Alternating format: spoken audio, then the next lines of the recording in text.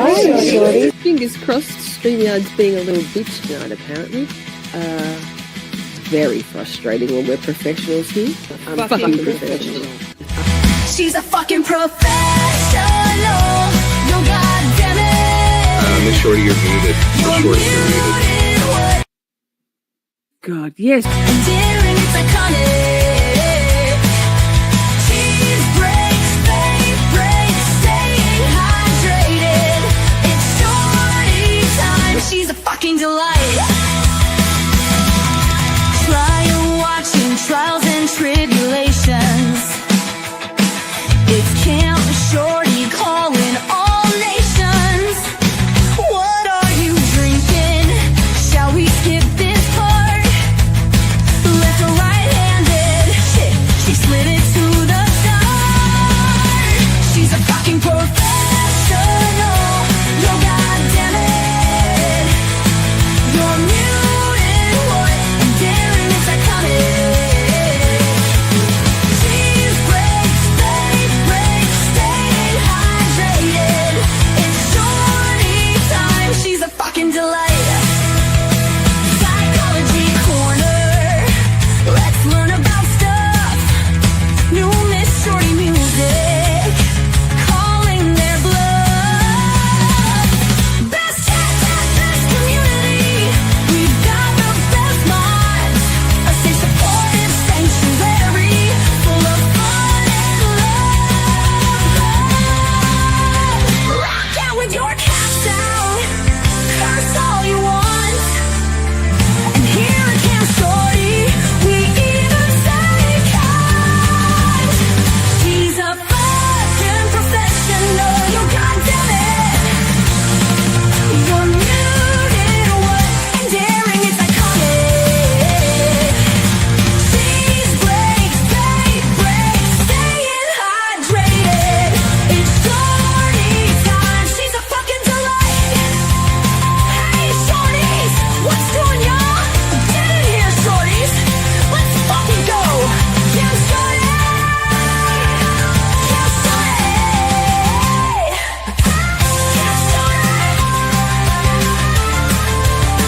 Camp Shorty.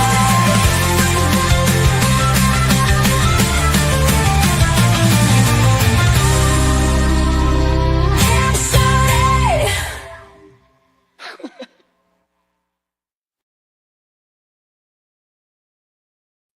Hey, Shorties. Hi, good to see you. Good to see you. Sorry we're kicking off a bit late. It's 7:23 here. These mornings are killing me. Buster, would you like a pig's ear? He's like, hell yeah, I do. Oh, that's only tiny. That's her puppy. She doesn't need any extra. Hey, hi, good to see you. Who's here? Oh my God. Estee's sock account. Hello, streamer. Hi, good to see you. Ms. What the fuck? Stephanie, I've got the top that you gave me on. Upstate New York. Mark's Pizzeria. Colors, hello. Thomas, hello. Amber says she's lurking. Sorry, we're kicking off a bit late. I would have been here 40 seconds earlier. Just seconds. But for some reason, my go live button wasn't working. But also running late. Who else is here? I think that's everybody for now. Oh, no, Rachel. Hi, Rach. Good to see you. Christy's here. Amazing, amazing. How's your week been? Did you watch the sentencing hearing? Impact statements for, the sentencing of Maxwell Anderson, spoiler alert, life without parole, and pretty powerful impact statements. I don't know. We'll watch one. We'll watch a couple. We might watch one. We might watch one or two or three. We might intersperse them throughout today, or perhaps we'll do it over the next couple of weeks. But that Laney's here. Steph's still driving. Well, when you stop driving, you'll be able to see my cute T-shirt from upstate New York. So cool. Wow, Laney's coming in with a Feral Friday zinger. Just got out of the shower, still dripping. Okay. So we're on to day her mom. Yes, mom. Wow. I found the 16-year-old sister, and apologies, I can't recall her name, but that was amazing too. And I mean, just wow. And Judge Laura. Stop it, Judge Laura. Couldn't love her more. I thought I couldn't love her more, but here I am, loving her more. Hi, Maiden. Good to see you lurking. Love to you all. Love to you too. I probably should put some glasses on so I don't do that squinty thing. Today I've got my avocado earrings, part of 50 pairs of earrings for my 50th birthday. Yes. Aren't you like 50? Yeah, I am. Cool, huh? Now, have you hit the like? I hope so. Or the thumbs down. It's up to you. Let me get... The judge was amazing and so thoughtful. Beautiful. I haven't got that queued up yet. So shall we start with some testimony and I'll get my pig's ears crunching. No, the dogs have got that covered. Thank you. Motion to screen what the fuck granted. Hi, replay crew. Hi. Thank you so much for stopping on by after the fact. If you'd like to watch the live chat replay on your phone, your handheld device, iPad, tablet, whatever, it's possible. All you do is go to the comments tab, and instead of tapping on it, swipe left on the comments tab, and it'll give you the option to watch the live chat replay instead. I haven't cleaned my glasses, so I can't put them on yet because I won't be able to see. Also, feel free to rock out with your all caps out here in Camp Shorty, because we're out of mind. I don't like it if I can tell that you're yelling at me, like actually yelling. Nobody likes to be yelled at. But if you feel it passionate, enthusiastic, go for it. You won't get booted from our chat for your all caps. Just remember to turn your all caps off when you leave and go to another one. But don't leave yet. We've got a ways to go. We do indeed. Thanks, Ms. What the fuck? There it is. So thank you all for being here. Let me get this whole present screen thing. No, that's an invite link. That's not going to do it. We're also streaming on Twitter, X at the moment. So hop on over there if you like as well. But stay here if you don't want to. If you've got one device, stay on YouTube, please and thank you. Okay. So I was today years old when I found out that this prosecutor's name is, and now I don't even think I remember anyway. Is it Vance? Perhaps. Wait, I got it. I can see. Let me see. Oh, it's somewhat better. These are actually reading glasses. God damn, I'm so blind. I often hit caps lock and then don't read what I send. Yeah, there's sometimes when I'll do caps lock for something, usually in Feral Fridays. I'm not in many chats, as in Publicly Buzz Feral Friday. And then I'll be typing away, and I'll look up and I'm just, this me all capsing, like I'm so enthusiastic about it. I'm like, shit, sorry, all caps. So that. Okay. So I think, isn't his name Vance? Now I don't remember. His statement, his like factual basis. Is that what it is? Anyway, the prosecutor's statement today was great also.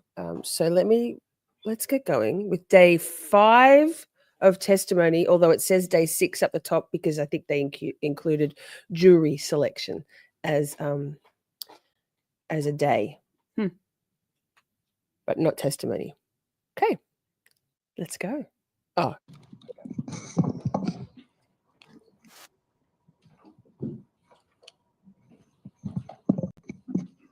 Morning, Detective. Good morning.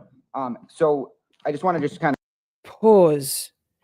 We're carrying over from the previous day's testimony. I was going to say, Ms. What the fuck? I can't imagine you'd remember what his name is. There it is. Thank you, Detective Jake. I don't know if he looks like a Jake, but anyway. To kind of go over some of the Boris! investigation you did. One of your roles was get that Wait. pole camera, correct? Correct. And you said that those are kind of stationed around the city, kind of near like where lots of people are walking to kind of be able to survey things, correct? Yes. But you're not watching that like as it's happening live. That's just recorded, then you're able to go back and watch it, right? Correct. Just in case like there's something of note that you want to go back and review, correct? Correct. But other officers at the Fusion Division can watch it live. Okay. And so you testified that they arrived on Water Street in the vehicle around 6:34, correct? 6:33, 6:34. Correct. Okay.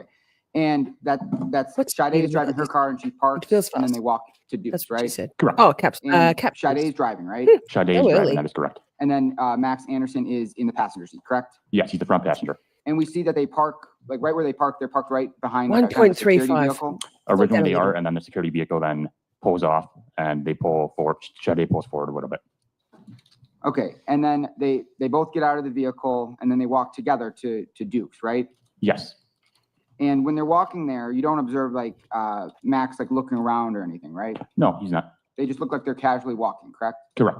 And just looks like two normal people walking in one direction to Dukes where they ultimately enter, right? That is correct. And then Max enters the bar first, correct? Yes. And then a little while later, Sade walks in and sits right next to Max, right? She's escorted by the security guard about 10 seconds later and sits next to Max. Okay, and when Max, enters and he's sitting with Sade, it appears that he's talking to this bartender, correct? That is correct. And she serves Christy. Oh my God. Right. Because I was on like behind. Sorry, baby junior attorney. I was behind with watching today's sentencing hearing. So when I got to and so I watched it with Gazella, and when she said she was interviewing Joann Donner later, I was like, oh my God, what the fuck? Like, Ms. What the fuck? Actually, I only type with one hand. Hi, Buster. So yes, how good will that be? Oh my God, so good. Okay, carry on. she serves him a drink Let me and then just do a serves bit of Sade a drink, script. right? Yes. And you testified something about like they're playing like a dice game, right? Yes. And are you familiar with bar dice? A little bit, but I don't play. Okay, I know that if you lose, you have to buy drinks. yeah. So usually the loser of bar dice has to buy the drinks or the shots or the bombs, whatever they're doing. Yes. And in your experience, you know that people who are typically regulars at bars are the ones who are playing bar dice, right? Absolutely. Yeah. So I mean, based on what you kind of reviewed, it seemed like Max was familiar with this bar, Yes. and it looked like the people who were there were familiar with him, right? Yes. And when we're watching that surveillance, we saw that Max takes off his jacket, right? So I'm a bit And rusty Sade today. takes off her jacket, right? Yes. And they sit there and they talk for a while, right? They do. And they're kind of on each other's phones. They're showing each other their phones, right? Yes. We don't know what they're showing, but we can tell that they're kind of passing the phone, or at least Max is passing his phone to her and she's looking at it, right? Correct. And I during didn't this, get to see you. while they're talking, you don't see anything concerning about the way that they're conversing with each other, right? No. They're not like fighting. No, they're not. They're not arguing. They're not. It doesn't look like there's any forceful touching or anything like that, right? You're right about that. Yeah, and there's nothing nefarious whatsoever about their date Nefarious. at Duke's, right? Correct. And at some point, we see Max leave the bar, not necessarily leave, but he stands outside and you see he's smoking a cigarette, right? Yes. And at that point, Sade just remains at the bar, Gotta let the right? dogs out. Hang on. She's either at the bar or she's playing beer pong. I don't recall which one. Okay, so they're drinking at the bar for a while, and then like another couple comes in and they kind of all are just hanging out, right? Yes. And that's when they ultimately start playing beer pong. Yes. They're all playing it together, right? Correct. It looks like Sade and Max are partners. Yes.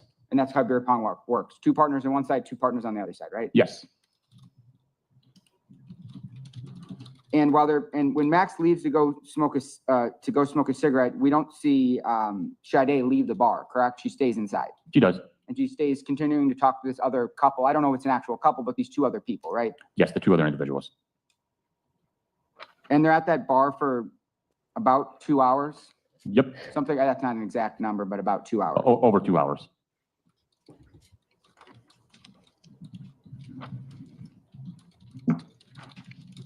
And we saw that they hug this couple goodbye and then they leave together, right? Yes.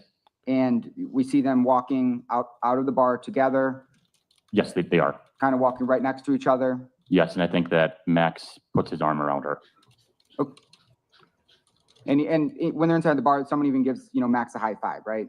Yes, And you said that Max puts his arm around Sade, correct. and she doesn't seem to push him off, correct? No, And they just seem like, they had a happy date at the bar, right? yes, And then when they approach the Sade's car, we see her unlock the car, right? correct. And she gets in right away. She gets in the driver's seat right away. And then we see Max kind of sitting on the passenger side, and then maybe for a couple seconds, and then he enters, right? Yes, Max then enters the front passenger side. Okay, and so obviously Sade would have had to unlock that car for Max to get inside, right? That is correct. And then they just drive off, and then, they leave the area of the surveillance, so you can't see the car anymore, correct? Yes, they drive northbound on Water Street. I just Okay, put and all in the chat. and you testified that they were all playing beer pong together, right? Correct. They look like they're having fun. Yes, And Sade's using her phone. And I think I heard testimony that she's potentially using Snapchat. she's taking a photo of something. Correct. Okay, and do you know how Snapchat works? I do. If you take a photo, if you post it on Snapchat, it stays for about 24 hours, and you can upload it to your story. Okay, and then and that's almost a way to communicate with people, right? Sometimes you can show people where you are, right? Correct. You can have with these pictures you take, like if you take a picture of this courtroom, sometimes the filter or the geotag location will say exactly where you are. Yes, And sometimes you can also have like emojis or something like a theme. I don't use Snapchat, but I kind of understand how it works. you're right about that. Okay. And then they get in the car and they leave, right? Yes, And there's nothing nefarious or strange about the way that they enter the bar, the way that they exit the bar. you're correct. You didn't see any pushing. I did not. You didn't see any arguing. No, I did not. You just saw two people casually walking into a bar, hanging out at a bar, and then leaving a bar. That is correct. I have nothing further. State. To your knowledge, is that the last time ever that Sade Robinson is seen in public on video? Yes, Would that suggest to you that something nefarious has occurred afterwards? yes. Nothing else? Defense? No. Thank you, Detective. State your next witness. Detective Spittlemeister. Oh, Spittlmeister's back. Stephanie Spittlmeister. That rings a bell. Don't forget we have Sade, beautiful Sade, members only emotes in the chat. One, it's the picture that's in the top right of your screen. Also, if you don't have access to them, you can always join, but you don't have to. Sade's favorite color was pink. Swear that the testimony you give in this matter will be the truth, the whole truth, and nothing but the truth, so help you God? I do. Please be seated, state and spell your name for the record. Ooh. What is she, the court clerk? I missed what she was wearing when she stood up. Hang on, I was on a different screen. I've got to go back. Oh, she has such...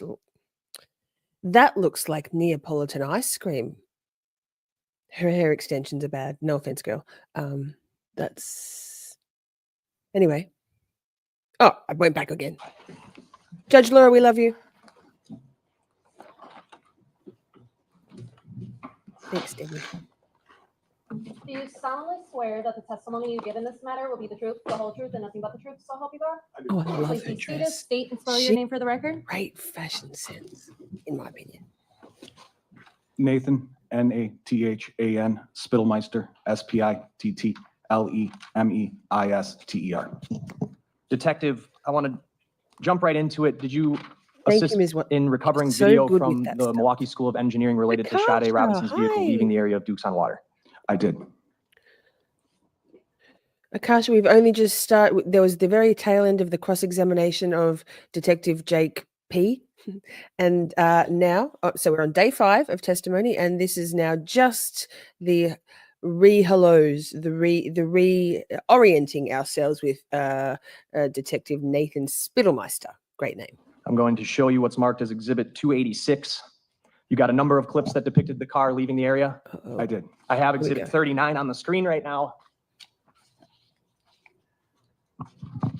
We're looking at one of the Life 360 maps.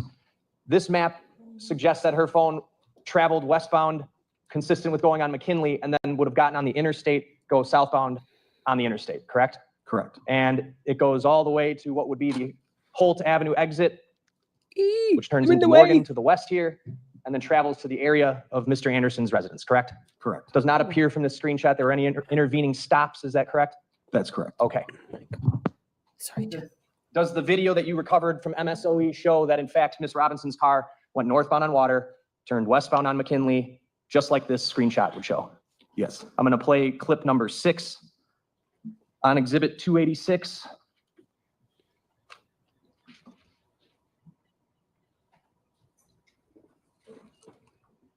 What are we looking at? What we have is a video taken from MSOE in a parking lot that is north of Juneau and south of Knapp Street, just west of Water Street. Knapp turns into McKinley Avenue, which goes to an off-ramp. That is the road that is directly in front of the buildings, and it is a north-south road. On the right side, where you see the 2 stopped vehicles, is facing northbound. Okay, and Dukes on Water would be right where I'm circling here. That's correct. And what are we going to see in this clip? What we're going to see is her vehicle making a left turn from Water Street and then turning on to Knapp Street / McKinley Avenue. Okay, Knapp Street, if the car had turned right, it goes on to Knapp Street, but over here, it's going to turn left, right? Correct. And that's McKinley. Correct. All right, playing this clip. And I'm move 286 into evidence, No objection. It's received. playing this clip. So we're going to see the car come in from left to right. Correct.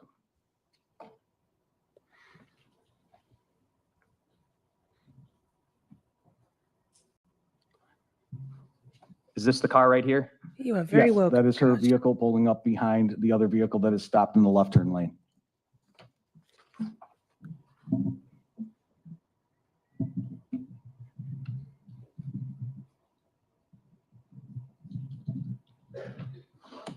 Speeding up.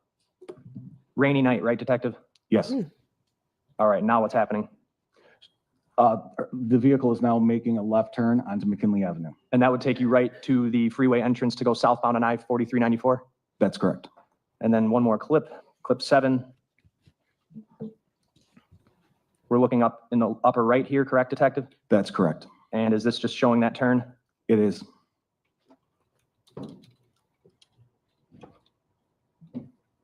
Imagine that this Getting clarity to the of- freeway from that location, that would be the most logical place to get on, correct? Yes. Okay.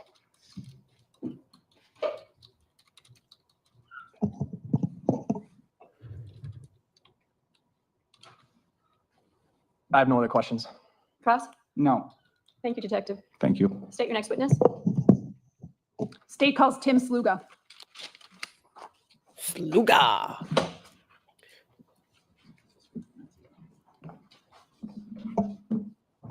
Hey, Bussy, big boy. Hi.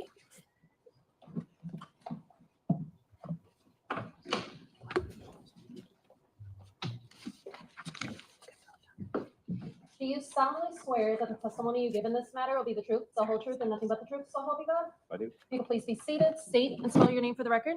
Tim Sluga, TIMSLUGA. Sluga. Mr. Sluga, are you associated with Dukes on Water? Yes, How so? managing partner, When did you become managing partner? April 1st of 2024. That day was an opening for you? Yeah, essentially they handed it over to us. Do you know someone named Maxwell Anderson? Yes, Do you see him in the courtroom today? I do. How did you know him? I had been a patron of that bar for 20 years before we took it over. And I was familiar with him from the location. In a work capacity or somebody who was there socializing? More of a social thing. Did you know his name? I did not. But you knew his face. Yes. Do you see him in the courtroom today? Yes. Can you describe where he's sitting and what he's wearing? Blue shirt, similar to mine, white t-shirt under it, sitting just right over there at the other table. I'd ask for the record to reflect the identification of the defendant. Any objection? No. The record will so reflect. Ooh. Did you see him on April 1st, 2024 at Duke's? Yes. What was he doing? He had come in with a date and he congratulated us on the purchase. And then afterwards, I was kind of busy. I just remember they were playing beer pong for a little bit. Do you know approximately how long they stayed? I don't Did you observe anything unusual? know. I have nothing further. Cross? Yes, just briefly. This Good morning. child. So you said you took over Dukes on Water basically the same day, right? Mhm. Yes, Yes, thank you. And you Angela, remember his seeing face. Mr. Anderson at the bar, correct? yes, And you've seen him before, but you didn't know his name? No. That's probably pretty common, when you go to bars a lot, you see the same regular crowd, sometimes dozens, sometimes hundreds of times. You don't always catch their name, right? yes, But it's someone you recognize yes, and someone you've seen inside the bar before. yes, You weren't close friends, but at least you recognized him, right? yes, And he even knew that you had just purchased the bar, so he congratulated you on the purchase, right? yes. And you said that you didn't notice anything odd about the date Maxwell was on, right? No, You didn't remember any fighting? No. Any arguing? Nothing out of the ordinary whatsoever? No. Just two people on a normal date? yes. Nothing further? State? Anything further, State? Nothing further. Thank you, sir. State? I think I need to check the hallway. Okay. Thank you, Judge. No worries. Get your steps in. Speaking of steps, oh my God, this week I've just had in my peasant work life has been epic. I did almost 100,000 steps this week. I'm not even exaggerating. 20,000 or more, 2 days, 19,000, 19,000 and 16,000. I'm tired. Poor Shorty. Feel sorry for me. And very lots of vigilant work, such a hectic site. Oh my God, I'm so tired. I'm so tired of being my fucking delight self for 8, 9, 10 hours a day to drivers nonstop. Oh, I love my job, but geez Louise. Do you solemnly swear that the I am a testimony you give in beast. this matter will be the truth, the whole truth, and nothing but the truth, so help you God? I do. If you could please be seated, restate and respell your name for the record. Detective Joann Donner, Joann, Joann, Donner, Donner. Detective, you've been in the courtroom the entire trial and you've kind of heard us, you heard the testimony about the arrest of Maxwell Anderson on April 4th, correct? Correct. And you were the first on scene at Warnemont Park when the leg was found on the evening of April 2nd? Correct. On April 4th, there was testimony from Detective Galat that there were detectives at Maxwell Anderson's residence at the time of his arrest already, correct? That's correct. And what was the residence address again? 3161 South 39th Street. He was arrested how many blocks away from there? Approximately a block and a half. It's basically 1 block over, roughly the same distance on the block. On April 4th, 2024, did you apply for a search warrant to search Maxwell Anderson's residence? I did. Can you describe to the jury what had all been known to you, to law enforcement between April 2nd and April 4th that caused you to apply for that search warrant? By that Objection, time, hearsay. It's all information we've already heard. And it's for the effect on the witness, why she did what she did, why they went into his If you're house. offering it for the effect on the listener, then it's excluded as hearsay and it's admissible, so you can answer the question. Thank you. by the Maybe time that Detective we got Joann to up April there? 4th, we had the information regarding Sade's Life 360. So we were able to track her movements and obtain the video from Twisted Fisherman and also Duke's. So that way we knew that she was with Maxwell Anderson and he I was can essentially the last person people's that we knew that she calls. was with. With that information, I applied for the search warrant and was granted. Okay, and then, so were you executing the search warrant before or after the arrest of Mr. Anderson? Due to the nature of the crime, we opted to utilize our SWAT team, and they were quite literally en route to his house to execute the search warrant, as Mr. Anderson was also driving to his house. Hence the reason they opted to make the traffic stop, so we didn't have any type of a confrontation at the residence. By April 4th, had you and your department made contact with members of Sade Robinson's family and friends? Yes, we did. Had you heard from anybody who had seen or heard from Sade Robinson since she was at Duke's on Monday night, or excuse me, the night of April 1st? No. Nothing else? Ross? Celeste, what exhibit number are we at? Hydrant head in the house. Because you guys are starting at 800. I'm going to end the poll because it's stressing colours out. So 805. vote. Have you ever played beer pong?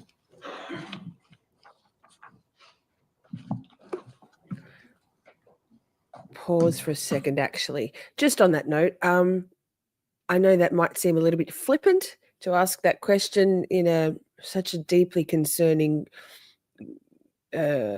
horrific murder trial.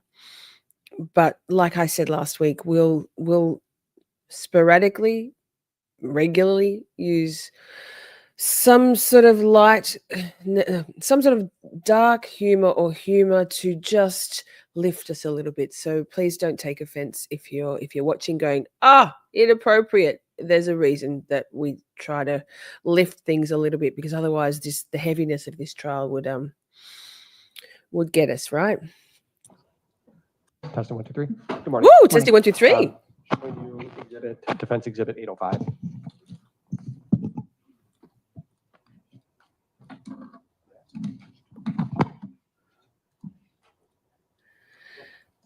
Let me show you exhibit 805 and ask if you recognize us. Most of you have played beer pong, Testing 1, 2. not me. Exhibit 805 and ask if you recognize. Yes, I do. What is that? It is, Object for foundation. Ask for a little more foundation to be laid. Lay the foundation. Go further. Why do you recognize that? it is part of the state crime lab's photos that were given to us regarding the search of Sade's vehicle.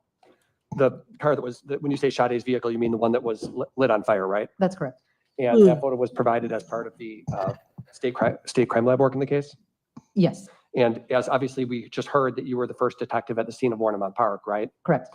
You were also at the scene of the search of Max's home, For a very brief time, yes. and you've been here in court throughout the trial, obviously. Yes. And what is this picture? What is it? You said, what is it depicting? It's a Bic lighter. And it was recovered from where? Per the note that's written on it, it's rear driver footwell. Okay. Permission, move that into evidence. I'm not objecting. It's received. Permission to publish. Go ahead.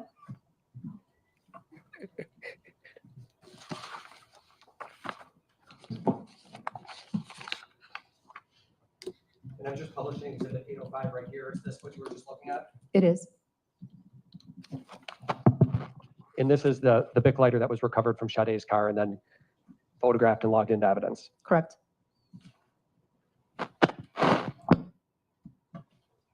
Now, you talked about a search warrant that was done at the Anderson residence, and I think you just said you were there for a brief period of time. Correct. I had other detectives execute the actual search warrant. Right, you said you had a SWAT team.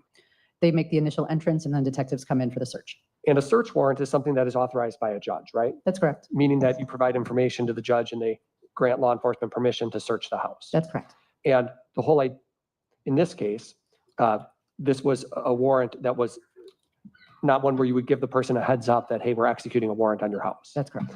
I don't know if any warrant would ever be that way, would it? Would defeat the purpose. Right, you never give a person a heads up, law enforcement's gonna get a warrant. Correct. There's some warrants where you have to do what's called a knock and announce, aren't there? Correct.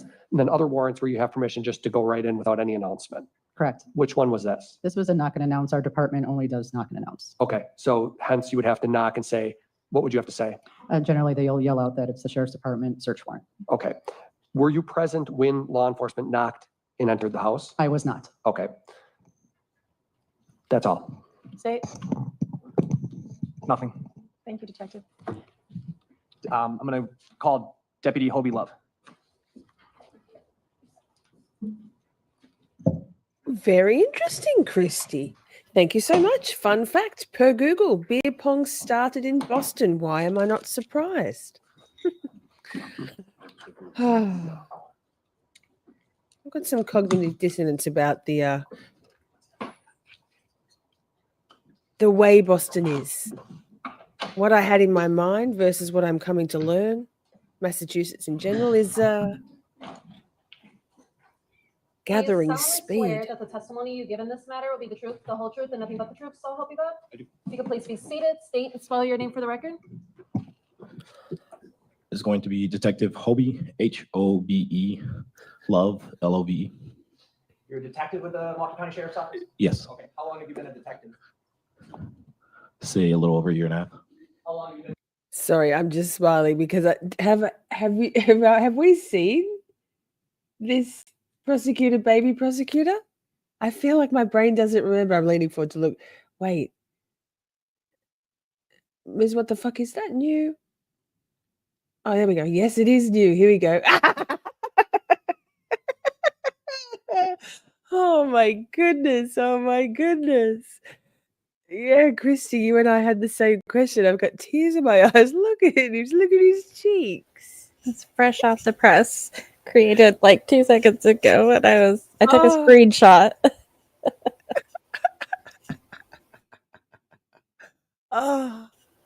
You're welcome. Thank you.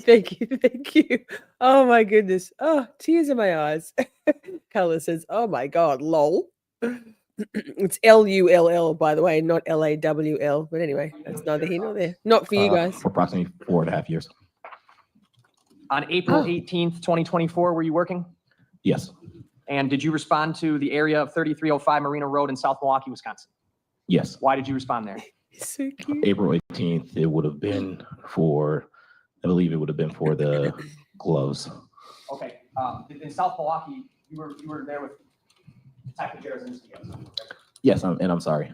In that response, and Detective Jarozinski.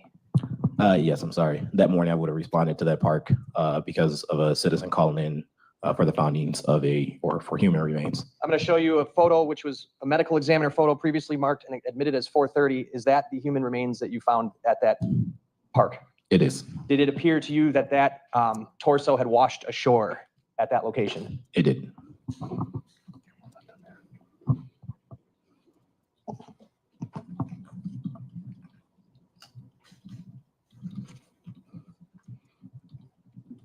On April 9th, 2024, were you called to the area of Warnemont Park? I was. Are you aware of who summoned the sheriff's office to that scene? Was it some other law enforcement, or was it a civilian? It would have been a civilian by the name of Joseph Gardner. For the record, that's Gagner. What information were you given from dispatch when you responded to that No. location? Wait. That's Sorry, sir. Fake news. Fake news by Shorty. That's shameful.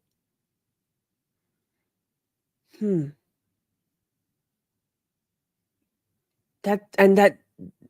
then that's like fake news. Then Akasha's just totally debunked with her razor sharp gator. This is scandalous. Lainey, this is scandalous. You've just rocked my world. Okay, I'm not the best. It's a known fact. I am not the best at Googling people. Ha! Thank you for dispelling that apparent fake news that I perpetrated and perpetuated last week. Yikes. Mr. Gagner was walking along the shore, spotted a couple pairs of latex gloves that had appeared to be specks of blood on them. At this time, April 9th, Lucky this hardly was anyone watches a it. whole week after Miss Robinson's leg had been found at Warnemont Park, correct? Yes. And was essentially your department following up on any information that was coming through tip lines, calls for service, that sort of thing? Yes. And this is one of the things that you were specifically assigned to follow up on? Yes. I'm going to show you exhibits 459 through. What are we doing over here, shorties? I am your supreme leader. 459. Thanks. What is it? Looks to be an overview of Warnemont Park, more specifically to the water pump. Apparently, I am an Gonna move irresponsible 459 in? creator. Any Jesus. objection?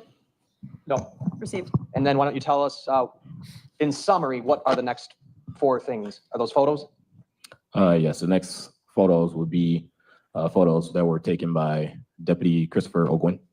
And these are the photos of the gloves that the citizen Joseph Gagner found. Are they covered in blood?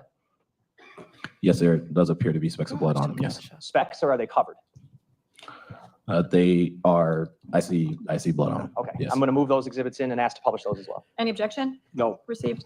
Go ahead. All right, I'm going to give you, I Okay, think it's wait, this microphone here. I'm going to do some moving around. Let's remove this one. Move me. I'm going to have you stand up, and if You know you the would, drill, shorties. come to the TV screen. Let me zoom out slightly. Okay, so Salty, good to orient us, see you. Detective, this road Happy over Friday, here kind of goes y'all. off the map. This is Sheridan Drive, Yes, it is. and this would be Pulaski, and then the Pump House Road that goes down to the Warnemont Pump House, correct? Yes, it is. Miss Robinson's leg was found where in relation to this map? So Robinson's leg would have been found just to the north of the water pump, so within this area. Okay, so on the north side of the pump house. Yes. And where were you when you were called out to these gloves? So myself, along with Detective Todd Rosenstein, would have parked here, just at the gate, just to start.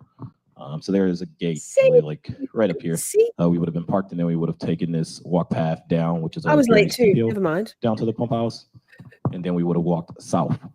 So from the pump house to where we recovered the gloves would have been approximately a quarter of a mile. Okay, you specifically pointed that you walked in front of this pump house, right? On the north side of it? Yes, There's a camera right there, right? yes. There is actually 3 cameras. And is that how you get to the path to get down there? Yes. And where is that path? So this path, again, we would have traveled down the steep hill, walked around the pump house, and then walked through this little narrow way here. There are some rocks that we would have had to get over here and then continue to walk down. You would have been captured on camera doing that, right? Yes. Okay. And describe what kind of trail this path is here. It's a very narrow trail, and it's more rocky. You can walk it straight. It's until you get to like the bottom here, where there's larger rocks that you got to just climb over. Would you characterize it as easy to get down or hard? I'd say a little harder, especially just taking that path. I actually wouldn't say hard. This part you can easily get through until you get to these rocks, and then you have to climb over. Is there any other way to get down there? No. And actually more recently, last week, I did take a walk down here. Even if like I couldn't find Pause a for way a to second, get. chat, because Ms. What the fuck, of course, has very kindly done some actual research beyond what anything I can do. What do you got, Ms. What the fuck?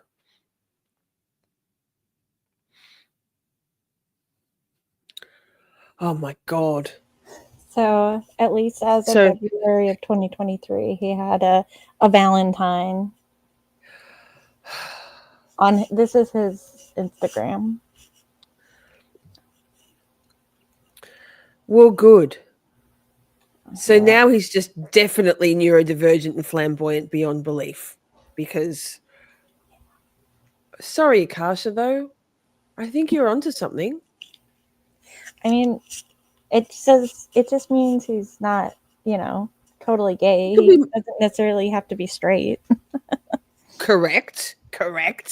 Well, thank you. I will go down in history as being the worst Googler of individuals. Proof positive. So thank you for dispelling that myth.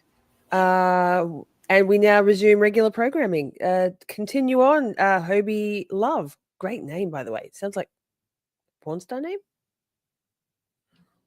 Down through this path from here, like climbing over, and then these rocks without getting wet. You'll have to get down there through this way. So you couldn't go. Basically, this right here is a retaining wall, right? Yes. And would it really be feasible for one to like go around the retaining wall into the lake? No, Woo! not without getting wet. Back in green salt. So when you went there on April 9th, there was only one realistic way for you to get down to where these gloves were, and that was to walk right in front of the pump house cameras Yes. and down a steep, thin path. Yes. All right. I'm going to put up exhibit 460 here. You're in the draw, Salty. Is this photograph, where, orient us, please. So yes, this photograph is essentially, it shows a pump house here. It shows like part of the path that you have to like take, and these are the rocks that I was describing as the larger rocks that you have to kind of climb over and then just walk this path all the way over. And how far, is this the location where the latex gloves were found? It is. How far away from the pump house was this? I measured it to be 1/4 mile. There's no way to get down there from the cliff to the left unless you jumped? Yeah, unless you jump. And again, more recently, as of last week, actually went out there, and the cliff is bluff, so it's like all muddy and it's wet. Even if you had on like boots, at some point you will fall down that cliff. All right, I'm going to show you 462. Is that one, the gloves you found? That is. All right. 461. One of the gloves? Yes, And do you see a little blood? I do. Okay, where? You can see, so all of this will be blood. 463. Any And blood? yes, and then blood will be here. All right. They're not completely covered in blood, are they? No.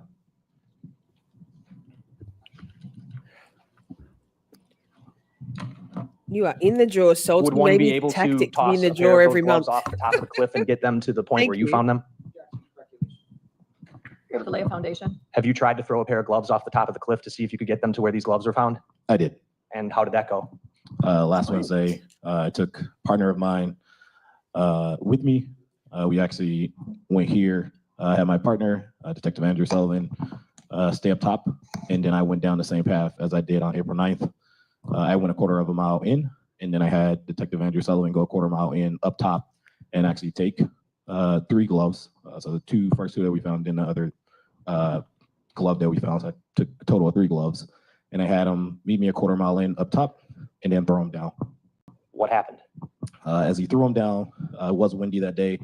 Even with the wind, he threw the first pair down, and with the wind, it stayed kind of floating in the air, and then it eventually just drifted down like the cliff, but it didn't get anywhere near me. Thank you so much. It's basically a laughable What a experiment. good man. Oh, Yes. Veronica Sawyer. I'm going to show you 455 Zach. here. Yay. You can have a seat, actually. All our friends, Kirby, Zach, Veronica, excuse me, What's Sheree, 455? and Aussie This is the Steve. evidence, Nice one, Forrest. evidence bag containing Thank the you. latex gloves. that I You're in found. the draw too. And there's a crime lab sticker on there as well. It is. And are your markings on there from inventorying those gloves? It is. I move 455 into evidence. Any objection? No. 455 received. Nothing else. Ross? Morning, Detective. Good morning. So I want to talk about April Baby 9th. That's when you lawyer. went, that's when you received a call, maybe not you personally, but you know, your office got called from a Joseph Gagner about a pair of gloves that were found, correct? Yes. And then you went to the beach the same day that call came in, correct? Yes. About how long after? That call would have came in a little after 5.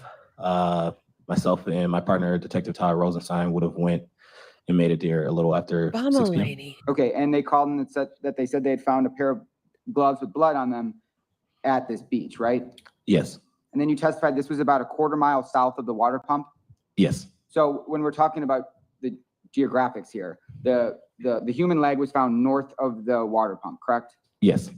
And do you remember how many gloves in total you found in this area, at the south of the water pump? Yes, there would have been a total of 3 gloves. So the first 2 pair would have been a quarter mile in, and then there was 1 pair of gloves that were approximately 5 feet from the first pair.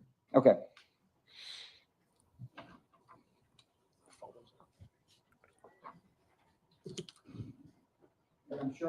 Cheryl, hi. Yeah. Yes. Good tip. I'm showing you what's been marked Exhibit 463. All right, and so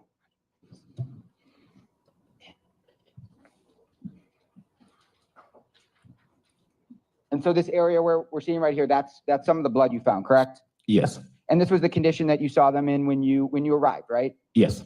And this is this one of the gloves that was part of the pair, or was this part of the third glove? That I believe would have been part of the pair. Okay. And then I'm showing you Exhibit 461. And these markings here, that's where you saw the blood, correct? Yes. And before I forget, you collected these into evidence, and that's what's in the evidence bag, right? Yes. And you sent it to the crime lab for testing, Yes. and because you wanted to determine where this blood came from. Yes. And all the reason you came to the scene, this is all related to the disappearance of Sade Robinson, correct? Yes. It would have And you been thought- following up. Sorry. Oh. And you thought these gloves could be relevant, so that's why you went there, right? Wait. I love that he's holding the microphone for starters. Christy, get the fuck out of here. Shh. That's hectic. Anthony Cotton's mom is Donna Kuchler, remember Kuchler, who represented Jesse Krajewski. I can say tetrahydrozoline, but fuck. Wow. That's the eye drops murder trial. Ms. What the fuck? Next time you're looking for a trial to watch, 10-10, so good. It's Judge Jennifer. Am I making this up? Judge Jennifer Dorro's the judge. I might be making that up now. I can't remember. It's so good. The Donna Kuchler is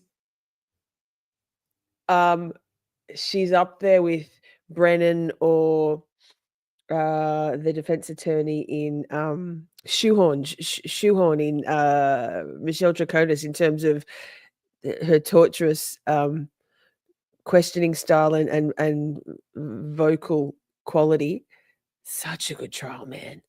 Such a good trial. Yeah, it was Jennifer Dorrow. Yeah, I watched that one that was the second trial that I watched on YouTube after Charlie Adelson. I'm like, I need more trials. and I got in and watched it just straight through Law and Crime or Court TV or something. Krzyzewski. Yeah, wow. Yeah, fair. Bad. And then James Craig went, tetrahydrozoline. I see you. Let me see what I can do with that. Disgusting piece of shit. We'll cover that tomorrow night in the week that was. Yeah, wow. Yes, Eleni, yes, but you didn't make that link for me. Goodness gracious. It's, yes, Doro, Dorrow. She's my, well, Judge Laura's taking over, maybe, but I love Judge Jennifer Doro. She's such a fox and so kind and beautiful and smart. Oh, love. Okay, back to the trial. Yes. Oh, that's why you thanks for those collect, correct? factoids, everyone. Yes. Look at us And, learning. You collected these, I mean, you're aware of how to collect evidence as a detective, correct? Yes. And it's very important to make sure that you do it correctly so evidence isn't tainted, right? Yes. So typically and you were trained on all of this, right? Yes. I mean, that's why you're a detective now, right? Yes. And so when you're collecting them, you use your own gloves, right? Yes. Like surgical gloves, right? Yes. Because you're aware that you don't want your DNA to be transferred, or you don't want to get DNA onto your hands, right? That's correct. Because we need the pieces of evidence to be in pristine condition, the condition you found them, right? Yes. And then showing you 462. Yes, I've watched a lot of the stuff on Grizzly True Crime since on that, but I watched the trial. I didn't know about And this Grizzly is and- the condition of the gloves that you found them, right? Okay, Yes. now. Showing 460. And this is the area of the beach where they were, right? Yes. And that's right up here. That's the water pump. Yes, it is. And then from the water pump here, it's Looks like all a Lake Michigan, beautiful just kind of area. rides south. Yes. And we can see the wave of Lake Michigan, and it's kind of showing the current traveling south, correct? Yes.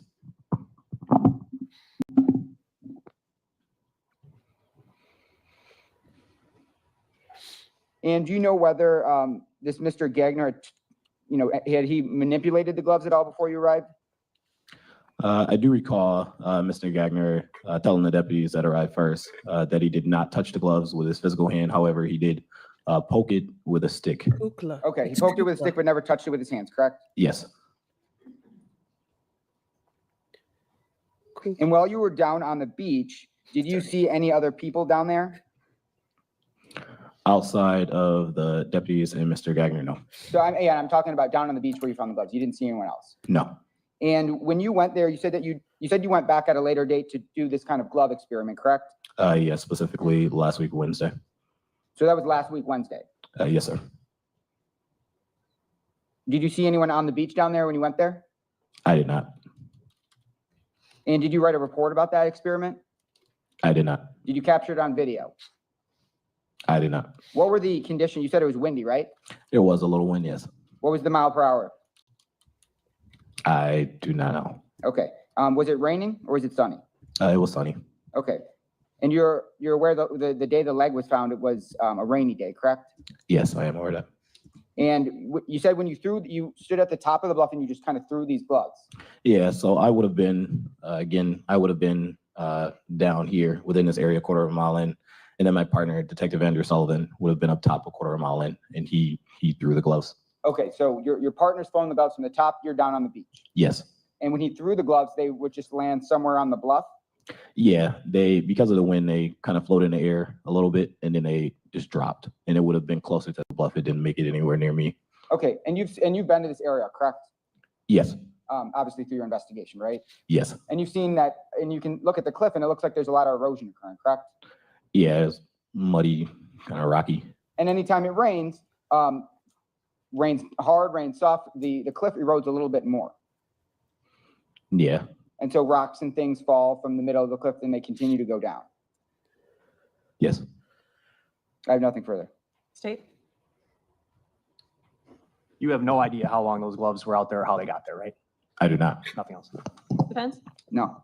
Thank you, Detective. Judge, this might be the appropriate time to take a brief recess since I believe the next witness will be time consuming. Okay. Or we can start. Take a few-minute break, a quick bathroom break, and then we'll come back. How's that? Let's Just do leave your that, numbers Judge downstairs, please. Laura. Excuse me. All right, let me scoot through. We'll just walk and talk. We'll walk and talk. We don't need to do any changing of screens or any of that stuff. It's all just I think is relevant. adding to my risk of. To indicate that you have an issue you wish to address? There were some women's clothing. There was this. Yes, there's a witness who is going to testify next about the search of Mr. Anderson's residence. Hey, Margaret. Good. And to there see were a number you. of things that were obviously collected from that house. The state's going to go through quite a bit of it. Lainey, What we chuck don't it in think is relevant, Discord. and I discussed Chuck this the with link in state this Discord. morning, We can get it is that there. there was women's clothing items, excuse me, hidden behind, between basement, excuse me, women's clothing feel you, items sir. hidden between basement support beams and block foundation, underwear, bra, leggings, women's clothing hidden inside basement support beams, underwear, string, women's blouse, women's clothing item in a Crown Royale bag, Crown Royale Chuck it bag in with a the Wisconsin this drawer. identification card There's a for someone Maxwell named Anderson Eva drawer in trial watching. Escamilla, Want to spell that? Lovely. Thank you. Escamilla. You put your Um, pupper in there last time. There's some writings, but the state isn't getting into the writings. We don't need to address that. We already have an agreement on that. And there's also an agreement that with respect to a lot of the, well, let's just address this issue first. I think that it's irrelevant to get into women's clothing and another woman's identification card that's there. State. I think it goes towards the completeness and thoroughness of the search that happened. Wait. Record scratch. Just imagine it. What if another woman's clothing and ID card, and I'm just speculating here, pure speculation.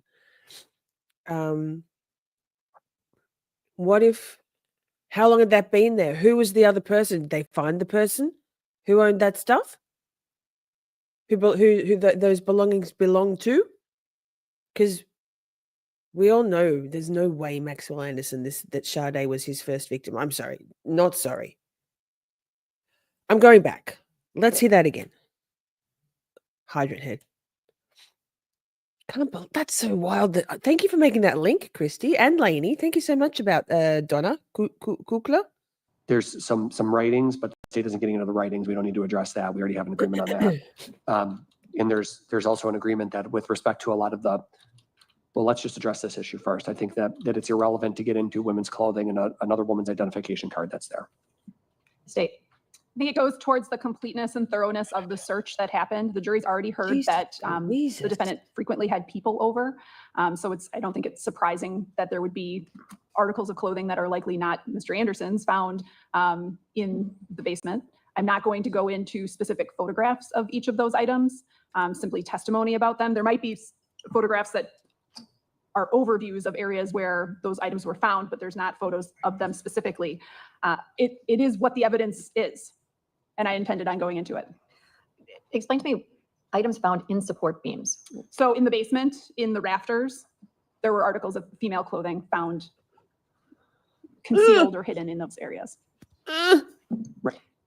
So I'm sure in cross-examination, it could be gone into, do you know whose clothing that is? Do you know who put it there? Do you know if the downstairs tenant put it there? Because this is in the common area, correct, in the basement? It's in the basement, correct. And it's already been identified that the basement was jointly used by the defendant as well as Pete Warbington. I have that name pronounced right.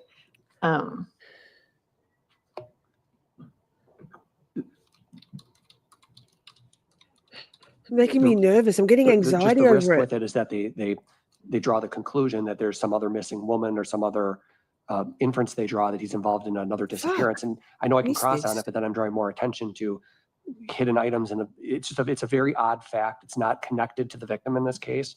It is clearly, nobody's going to say her clothes. There's no indication of that. I just think the way, what the jury could end up doing with that, especially because it's underwear, bra, leggings, blouse. So going through my notes from Come on now. the trial so far, I know that in the trunk of the vehicle, there was recovered the shoes, the pants. What was missing was a brassiere and the white top, if my notes are accurate. Correct. Is there any indication that any of this clothing items could have been part and parcel of those missing items? Those clothing items were not identified as Sade's missing items. Okay. So relative to this, you're offering it solely for the basis to show that it was a thorough search. So saying that, are you introducing evidence of all of the items that were located during the search? And if not, then why is it relevant to your production of your case? Just want me to phrase that differently? All of the items, meaning So- everything in the house. Well, meaning you're saying that I want to show thoroughness of the case. And so that's why I want to go into that. And I understand that. But then the counter would be, so in order to show thoroughness, are you going through everything that they observed or tagged in the house? And if not, then why is it relevant, these items? Holy. I believe that we're showing most of the items that were found in the house. I mean, the photographs depict. Rachel, I don't know about stealing women's clothes. I think stealing women's lives might be more apt. Holy hi, busy ass day for you. Busy week for me. Busy. I'm tired. Holly was the one who DM'd me and said, "Girl, Sade's mother, her victim's impact statement. What'd she call it? Cotton, a pussy ass. No, she called Maxwell a pussy ass bitch. What'd she call Cotton? Hydrant head? Yeah, Simmy. Right? And then Ms. What the fuck also told me. We'll carry on with this. Sorry. Go. Items that were didn't located even know. throughout the house. The jury will get a very I live under clear a rock. idea of what Who was asked inside the lawyer? house, and how Mr. Anderson was living in terms of what was inside the house. Right, So, Forrest? I mean, this was Gosh. the evidence that was found. These are items not necessarily that they even took, but it was part of what they located during the search. The evidence that's already been introduced has included photos of the basement. It's already been put into evidence. The items that you're referring to now, are those visible in those photos already? I don't know the answer to that. I'd have to go through those photos specifically. Well, and if it was already introduced in the photos that have been presented to the jury, then I think it's important potentially for the state to comment on what was found there so that they don't do their own investigation and look at the pictures and say, what was that? Why did nobody address that? Because jurors, I find, are quite smart and they Right. do look at items quite closely. 45 Of course, minutes there's always the verdict. counter on cross relative to who had access, where did it come from, who put it there? All of those questions nobody has an answer to, I assume. And so I think to allay the concern, one option would be for the state to simply say that there was miscellaneous clothes. We don't have to point out that it was women's clothes or get into a discussion about it being a brassiere and underwear stuffed in the Brassiere. basement support beams hidden behind the block foundation. What? Could just say that we searched the basement. we Excuse looked- me. Whatever the. I'm sorry, Mr. Cotton. Sir, Esquire, what the fuck did you just say? Where were those items found? Wait, I'm very underprepared. Underprepared. Where's the record scratch? Ah, no, not that. Not that. Just doing my EDB impersonation of playing the wrong thing. Hang on. What did he just say? Women's clothes or get into a discussion about it being a brassiere and underwear stuffed in the basement support beams hidden behind the block foundation. Could just say that we searched the basement, we looked, whatever they'll say about we looked behind the walls and or we looked we at saw all the of this when basement, I we was found watching the first clothing, time. miscellaneous clothing. Did any of it have any connection to the victim? No, we leave it at that. You know, there is the potential for great prejudice to be placed on the defense if the jury goes to the conclusion that women's clothing secreted in the support beams could tie to other unknown victims. And we're clearly not here about other unknown victims. We're here about what happened to Sade Robinson. I'm very anxious So, about this. In order to reach a balancing, looking at it, is the evidence relevant? For relevance, for thoroughness of the search, I think that it is allowable for the state to say what was recovered in the basement, it was miscellaneous clothing. When I do a balancing under 90403 as to prejudice versus probative value, looking at the state wanting to introduce it solely for the basis of probative, of showing the thoroughness of the search, the prejudice would be, will the jury infer that there are other unknown victims? And that's a great concern. So doing the balancing, how I'm going to allow the state to introduce it is to indicate that a search was conducted of the basement and that miscellaneous clothing was recovered in the basement area of the dwelling. I think that leaving it at that allows you to go into the fact that the search was thorough, but it balances that prejudicial effect on the defense. I would So- just note that law enforcement was trying to rule out that clothing at that point when they were executing the search warrant. They didn't know what clothing was found in the car yet. So to the extent that they did analyze it to make sure that it wasn't associated with this, I would ask for a follow-up question. The miscellaneous clothing recovered, were you able to verify that say it did not was belong, yes. that it did not belong to Sade Robinson? We agree. I think that that's a fair thing to do and a fair follow-up. And I'm sorry, Attorney Cotton, I didn't hear what you said. We agree. Okay, I think that that's the fair way to handle this. Okay, so as to the clothing, we've addressed that. You said you had another issue. There was an identification card for an Eva Escamilla that was found in a Crown Royale bag lined in southeast basement wall. I think that should be excluded as well. It's no relevance to anything. That's fine. We won't introduce that. Okay. What else? We have an agreement on the writings not coming in. The only other thing I want to put on the record. What were the writings? Well, it's just journaling. Oh, okay. Um, And state's not using anything from that? No, I mean, it was journaling, thoughts, ramblings, stand-up comedy. not necessarily coherent. Okay. And then we You've already had an agreement. Not relative to the necessarily writings? We're good on coherent. that. We also had an agreement on various suspected blood samples that were located through the home. The state's going to refer to them as stains rather than blood, so it doesn't Yes, Holly, we've been present a- saying that. Her a head and her conclusion neck. that there's other Trigger warning. victims' blood Too late. in the house. None of the samples were of Sade Robinson. State? That's correct. We previously came to an agreement with defense about that. The blood stains that were collected by the crime lab, Sade's was not Sade's blood. So we've agreed that Kayla Bjerke will just discuss those in terms of stains and not mention the term blood. But again, we'd like the jury to hear that this was a complete investigation and that the crime lab came in and took swabs of what they could identify as potentially containing DNA Where were the stains? throughout the house. Was any of it identified as belonging to the defendant? Animal, I think. What? Animal blood, maybe, Animal blood? Human animal? or from one of the dogs, or Nah, man. Okay. Get the fuck out of here, so hydrant we head. have an agreement on that. I think some of them were, some were in fact identified as blood. Mr. Anderson came back as inclusive on some of them. And I think there were some animal stains. There were stains from sheets, pillowcases that came back to support inclusion for Mr. Anderson, a duvet cover. But none of it lists back to the victim in this case? Right. Okay. But the point being, and particularly because defense brought it up in their opening This is about heavy. DNA, is that the I'm crime feeling lab the was weight of doing a this thorough today. job in trying to collect and swab stains, any stain that they were seeing throughout the bathroom, the socks next bedroom, to his tie. anywhere. So I think the I love jury, his that's our style. position, is that the jury needs to hear that that was done and that stains were the focus. I think that's fair. And I think that your agreement makes sense. So we'll proceed in that fashion relative to that. Okay, anything else? No. State? I indicated to defense counsel that I've got a stack of photographs. They all have exhibit stickers on them. Some of them have already been received into evidence. However, they are not sequential in order. So I showed defense counsel the photographs, and it's my understanding that they're not going to object to their admission or their publication. What I would do is just ask Detective Bjerke to look through the stack, and then we'll have to learn about what specific exhibit numbers there are when we publish them, if that's okay. It is. Do you know the numbers right now on a listing in front of you, or you don't? No, and they're all mixed together, and we've added some. So there are some in the 200s, some in the 300s, some in the 400s, and they're not sequential. Okay, I'll stay on my game then. Okay, anything else? No. Just, can we have a minute to tell Detective Bjerke about the court's ruling just I now? think that's fair as well. Okay. Take a couple minutes, let us know when you're ready. Thank you. Pause. I'm back to Holly's comment. I've seen this trial. Wait, this trial is done after. We need to match the sentencing. We need to watch the sentencing together. Very rough to hear her family. I was actually going to play one or two clips, but I wasn't sure if whether I was going to do it tonight. But from the victim's impact statements from Sade's sister, mother, and father. I wasn't sure whether we'd want to watch some of that now or leave till the end, because I've got clips of jury comments afterwards, after they delivered their verdict back a month ago or so, 5-6 weeks.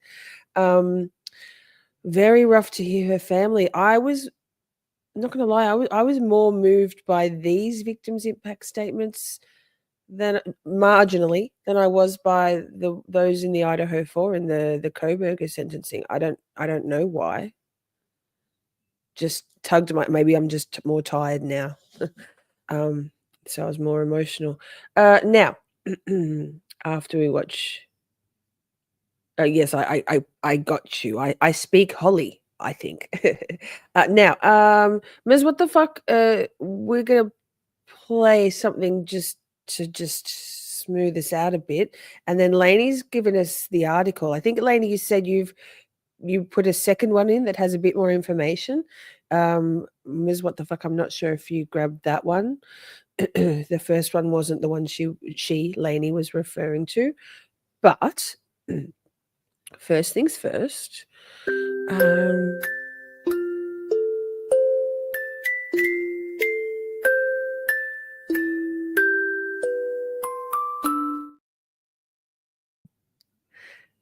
the second one. Correct. Well, let's get through to where they're. I'm not sure if Miss What's got that one yet. Get up to it, and when we've got it, we'll read it because interesting. What's the court doing? I'm just going to do 10 seconds. I love Judge Laura so much. And when Judge Laura read that letter from the community, the community's impact statement, oh, I lost it. What am I doing? I'm pressing K. Fuck. No, and not L. Oh, wait. I'll do it proper. Propers. Lucky. It was a few more minutes. Oh, who's this fellow? Okay, so. Truth and nothing but the truth, so help you God? Yes, I do. If you can please be seated, state and spell your name for the record. Lemetra Griffin. Can you spell your first and last name, sir? First name Lemetra, last name Griffin. Lemetra Griffin. Got it. And tell me when. Let's do it now, Ms. What the Fuck. So, Ms. What the Fuck has that. Let's bring junior baby lawyer attorney Ms. What the Fuck on. Now, look at you go, even putting it into something I can read properly. I'm on the wrong screen. Pause. Get up to speed, Lisa. Dumb. Okay. The world hates me. I can't. I'm having a lot of trouble. Hate you. No, I've got it. The YouTube can suck and swallow. Okay. Family of Waukesha. I love saying that word. Waukesha. It's like, what was that? That other word we had last week? Anyway, good words in Wisconsin. Family of Waukesha attorney in Milwaukee murder case threatened. There's been a lot of wild shit. Waukesha. Prominent Waukesha attorney Anthony Cotton, #not-gay, has received a threat against his family, urging him to drop his representation of of a man on trial in a high-profile murder case in Milwaukee. But Cotton told the Freeman on Thursday that he intends to press on undeterred in his representation of Maxwell Anderson. Anderson, 34, is on trial this week in Milwaukee, facing charges of first-degree homicide, trigger warning, mutilating a corpse, arson of property other than a building, and hiding a corpse. He was charged in relation to the death of Sade Robinson, whose body was dismembered after she went on a date with, and now I'm catching up, but I'm getting there. There it is. Thank you. He was charged in relation to the death of Sade Robinson, whose body was dismembered whose body was dismembered after she went on a date with Anderson, first date, in April 2024. Prosecutors say, according to a Waukesha police report. Love that word. Cotton's mother, attorney Donna Kukla, called police on Wednesday to report a person said, if Tony doesn't drop the expletive fucking case, I'm going to kill his expletive fucking sons. Good Lord. Kukla said the call came from a blocked number. According to the police log, an officer spoke with Cotton, who said that he would request police to do extra checks near his family's Waukesha residence due to the threat. Then there's an inverted little thing. In a text message to the Freeman during a break from the Anderson trial, Cotton said, quote, "We hope people remember that criminal defense attorneys play a vital role in society." Correct. The American Constitution guarantees every defendant the right to an attorney. I have a job to do and I intend to do it to the best of my abilities. Threatening my family is a disgusting thing for a person to do, and I will not let it deter my work on this case. High life artist, by the way. I'm still getting the scroll. There it is. There it is. Kukla, another great name. Kukla said the message she received alarmed her enough to call police. She said she blocked the number. She said the blocked number left. Sorry, just the tens. There it is. Boom. She said the blocked number left her no idea of its place of origin. She added, quote, periodically you receive threats, unquote, but she could not immediately recall other examples. What if she got threats for representing Jesse Krzyzewski? Quote, here I was concerned, of course, particularly for my grandsons, but luckily the Waukesha Police Department is doing extra drive-bys past their home and making sure the boys are getting back and forth to school safely, she said. Threats not uncommon. Threats to people involved in high-profile cases are not uncommon. Some may recall an anonymous threat was phoned into the Waukesha, County Courthouse during the November 2022 sentencing hearing of Darrell Brooks Jr., the perpetrator behind the Waukesha Christmas parade tragedy. The threat of a mass shooting led to the brief suspension of proceedings. Jeez. Authorities said they were investigating the threat, but so far no one has been charged regarding it. Paul Butcher, Lisa Butcher's the word, a former Waukesha County District Attorney, now in private practice, said threats against people in the justice system aren't all that uncommon. He said he himself recently received 2 threats from a sex offender in Michigan who who be prosecuted as DA. Certainly he said, quote, certainly as district attorney, I received lots of threats. Not during the Oswald case, but other cases, absolutely. I received threats from defendants themselves in writing, sometimes by phone. They were they were not the brightest bulbs in the box, he said. Love. Always know what your neighbor knows with another advertisement. B. Butcher was the district attorney when James Oswald and his son Ted robbed a Wales bank in 1994, got into a deadly shootout with police, and kidnapped a woman and stole her van. Her van that ended when the van crashed into a tree amid a hail of bullets. Sheesh, I'm not familiar with that one. Threats against people in the court system, while not as common as they once were, still occur. B said, quote, is it common? Hard to say. Some attorneys just blow it off like I blew off most of them, Butcher said. Holly says Milwaukee is catching up with Chicago on violence and deaths. Yeah, wow. That's really interesting. I guess, I don't know. Okay, wait.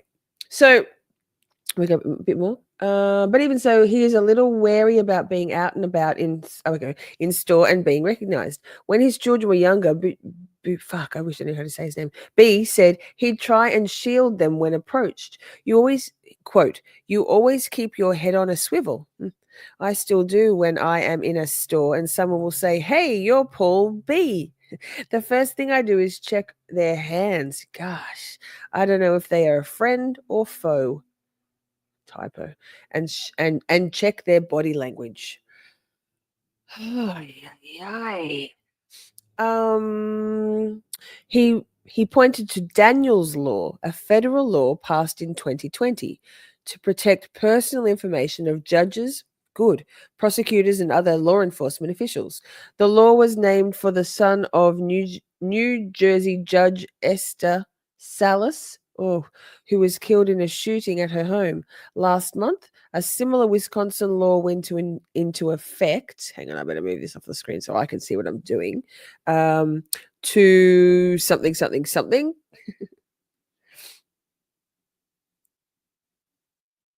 Getting there. I'm getting there. It's getting there. There we go.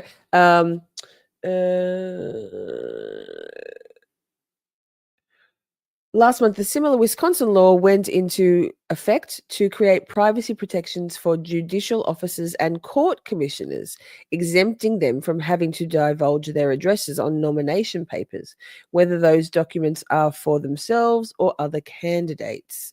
Such information will be shielded from public records requests and records at county registers of deeds offices upon written request.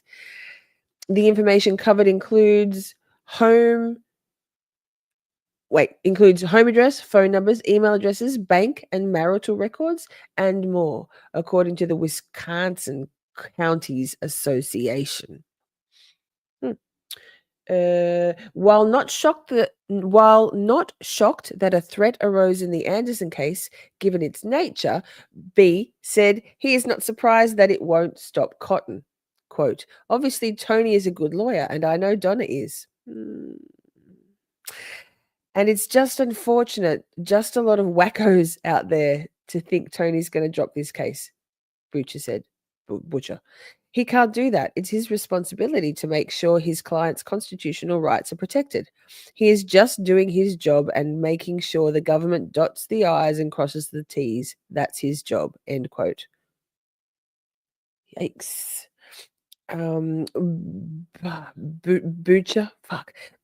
Butcher popped in at the Anderson trial briefly while in Milwaukee for another reason, Thursday, saying the scene was a zoo. He said he's reserving judgment until the facts are in, but he said, quote, there are some holes in the case that the government has to fill. For instance, the location of the gruesome act of dismemberment. I don't think there's any question about that. And both sides are aware of it.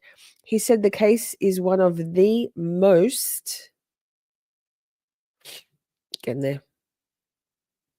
Boom. One of the most... Lost my place.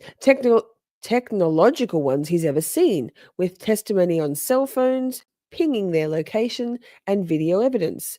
But juries are often told circumstantial evidence can be enough to gain a conviction. Amen. 45 minutes. Milwaukee did a great job, and all the video they put together is really going to make their case better. But it's still a circumstantial case. Strong. Most cases are. Strong, but still circumstantial as it relates to the alleged murdering and dismembering of the victim. Butcher said. Gotcha.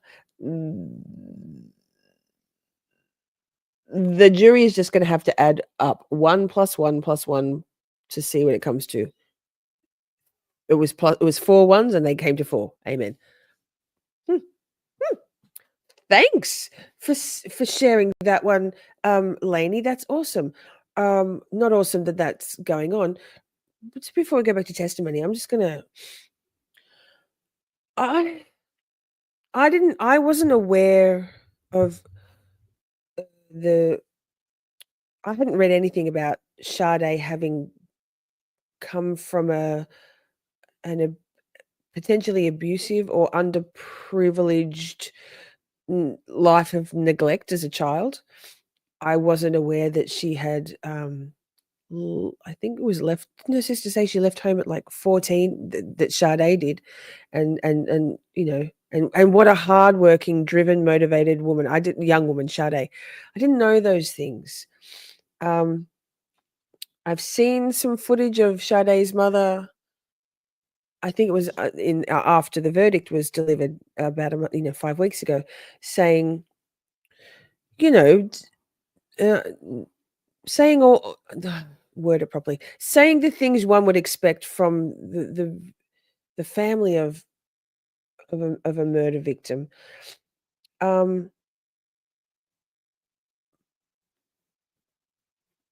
But there seemed to be some disconnect between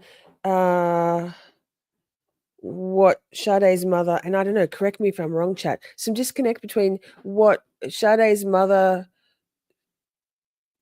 spoke to as far as being Sade's mother versus what Sade's sister and father said, and all that stuff about being a light worker, which I firmly believe in. I don't know. I don't know, man. I'd love to know more just for my own interest. I'd love to know more about Sade's life. Context matters. Anyway, that was just a thought I had. I had some little moments of disconnect where I was like record scratches in my head today during the sentencing. So we'll get to it.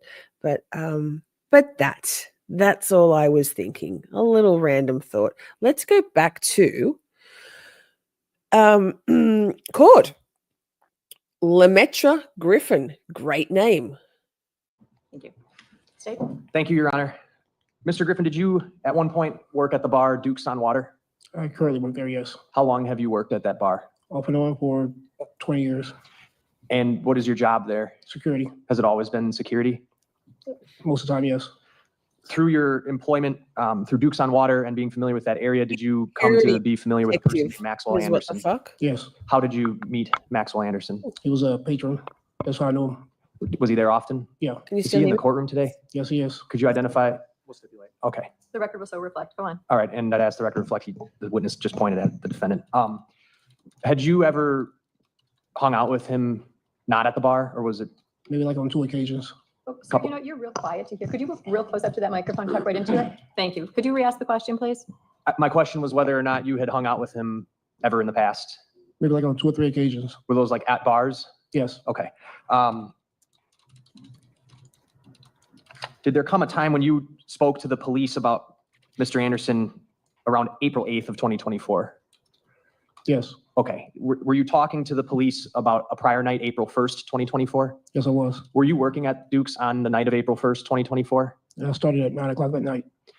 You started at 9. Was there a bouncer working before you? Yes. And you picked up after that bouncer did his shift at 9? Right. That night, do Games you recall has to be seeing Mr. Rachel. Anderson at Duke's? No. Okay. Did you come to learn at a later time that he was there that evening? Yes. On April 8th, when the police came to talk to you, did they ask you or anybody else employed by Duke's if they could review surveillance video? Yes. Upon that request being made, did you personally review the video? Yes, I did. Did you discover at that time whether or not Mr. Anderson was on video? Yes, he was. He was, okay. So he was there at the same time you were there, you just didn't see him? Yes. Okay. I'm going to show you 2 exhibits. They're numbered 457 and 458. They're in plastic bags. Oh, great. Oh. Starting with 457, sir. I know it's kind of hard to see in the plastic bag, but do you recognize that image? Yes. Is that an image you've seen before from Duke's surveillance? Yes. I want you to flip it over if you can. I want you to look at the back. Oh. Do you see anything on the back that you recognize? Yeah, my signature. You signed that photo? Yes. Okay, who's in the photo? Maxwell Anderson. I'd move 457 into evidence, Any objection? Fine. That's fine. No objection. Received. and I'm gonna publish to the jury. I'm gonna cut it open. Okay.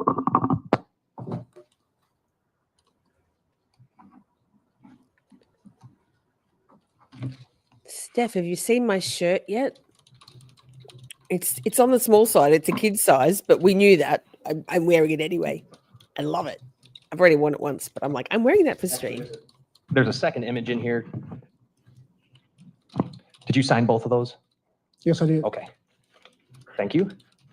457, image number 1. That's the person you identified as Maxwell Anderson? Yes. And your signature is on the back? Yes. Oh, I'm in the way.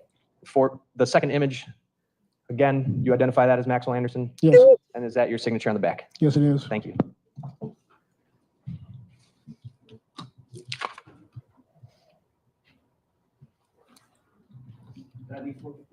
All right, let's move to 458. Have you seen this image before? Yes. Yes, I have. And it's a piece of paper with a series of images on it, correct? Correct. You recognize the person in those images? Yes. Who is it? Maxwell Anderson. Move 458 in. Any objection? No. Received. Did you sign that one too? Yes. Okay, on the back? Yes, I did. Thank you. Move to publish. Go right ahead.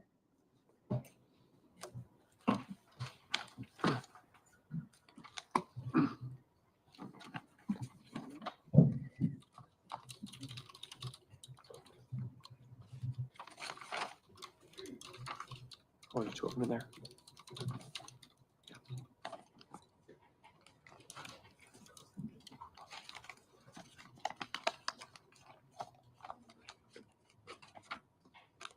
Ugh.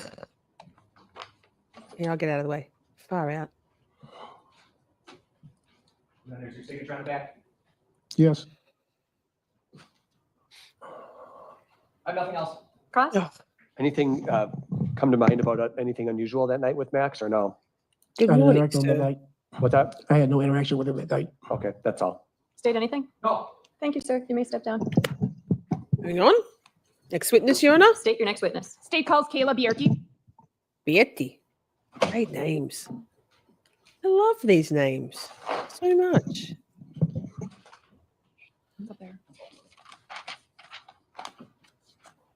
What a me. What was that? What a me. Potawatomi. Remembered it. Potawatomi. Potawatomi. And if you could just remain standing and raise your right hand. Do you solemnly swear that the testimony you give in this matter will be the truth, the whole truth, and nothing but the truth, so help you God? I do. If you could please be seated, state and spell your name for the record.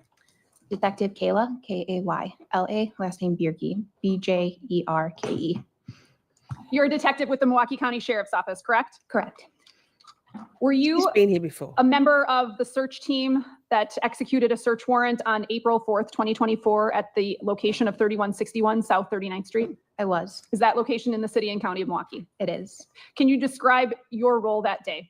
Yes, I was a part of the search team. So we had the Wisconsin State Crime Lab coming to help with the search of the residents, as well as members from the Milwaukee County Sheriff's Office, Investigative Services Bureau, for the search of the residents. Can you describe how many members of the Sheriff's Department were with you approximately? I believe around 7 to 8. And you participated in the actual search and are familiar with that residence, correct? Correct. How many personnel from the State Crime Lab? I believe they had 5 or 6 that were assigned. And what was their role that day? Their role was to also help assist and collect evidence. Can you start with describing the exterior of 3161 South 39th Street? Yeah, so it's described as a Polish flat in Milwaukee. So it's a 2-story residence. The exterior, so the entrance of the residence faces east to the street, and then it has a side entrance that is facing south. So you would have to go through a gate to go into the side entrance that faces south. Can you describe the neighborhood? It's a multi-family neighborhood, single-family homes. I'm going to show you what's been previously received as Exhibit 297 and ask you if you can identify what that is. That would be the residence. The front. The front, yes. Wait for me to be in the way again. I love that for us. Not too bad.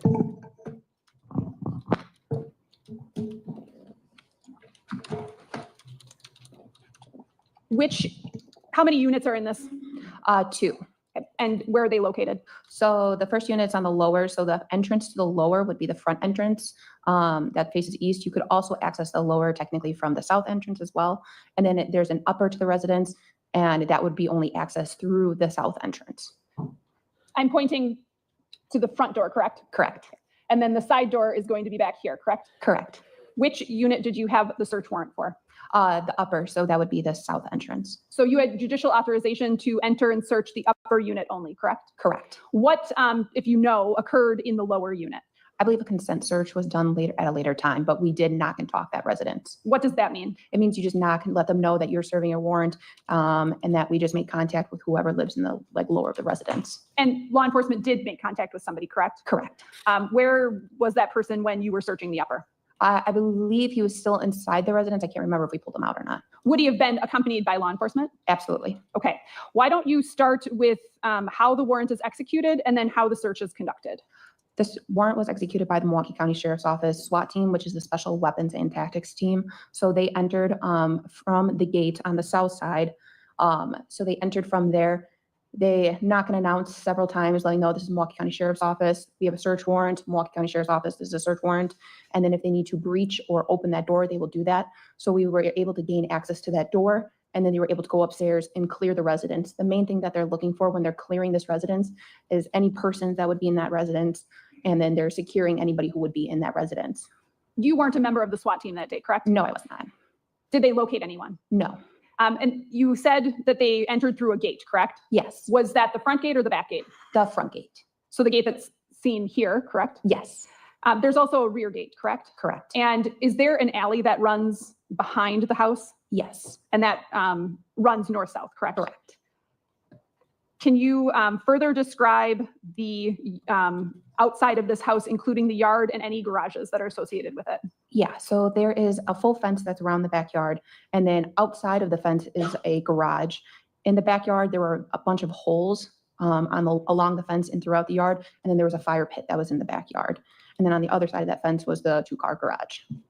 Did you search the garage as well? We did. At this point, what are you authorized to search for? We were authorized to search for any belongings belonging to Sade, any weapons that may have been used, and DNA.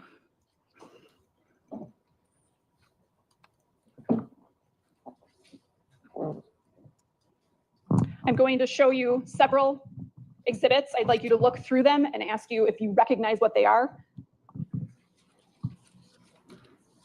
I do recognize them. Okay, what are they? These are all the photos of the exterior of the residence that were taken by the Wisconsin State Crime Lab.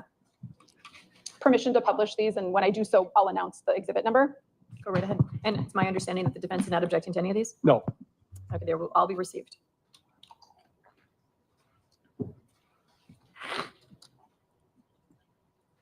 What are we seeing in exhibit 298?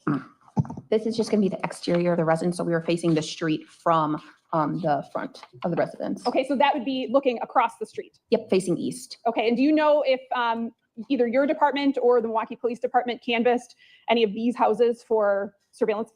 I believe the Milwaukee Police Department did. And I would ask that exhibit 298 be received. I understand that there's no objection to any of these, so I'm not going to make an independent request after each photo. Based on the stack you have in your hand, the defense has indicated they're not objecting to any of them. So I'm going to receive the stack and we'll enter the numbers as you go. So you don't have to ask as to each individual exhibit. Thank you. Showing you exhibit 299, what are we looking at here? That's going to be the sidewalk. So that would be if you walked the sidewalk that's to the right, that would be going to the entrance of the house. And that's the sidewalk that runs along this, the south side of the house. And that would face the entrance of the residence. Front door would be off to the side here? Yes. And then the entrance to the upper unit is where my finger is? Yes. Do you remember what this gate was? I believe it was all wooden gate. What goes straight back here? That would lead back to the garage, and that's the pathway back to the garage. And the back alley? Yes. Showing you exhibit 300, what is that? Just a closer up image, you can kind of see some of the different holes that were along the gate on the south, like near that south entrance. Okay, you're actually talking about holes in the ground, correct? Correct. There were also holes in this fence, correct? Correct. And the holes in the fence allow light to come through? Yes, they do. Exhibit 301, what is that? That's just a closer up photo, so that would be the actual door to the entrance to the upper. There's a light fixture here, correct? Yes. And this is as you would be going out into the back alley? Correct. Exhibit 302, what is that? So this is just the opposite view. So instead of facing west, you're now facing east. You're looking back out towards the street, which would be South 39th Street. So you're facing out to the street, looking out the gates. Exhibit 452, what is that? So that would be standing in the alley facing the street, South 39th Street. So looking straight down. So facing the opposite direction? Correct. And then the gate is now closed out the front, correct? Correct. And you can see that it allows light through, correct? Correct. Exhibit 338, what is that? That would be the garage, and then more of that back pathway, and then the alley would be right behind the garage. Exhibit 379, what is that? That would be the fencing along the back of the garage and all the items that were located in the back. Exhibit 340? The patio furniture behind the residence. Exhibit 339? That would be the fence as well as the garage. I'm in the way, just saying. Exhibit 341? The fence and the garages again. Do you recall anything specific about this back gate? I do not. Before we leave the photos of the backyard, did you and or your team search the entirety of that backyard? Yes, we did. Did you locate anything? No, we did not. Can you describe how that search proceeded? Yeah, we searched the different items. We did search through the ground. see if anything had been recently moved. We did move some of the dirt around to see if anything had been moved around recently, but we were unable to locate anything. Exhibit 342. That would be the entrance to the alley in the garage from the fence. Facing the alley, Yes, and the gate is open, correct? correct. Exhibit 344. That would be from the alley facing the fence line, so, and now the fence is closed. Exhibit 451. Just another view from the alley, and then with the gate open. Gonna need, excuse me, gonna need some more votes in this Exhibit poll. 450. Even There was a trailer Steven. parked, so we had the trailer and then with the fence open. Okay, you 24 of you executed more watching. than one search warrant, correct? Correct. Okay. And Come on, these haters, you photos can are all vote in the together, poll. but It won't we've kill you. We see this photo with Choose the its own. trailer. And then there's this photo, exhibit 344, with no trailer, correct? Correct. Were these two photographs taken on different dates? Yes, they were. When was the secondary search warrant? It was the next day. So the original search warrant was 4/4. The secondary search warrant was 4/5. Was there also a search warrant that was executed on the 16th? Yes, there was. Okay. Exhibit 450, was that from the 16th? Yes. Exhibit 343. That would be the back slab that's next to the garage from the alley. And now we're back to April 4th, correct? Correct. Garage in the back alley. Can you describe the interior of the garage? Yes, it had multiple tools, different items in it. I believe it had different articles in it, nothing of evidentiary They're value. all great Akasha. Thank you, colors. Exhibit 347, to get my up and down right here. What are we looking at? It's going to be the interior of the garage. From the door? Correct. Akasha, eeny, meeny, miny, mo. There's a vehicle here. Yes. Can you describe that vehicle? Yeah, it was a white truck. Obviously, it was missing a tire and part of the wheel. And then there was also a couch there. Exhibit 348, what is that? There was also a motorcycle or some type of electric or motorized bike that was in the garage. Exhibit 349. Just a close-up video or picture to say of more items located in the garage. Exhibit 350. Just a picture of the items that were on the shelves in the garage. Such as? Gas cans, several of them, and the different power tools at the bottom.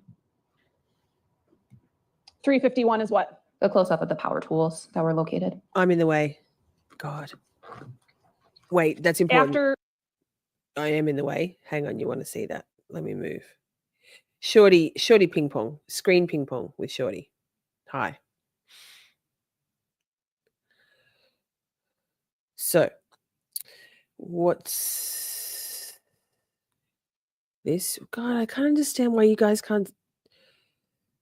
Wait, maybe this way. There, you can see my mouse. It's only tiny. That's what she said. What's this? This here looks like maybe a blower vac. That's a jerry can. There, the red thing. This here. What do we got? Lots of Milwaukee brand power tools, I guess. And you actually searched the garage yourself? Yes. After the garage search, where did you go? Into the interior of the residence. And I'd like Thank you, to Akasha. have you describe how you got into the interior and what you see The poll will stay upon, up for another entering. 18 minutes. So the interior was already secured by the SWAT team, so we were able to enter already. The house was open for us to go into. So upon entering through that south entrance Oh, thank was a you. series of small I didn't wanna stairs, with a vote. few stairs up, Never and then mind. there was the entrance to the lower. Love you. And then after that, there was a series of a winding staircase, and then that would be the entrance to the upper of the residence. Was there a basement? There was. How did you access that? And that was on the other side of the stairwell when you entered. So on the left side would be the entrance up, and then on the right side would be the entrance down to the basement. Hi, metadata. Did you search the Hope you're basement or feeling the upper okay. unit first? Just The rest. basement. And you have multiple other deputies or detectives assisting you with the search? Yes. If an item of evidence or something that you think might have evidentiary value is located, were you alerted to that item? I was. Would you consider yourself kind of the main investigator during the search warrant? Yes. Okay, I'm going to show you a stack of exhibits, and I'd ask you if you recognize what they are.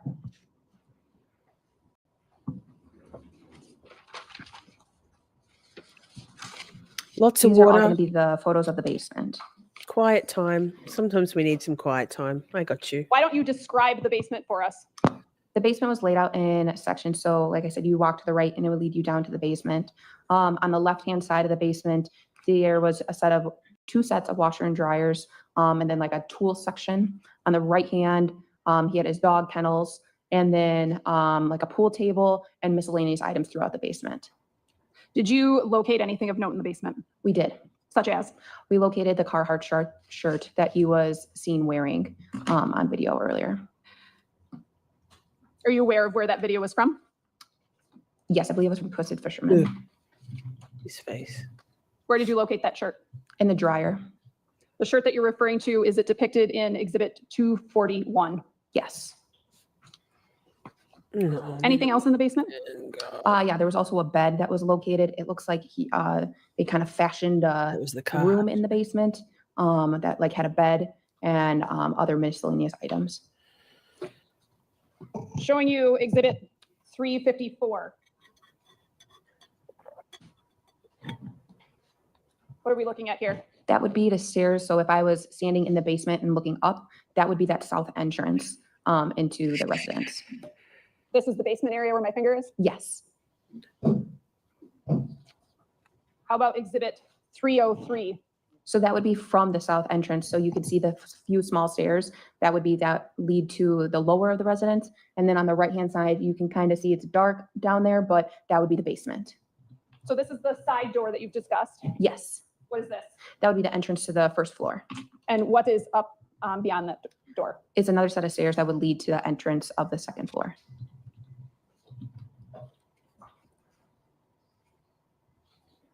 Exhibit 355, what is this? That's the basement. So if you walk down the stairs and face left or you face west in the residence, that would be the area where the washer and dryers were. Plural?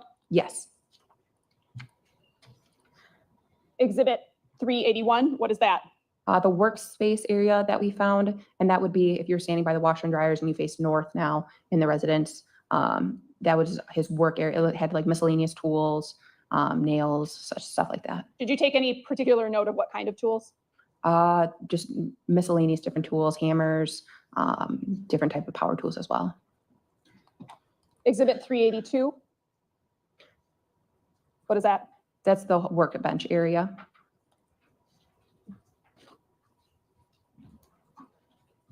Exhibit 356, what's that? That would be facing east from that workbench area. So that was this makeshift room it seemed like he made, or that was fashioned in the residence. And then behind there was the bed. Showing you Exhibit 357, what is that? That would be on that other side of that curtain or wall and was like a queen size bed. What types of items were on top of the bed? Miscellaneous clothing as well as different bedding. Exhibit 358. So that was facing kind of southeast in that makeshift bedroom. That was the other panel of like walls that was in there. The clothing that you located down in the basement, did you look at that specifically to determine whether or not any of it belonged to Sade Robinson? We did. And did you determine whether it was? We could not make a determine if it did belong to her. Exhibit 359 is what? That would be another view of the basement. So on the other, that would be facing, I guess, the north side looking south. You can kind of see that different table with the kennels. Exhibit 360? That would be the shirt that we located in the dryer. Do you remember what dryer you got it out of? Is it? It's the one that's open right there. So this one? Yep, and that was facing on the west wall. Did it appear that that was a clean load of laundry in? It did. Exhibit number 361. Just a close-up picture of the shirt. Is that something that you seized as evidence? It was. And what did you do with it? It was packaged and put into property. Placed on inventory? It was.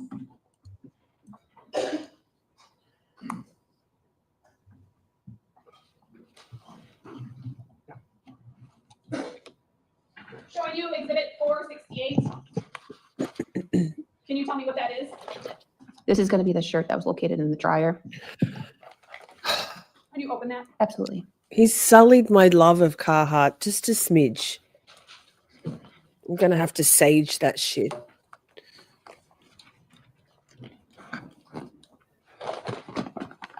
Hey, thank you all for being here. I love that you spend your Friday nights with me, that we spend it together. Thank you. And Saturday nights. So the week that was is tomorrow night. We had a conflict of schedules for Ms. What the Fuck, who works Could harder you call than that out me. and show the jury, please? Is it okay if I stand up? Yes. Thank you. We're flipping it for this week. Maybe we'll keep it this way. I don't know. Let me know your thoughts, chat. I guess that exhibit And Ms. What the 468 be Fuck. received. Any objection? No. Received.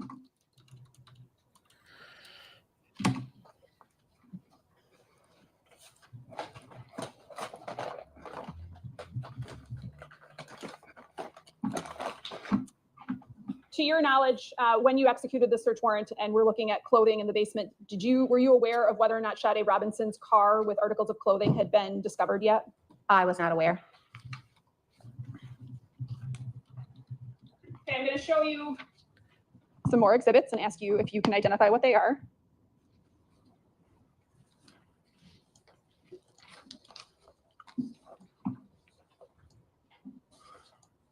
Yes. What are they? That's going to be the walkway up to the second floor.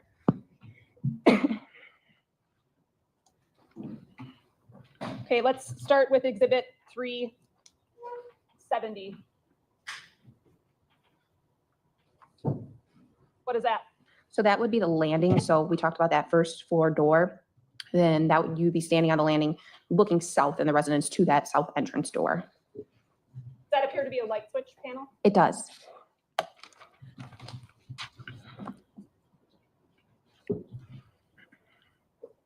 Exhibit 371. What is that? So if you went up the few sets of stairs and then you went to, after you turn the corner from the first floor, there was a area where it looked like he kept a lot of his shoes. At the time that you were executing the search warrant, were you aware of the Milwaukee County Transit video surveillance system? We were not aware of it yet. At some point, because you described that there were several different search warrants that were executed, at some point before one of those search warrants, did you learn about that video? We did. Okay, before which one? I believe it was before the second or third one. We learned about the video. And you've reviewed that video? I did.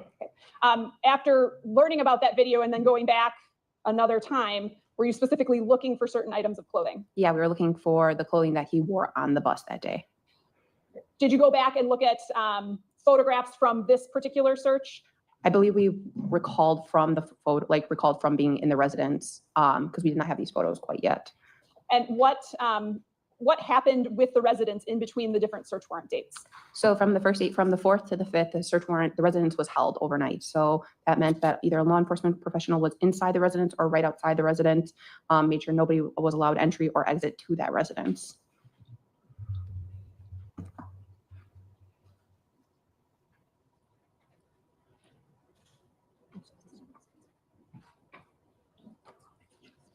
Okay. Okay, I'm showing you exhibit 466. I'm going to ask you if you recognize what that is. Yes. Is that something that you've seen before? Yes, it has. What is it? It's Maxwell Anderson sitting on the Milwaukee County Transit bus. Permission to publish 466?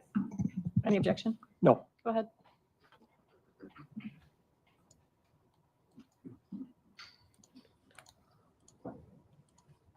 So at least in one of your searches, you were specifically looking for the items of clothing that he had on in this video, correct? Correct. And what were those items? It's going to be the shoes, the pants, that gray, black tinted zip up, and then it looks like the camouflage backpack. Did you see other angles of that camouflage backpack? I did. So you're familiar with what it looks like? I am. And was there something distinctive about the shoes? Yes, it's the brown with the white soles. Did you find any of the items that you just listed in any of your search warrants? Only located the shoes. Or sorry, we did not locate anything. You did not locate the shoes? No, we did not, sorry. And you didn't locate the sweatshirt? Nope. Or jacket? No. And you did not locate the camouflage backpack? Correct. Showing you exhibit. Katrina, when you put them up, could you have it where the sticker is visible if possible as well? Thank you. Okay, showing you exhibit 332. What is that? That's going to be the view from the second floor. So if you're on the second floor, right near the second floor entrance, and you would look down the stairs. And you testified specifically that there were shoes in this kind of stairway hall area. Correct. Okay. But none of those shoes were the shoes on the transit video. Correct. Showing you exhibit 333, what is that? That's going to be the stair like hallway. That's still standing up at that second floor entrance, looking down the hallway, and just more shoes, jackets, and different items of clothing. Exhibit 304, what is that? That's going to be actually standing inside the residence. So standing inside that second floor residence, looking down the stairs. Okay, I'm going to show you another stack of exhibits, and I'd ask you to look through them and see if you are familiar with them. Buster's snoring if you hear that. This is all going to be photos of the interior of the second floor residence, which is that 3161. I'd like you to start by describing what the upper unit of that residence, how it's configured, and what in general you observed. Absolutely. So when you entered the residence and the door was open, on the left-hand side, it was like a one bedroom, one living room, one bathroom residence. So on the left-hand side, if you immediately turned left, was going to be the kitchen. On the other side of the kitchen was the bedroom. And then if you went straight forward, it would be the bathroom. On the right-hand side was going to be the living area with another room and a closet. Can you describe how you and other law enforcement proceeded to search that? Yeah, so once photos were done of the whole entire residence, right? So we needed to have photos to make sure we knew what the residence looked like prior to searching. So photos were done of every single room. And after photos were done, we were able to start searching. So you would assign 2 or more to each room, and you would search the room. Once that room was searched by those 2 people, the room would then be switched and turned over to a second group of 2 people to have a second set of eyes on the room. Can you describe what the crime lab members were doing? Yes, so they were taking photos as well as helping with the search and assisting in any way they could. Were they looking for any stains that could possibly contain DNA? They were.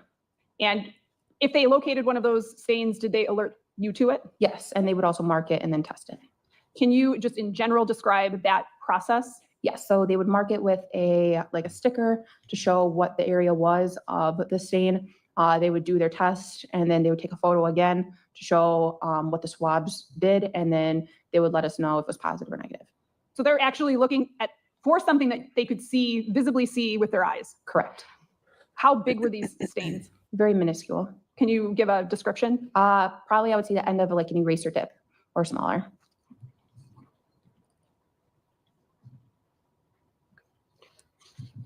Okay, what items of evidence did you collect from the interior of the upper unit? We recovered knives that were located in the upper. There was a firearm that was located in the upper. There was also sheets that were located, as well as different notebooks, notes, and stuff like that. How many knives were found? A total of 51 just from the kitchen. Just from the kitchen? Were there knives elsewhere? There were. Do you know how many knives were elsewhere? I do not have that number. Okay, showing you exhibit 305. What is that? So that's upon entering the residence. So you can see the doors on your left-hand side. And then you're looking straight, which would be looking north inside the residence. So that's the bathroom, as well as a ladder. Ladder was moved in there for the SWAT team. They did have to search. There was an attic above the residence. We did have to search the attic to make sure nobody was up there. So is the ladder something that was there before, or is that a law enforcement ladder? I believe that was there before, but we did use it. What was in the attic, if anything? Some sheets from bedding was up there.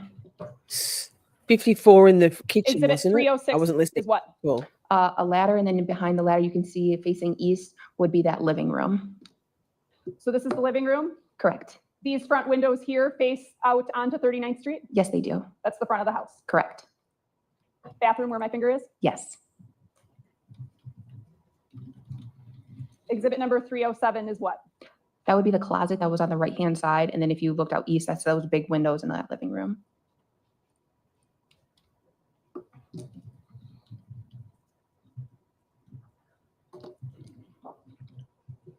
Exhibit 308 is what? That's going to be the living room. Okay, facing which direction? East again. So facing out to 39th Street. Exhibit 309, what is that? That's going to be the armoire, if I'm saying it correctly. Armoire. And then as well as the desk and the couch that were located in the living room. A lot of alcohol for someone who's not allowed to work. Exhibit 310, what is Get out of that? the way. Pause. Excuse me for clearing my throat. On his armoire. Look at all that grog there. Let me count. 1, 2, 3, 4, 5, 6, 7, 8, 9, 10, 11, 12, 13, 14, 15, 16 if you count bitters. It's a lot of alcohol, a lot of liquor for a court-ordered sober guy. Right? If I'm saying it correctly. And then as well as the desk and the couch that were located in the living room. Exhibit 310, what is that? It's going to be the couch and still facing east in the residence. Okay, you're talking about where my finger is, correct? Correct. Okay, what color is the couch? Red. What does it appear the material is? It was like a pleather or leather. Leather. Kind of a shiny surface? Correct. What else is in the living room here that you can see? He had another secondary like couch or cushion. And then he had like a big ottoman and then, or like something to put your foot on. And then the TV. And then on the other side, he had his computers and different items. Okay, and I'm actually going to have you step off the witness stand and kind of point to these things. I'll bring you a microphone. Yeah, I would have called it a sideboard. You're right, colours. An armoire is for clothes. It's a dresser, I thought. Someone can Google it. What's on the wall? Do you mean the black? Wait. Huh. Up here? This black stuff?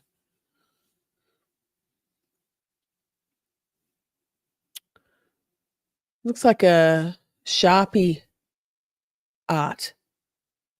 Christy, what do you think? Chat, what do you think that is? Up in the top right corner of the image. Yes. All right. It looks up close on my screen. It looks like Sharpie or maybe paint. I think he's done some art, some crafting. He's also got a pin board up on the underneath the closed captions there. There's a pin board with things stuck in the pin board like a cork board. Now, we are at the 2-hour mark. Let me check this. Let me check this poll. Do you have an opinion? 12 votes. Rent-free's galloping in, but a couple of votes could change that. Vinyl decals. It doesn't look like vinyl decals on my big screen. It looks, you know, when you color something in Sharpie in Texter, we call them texters here, markers, and it's very hard to get a full even coloration, like cover. There's some bits in there. It looks more like a crafting to me, but it could be decals. Simi's back. Has everybody voted? Have you voted? Oh, it's like rent-free. I'm counting it down. 5, 4, 3, 2, 1. I'll leave that also for a few more seconds because delay. I'm closing the poll. Done. Right. Let's take ourselves here, me. Look at that. Teamwork makes the dream work. Now, I'm in the way. It's a whole vibe that I'm basically for a lifetime in the way. Now, I say that a lot. What do we got? Now Miss some me. music. The supreme leader decrees it. Now I'm going to find the song because the supreme leader is very, very poor at this. Oh, wow. My timing is impeccable. Where is it? I can't see it. There she is. Rent free. You voted. You the people have spoken. Girl, Enjoy. give it a rest. Living rent free in your head.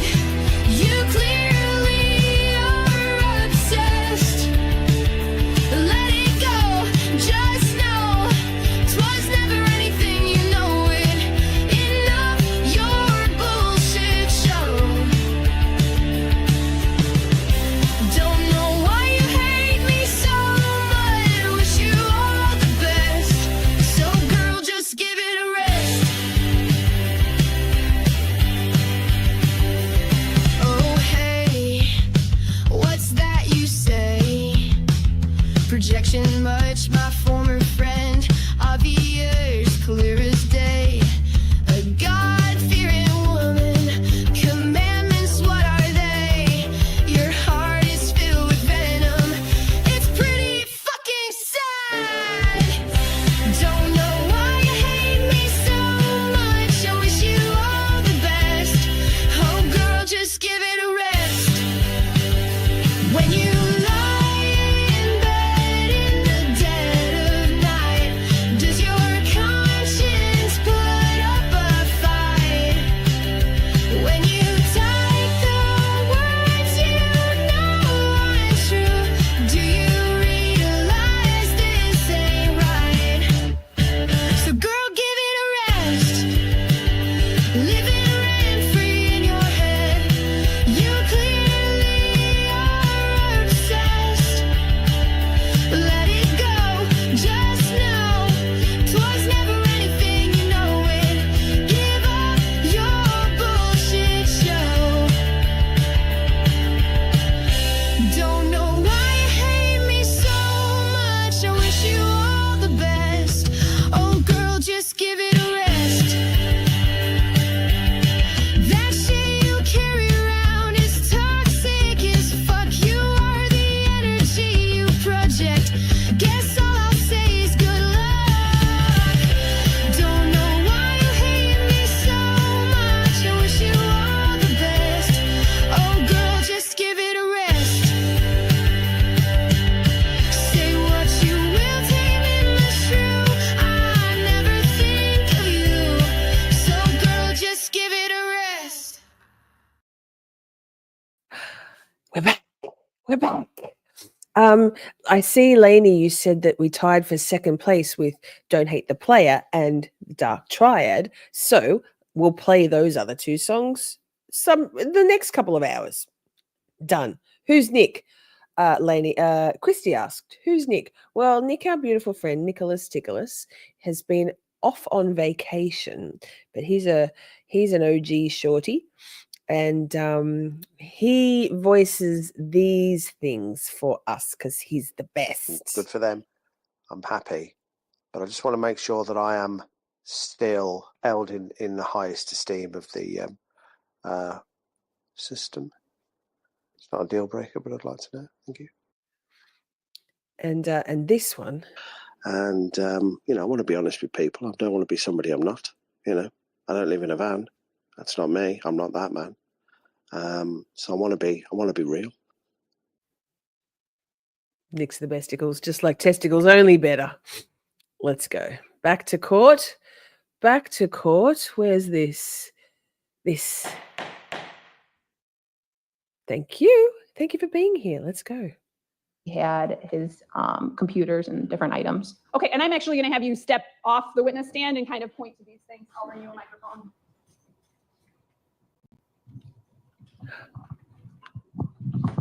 He likes my music. The parrot likes my music. That makes two of us. Why don't you walk us through? So over here, this is that big armoire over here. And then you have his TV. And then his couch was right here. And there was that other cushioned seat. He had this small little table over here, his cushion. And then on the other side, there was like another seat. And then his computer and setup was over there. Okay, this item right here where my finger is what?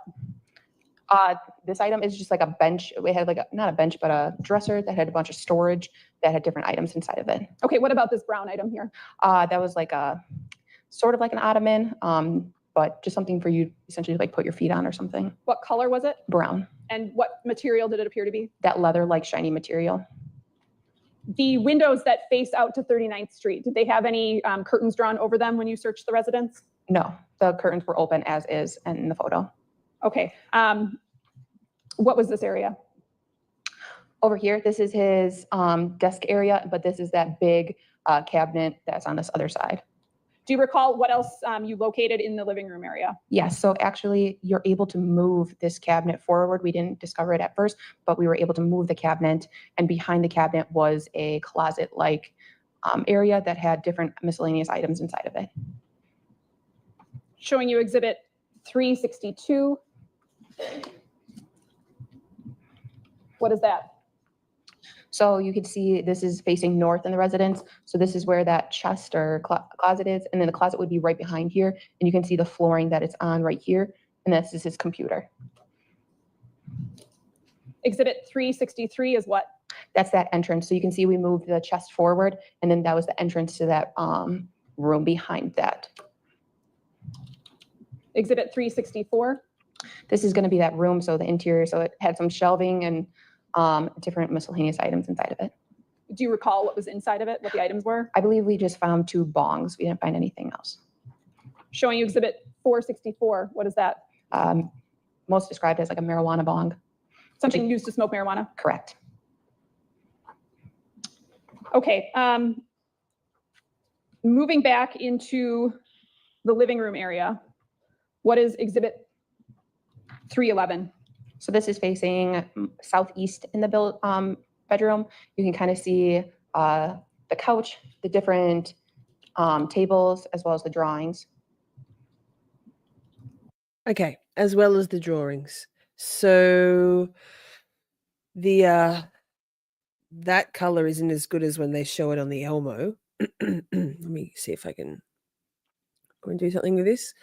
Can't make those words go away from the top there. Let me see if I can make it go away. That's what she said. Anyway, there's his art. So she just said drawings, but anyway, that's her most dirty paws. She's a pretty girl. Not that what anyone looks like matters, but I think she's lovely. Showing exhibit 335. What is that? It's a close-up of the couch. The windows are now covered with what look like plastic bags. Correct. Who did that? We did that, as well as the Wisconsin State Crime Lab. Why? Media came on scene, and they were right across the street. And so with the windows being open, we couldn't close the windows and the blinds. So we figured we need some privacy of what we were doing inside this residence. So we put those up. You can see a police evidence marker where my finger is, correct? Correct. What is that denoting? It's an evidentiary item. What was it? It was a red plaid jacket. That red plaid jacket, why was that something that you took note of? It was a jacket that was seen on video that Maxwell Anderson was wearing. Showing you exhibit 241. Is that the red jacket? Yes, it is. And is that red jacket something that was recovered? It was. Okay, we'll come back to that in a minute. Moving on to exhibit 365. What is that? That's going to be facing east. So those are those big windows again. And then with evidence placard number 7. Outside of these window coverings that law enforcement added, are these photos taken before or after the search? During the search. Okay, so are the items in Anderson's house as they were or as they were moved? Most of the stuff that we're photographing, before you collect the item, you have to take a photo as it is. So you can show its original placement, where it was, and then after it's manipulated or moved, it'll show another picture of where it went. Evidence marker number 7 in exhibit 365 denotes what? I believe it was a firearm that we located. Exhibit 366 is what? Just another close-up of evidentiary item number 7. I typed it wrong. Exhibit 367 is what? It's going to be that close-up picture of evidentiary item number 7, which is a firearm. Do you know what kind? I believe it was a Glock. I can't recall exactly.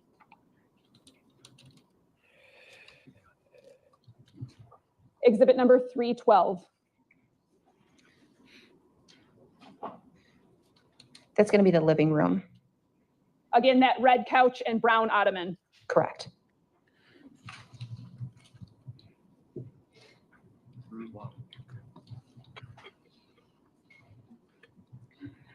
Showing you exhibit 372. What is that? That same brown ottoman and red couch. Okay, that brown ottoman as it relates to its position near the red couch, is that how you found it? Yes. Can you also see that red plaid jacket in exhibit 372? Yes, I can. Can you point that out? It's right there.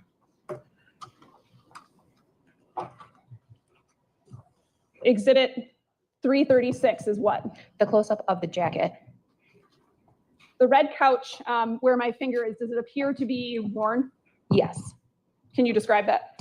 It was, I would say, for a leather couch, it just appeared that it wasn't clearly very brand new. It was something that has been had for quite a few years, where wear and tear would start to come in. Exhibit 337 is what? We moved the jacket to show the whole picture of what that jacket looked like. So that way people would be able to see when you take a photo of the whole jacket. Oh, Christy, thank you so much. And Dizzy got one. And you can go back Got over it. to stand. Welcome, Dizzy. Girl. 467 is. Yes. 467 is the plaid jacket. You're in the Okay, could you draw, open that? Christy. And I'd ask Again. that 467 be received. Any objection? No. It's received.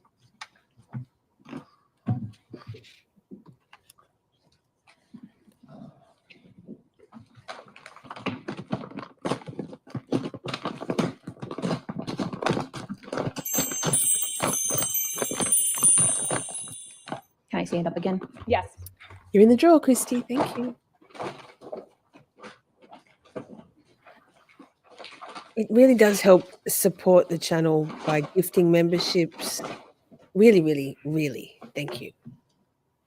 And being a member. It's the bread and butter. Couple of dollars a month. Cool members Thank you. only emotes. We are planning a members only stream, a quiz night. A quiz night. I'm just going to get my ass into gear and write some questions. A quiz night for members only.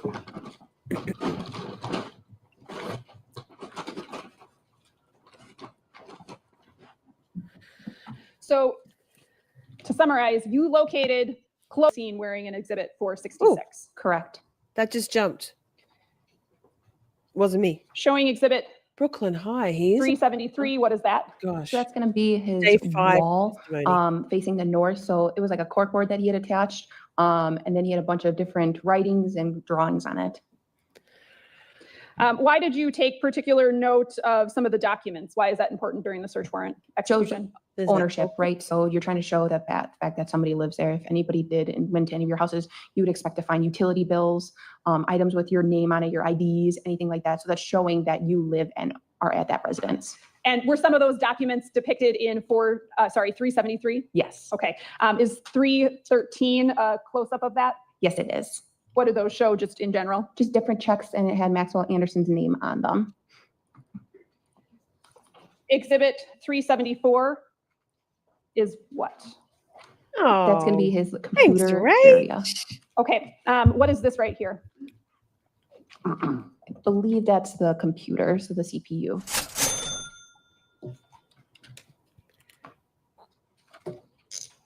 Is this area behind the TV in the living room? Yes, it is. Okay. Could this be the TV? Yes. Were these computers taken as part of the investigation? Yes, they were. Showing you exhibit 465. What is that? That was a secondary bong that was You're located in the drawer, inside of Rach. that closet behind Babes the with chest. you, by the way. So good. I'm fine. Exhibit 316 is what? The overall of the living room. So just showing another picture of the living room. Oh, Exhibit Akasha. 317. Showing another picture of that living room with that red couch. Exhibit 318. Another photo of the couch with the jacket on it.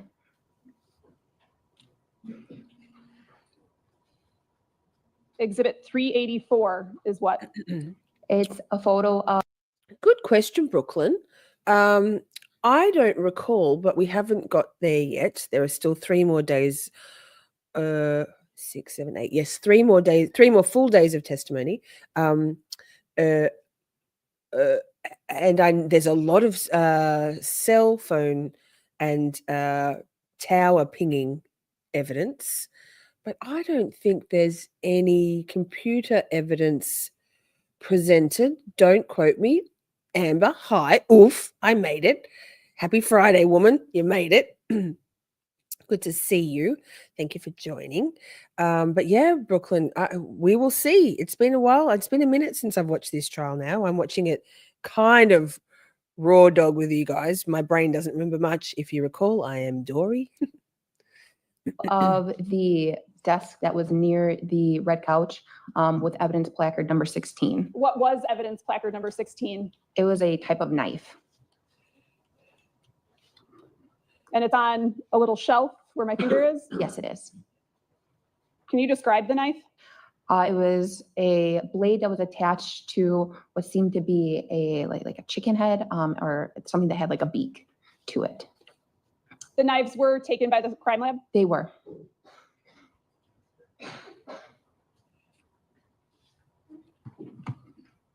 Exhibit 385 is what? That's going to be the close-up of that knife, which is evidence in placard 16. 386 is what? Another photo of the knife. So they took the knife out of the sheath, which would like hold the knife. We took it out just to show the size of the blade and show the knife. Exhibit 320, what are we looking at? So this is facing west in the residence. So if you were more or less standing by those windows and you face the opposite way towards his bedrooms, towards the kitchen, this is what you would see. He had an axe on the wall, and just different miscellaneous items throughout his residence. This is the chair that you were referring to, correct? Correct. Did that chair have items on it?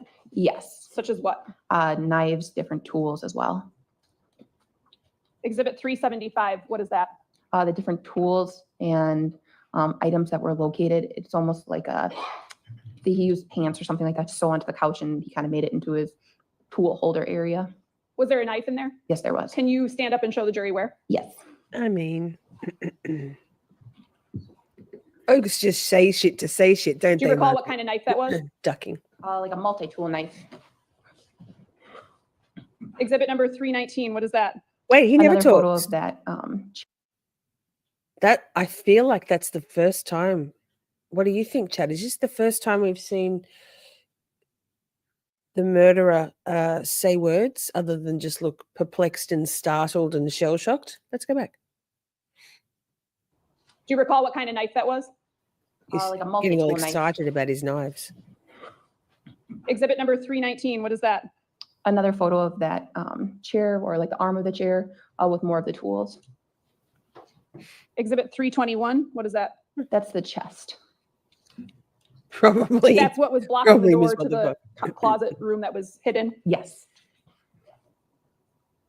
Okay, moving on from the living room, what are the remaining rooms in that house? The bathroom, the kitchen, and his bedroom. Okay, talk about the kitchen. The kitchen had multiple knives in it. Like I described, 51 knives, several 51. corkscrews, potato peelers, had some knife sharpeners in it that were Four nicer knife sharpeners. and then Four. that would lead out to the secondary floors, like at like a balcony or sort of a patio area. Exhibit 323. Gonna have to sell them on eBay. Is They're what? That's he going lives to be in the jail kitchen. now. Prison. And what are we looking at specifically in the kitchen, and from what perspective? So this would be looking from the entry door. So you could see the fridge on the one side, the oven, and then the sink area. Kitchen's not bad. This window would face Better what than mine. direction? I He was a believe that it's butcher. facing south. Are you sure? Showing you exhibit 324, what is that? I That's believe going to you. be the kitchen. So that window facing south, and then that's that patio area that would be facing, you'd overlook the backyard into the alley and see the garage. Okay, so we're oriented here out where my finger is, that's towards the garage, correct? Yes. And that's towards that north-south alley? Yes, So this window is in fact the northern window, correct? I believe so. Yes. Oh, that's facing west, correct? The door faces west? The door faces west. Yes. Okay. Exhibit 325 is what? Just some of the knives that were located inside of the residence.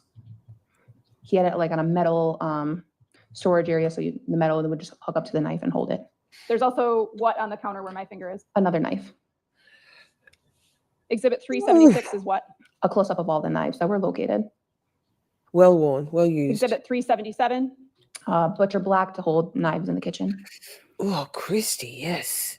Good Lord. Exhibit 387 is what? One of the kitchen drawers, so that's right under all those knives, right there, with more knives and miscellaneous items inside. Exhibit 383 is what? Those are going to be those Hi, knife butterfly, good sharpeners to that see are a little you. bit nicer to use to sharpen your knives if they start to become dull. Those are I've what we got a call cool a knife wedding sharpener. stone, correct? Correct. And how many are there? Pause. Sidebar. Hi, Buster. I've got a cool knife sharpener. I got it from Aldi. What am I supposed to say? Aldi? Apparently we say Aldi. Hi, Tony. Good to see you. Oh my goodness. What did I miss here? Oh my goodness. Akasha. Thanks, girl. Oh, wait. I'm on a sidebar. I've got a cool Aldi knife sharpener. Aldi. It's electric. It's very good because my very spoiled dogs eat fresh meat every day. I need a sharp knife. Sharp knives are the best. Welcome, new shorties. Thank you so much, Akasha. Let's play this and. But also sharpening knives on one of those things or on what are those long things called? File? No, it's not a wedding stone. Anyway, Dory. Hi, back to court. It looks like there's 4. Akasha, you're in the Can you draw. repeat that case number? Again. Oh, exhibit number. 383. Thank you. That was in the kitchen as well? Yes, it was. Pause, one more thing. Akasha. Hi, Akasha. How's the fit on your muscle tee? They've arrived, haven't they? Do you like it? I don't know about that one. Is it cool? Tell us what the sizing is like. What size you got, whether it's loose for you, whether you think it's true to size, and so on, and so on, and so on. Oh, Jim Cox. Everybody loves Jim Cox. Hi, Jim. Good to see you. Yes, everybody. They're called a steel, the long thingy. Jim Cox says steel. He comes in with a. Of course, it's a phallic reference. We summoned Jim Cox with the long thing that I was doing this about. Back to it. Oh, press play. Was. Again, all of those knives that were located were seized by the law enforcement or the crime lab, correct? Correct. Anything else of note in the kitchen? Nothing So we'll else. do a draw next Why don't you weekend. describe what room is next? It would be his Gonna be into bedroom. it. Okay. Can you describe the layout of the bedroom? Yes, so the bedroom faced on the north Ruth side of knew the one last residence. weekend. It had a bed, and then it had a dresser with a big mirror on it, and then the closet. Showing you another stack of exhibits, and I'm going to ask you if you know what they are. Sorry, Maxwell. No, I'm not sorry to you. Get the fuck out of here. One more question, Akasha. I can't remember. Did you get the Heyyyy Shorties one? No. What did you get in the muscle tee? There's 2 tops that I've got. Just sidebar, merch store stuff. Hang on. And I've got to get back to Ruthie. Two of the merch. I've got many of them. Too many. The printing on all of them is like thick, beautiful, like good quality. There's obviously like an undercoat of the print before they then do the actual print on there. So the printing ink, screen printing, or what, it's probably a transfer, I don't know, is chef's kiss. There's 2 that I've got that aren't like that. The Heyyyy Shorties one is kind of a little bit insipid, disappointing. The fabric's beautiful, but the print itself isn't great. And the other one is the original Shorty. I've got it in a V-neck. It's cute, but the colors aren't real strong and true to form. So Ruthie chose the original Shorty one with the little roller skates. So anyway, I'm going to get back to her and say, are you sure? You love your Shorty shorts. So comfortable. Everything's comfortable.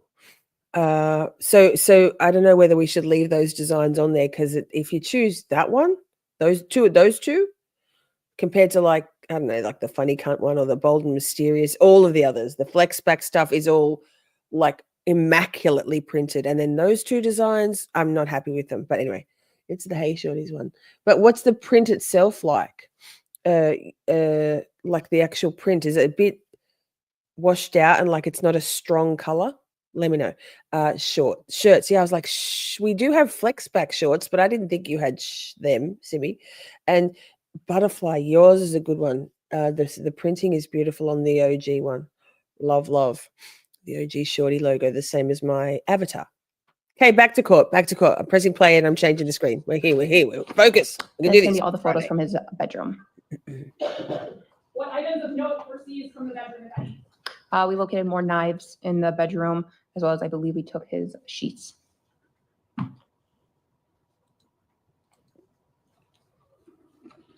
Ew, his sheets. Exhibit 326 is what? That's going to be his bedroom.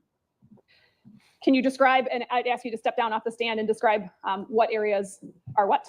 Absolutely. Okay, I'm happy you're happy. Over towards, so this wall is going to be the wall that would face the alley. So you're facing north right now. So this is going to be his bed. It had storage on the sides, and then you had his dresser, and then this is his closet area. What was on that dresser? Another knife, which is right there. Whoa. 329 is what? Just a close-up of that small dresser with the knife. Thank you. Exhibit 328. That's going to be that wall that's facing west. So this would be the back of the residence, and then his dresser, and then a set of more drawers. Were any identifying documents located in the bedroom? Yes. What? We found a paper copy of his ID. Did you find a wallet? Yes, we did. Showing you exhibit 334. What is that? A wallet with his ID in it. Is that an expired ID? I believe so. Yes, it was. Exhibit 368 is what?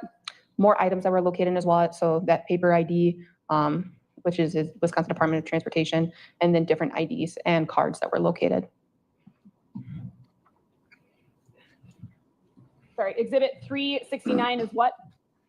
That's going to be that paper Wisconsin Department ID card. So it's just an identification card through the Wisconsin DOT. Okay, I'm going to actually bring you 369 because it's a little hard to see. And if there's any demographic information that you're able to read off of that? Yes, I am. I should ask, is there a height? Yes, there is. Is there a weight? Yes, there is. What's the height and the weight? The height is going to be 6 feet 1 inch and 175 pounds. Thank you. Exhibit 378 is what? So that's going to be facing south in the residence, or south in that at least bedroom. So you're standing more where that knife on that dresser was, and you're facing looking south. So that's the door that would lead you back into that entryway, and then the 2 dressers. There's a TV where my finger is, correct? Correct. What's above the TV? I believe we located just up on more miscellaneous items. Showing you exhibit 330. Is that that shelf? Yes, it is. And can you see anything specifically on top of the shelf? Yes, we located another knife. Showing you exhibit 388. What is that? A close-up of the knife that we located. Yikes. Yikes. He's got some knives. These aren't kitchen knives, are they? Is that a K-bar? Somebody tell me. Just going back to the exterior of the house and that fence and the gates, did you get an approximate height of the fence and the gates? I believe the approximate height was about 6 feet. The interior of the house, did it appear as though there had been a struggle inside? No. How would you have described the state of the residence just in general? A normal residence, but a bit messy. Nothing I would say out of the ordinary for anybody. There were knives that were found that were not in the kitchen, correct? Correct. And we saw pictures of all of those? Yes, we did.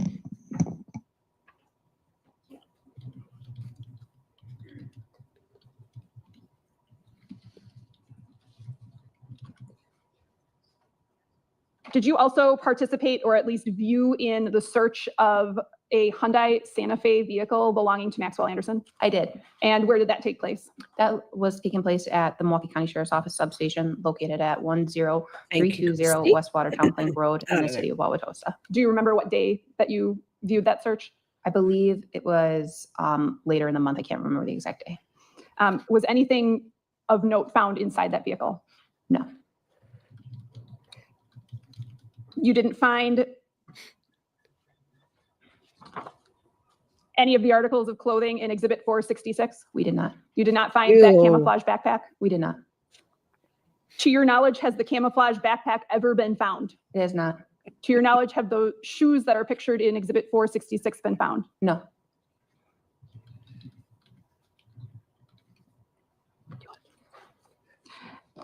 As part of this investigation, did you receive information about Sade Robinson's Instagram account? I did. Okay, what did you receive? Britt Ketchel, hi, good morning. Happy Saturday to you, man. Obtain a warrant or subpoena for the Instagram account. We were able to receive records from certain dates from the Instagram account. Do you remember what the dates of the records were? I believe it was from early February to the date, which would have been like 4344. Okay, early February, meaning February of 2024. Yes. And as a part of your review of those records, were you able to see messages that would have been sent to Sade from other individuals? Yes. Did you, in your review of those messages, see any messages where she arranged to meet anyone on April 1st or April 2nd of 2024? No. And in your review of those messages, did you locate any messages that were threatening in nature or seemed to be violent in nature? No. Nothing further. Cross. No, he Give us fully, 1 minute, please, if we could. he sniped her. She did not see it coming. I wonder if she felt it coming. Sade.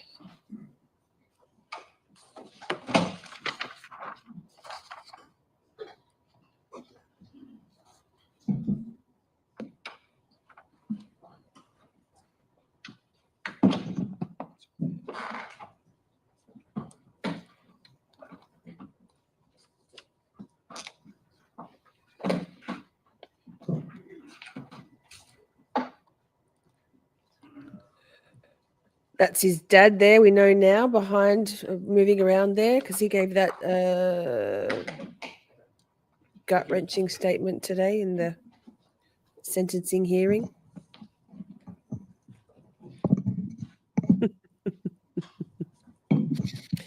Yikes. Good morning. Morning. So I want to start with Oh, baby lawyer. kind of talking about the initial search, because it sounds like there was 3 searches in total, correct? I believe there's yes, sounds about right. So there's a search on April 4th, correct? Correct. That was the initial search. And then there's a search on April 5th? Yes, but that was continued from the 4th. Okay. And then there's also another search on April 16th, correct? Yes.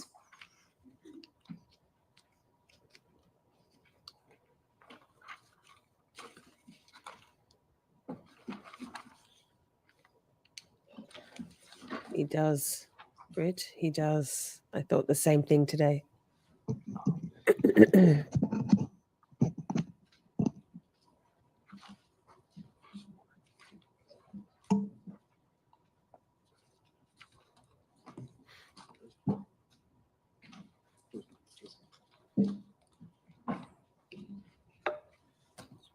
Zero, that motherfucker with his fucking...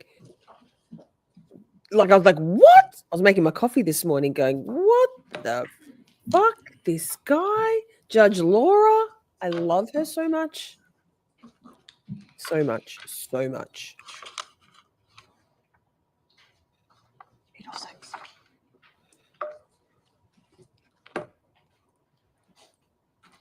What are they doing? Get yourselves sorted here. What are they looking for?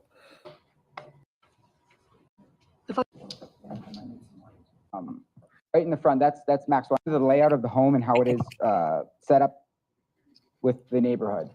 Okay, so what we see here, this exhibit 297, this house right in the front, that's Maxwell Anderson's house, correct? Correct. And then to the right, we see another residence, right? Correct. And then to the left, there's another residence. Correct. And these houses are all fairly close together, right? Correct. About how far?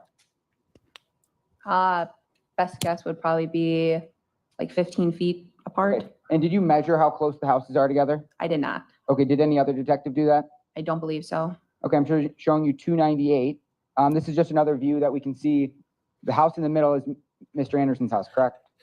No, that's the other side of the street. Oh, that's the other side of the street. I'm sorry. But we just another view of how the houses are kind of aligned up. No, right no, next to each other. Cheryl, thank you for being here. Showing you 299. See you tomorrow. And that, what we're looking here, this is in front of the house, correct? Correct. And then off picture, you can't see it over here. That would be the front door, right? Correct. And then right here, we can see that's the gate, right? Agree.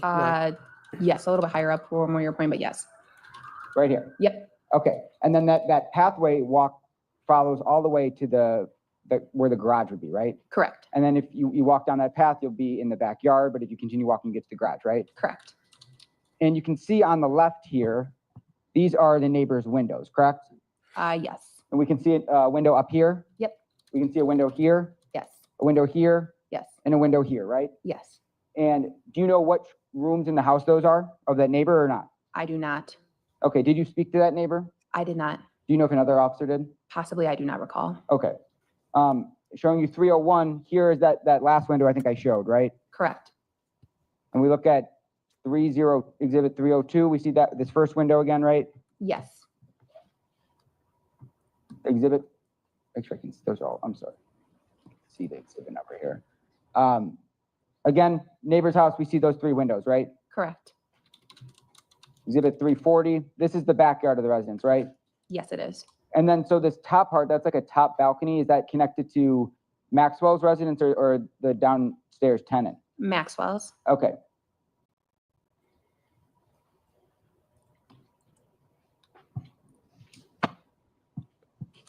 And when you initially came to search this house, you said the search warrant that you got authorized by the judge was just for Maxwell's house, right? Correct. So just the upper. Yes. What about for the lower tenant? Did you end up searching that? I think you said you did. I did not know, but a consensual search was done.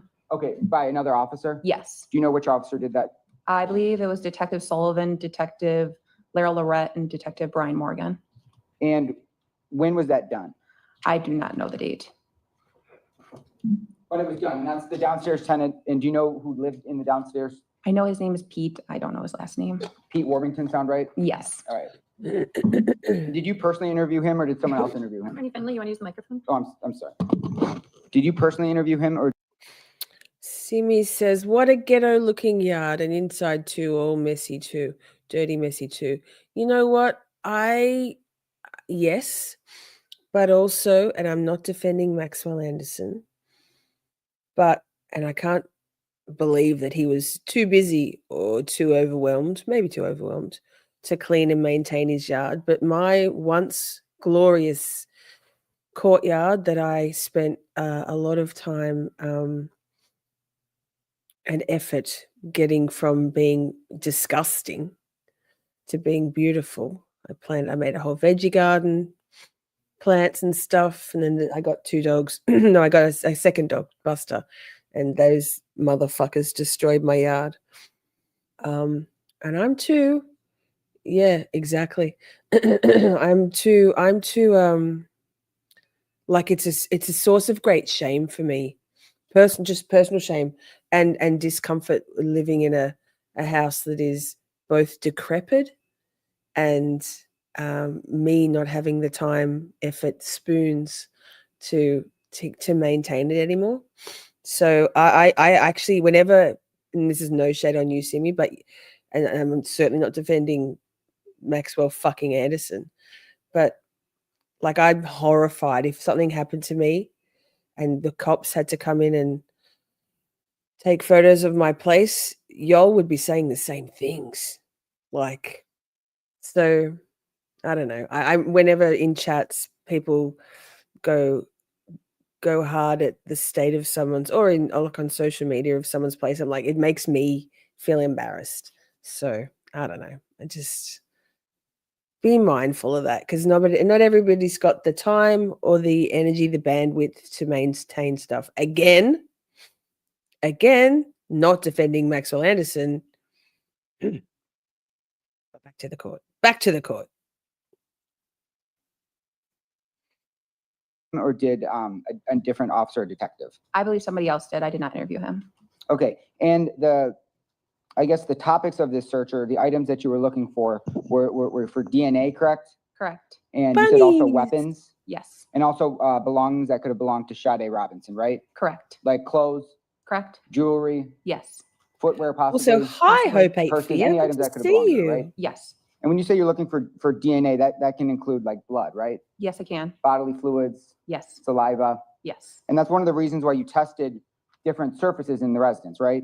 I didn't, but the crime lab did. Yes. Yeah, I'm sorry. But that's one reason why people you said that there's people from actually the crime I'm a lab that were gardener on scene during the search, all my right? life. Correct. So- And do you know what's Just can't. their role there? What's their purpose? So they're the crime lab response team. So any Sorry, court, but like just sidebar.